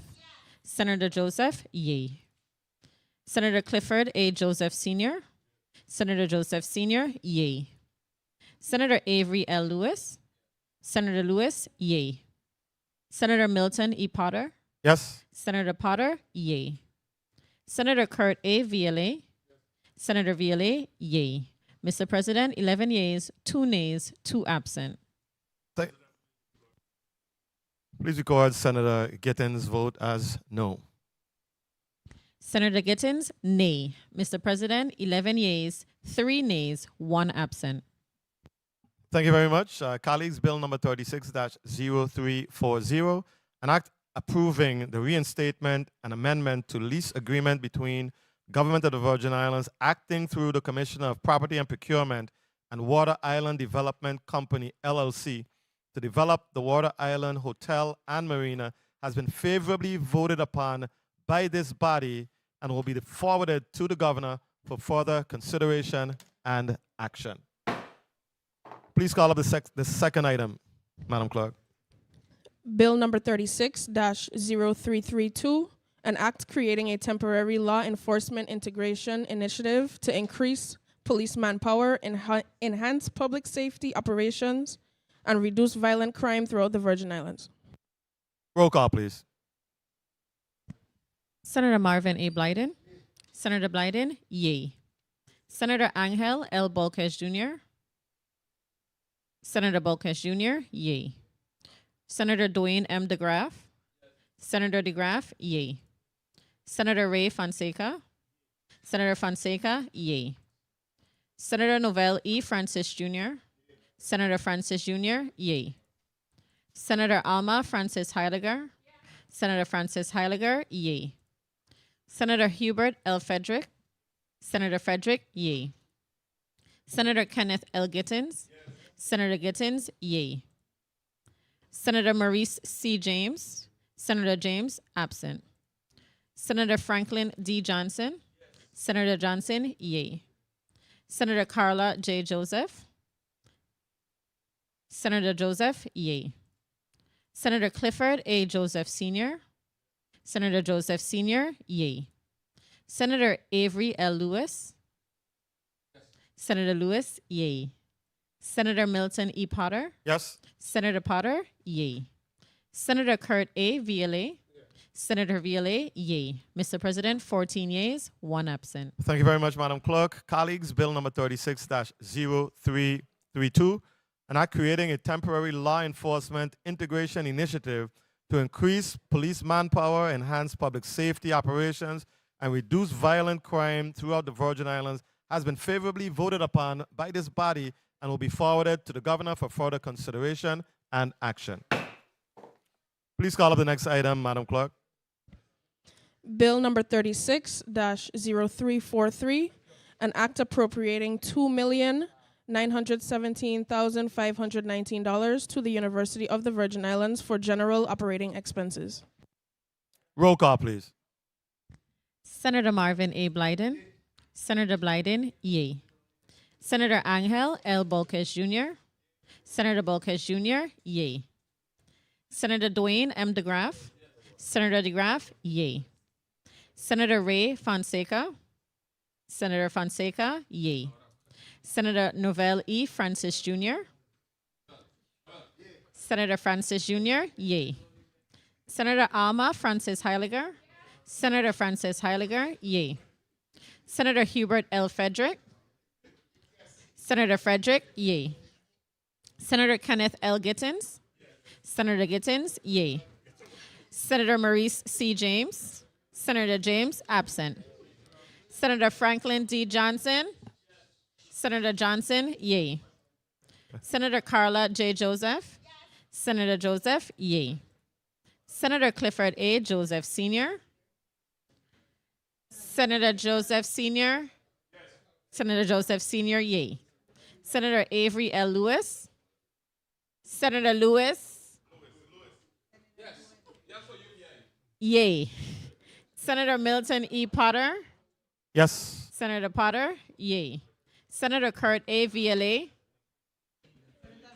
Senator Kurt A. VLA. Senator VLA, yay. Mr. President, 14 yeas, 1 absent. Thank you very much, Madam Clerk. Colleagues, Bill number 36-0343, an act appropriating $2,917,519 to the University of the Virgin Islands for general operating expenses has been favorably voted upon by this body and will be forwarded to the governor for further consideration and action.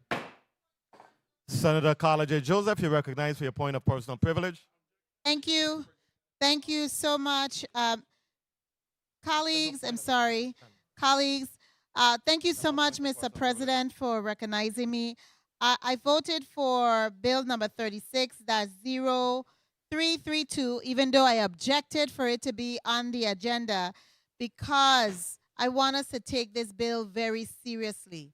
And I got counsel to tell me if this bill is not implemented, what we need to do. Our next step is that we're going to have to take the governor to court to implement. And we have to be, I know it's maybe knowledgeable, but we need to be taking crime seriously.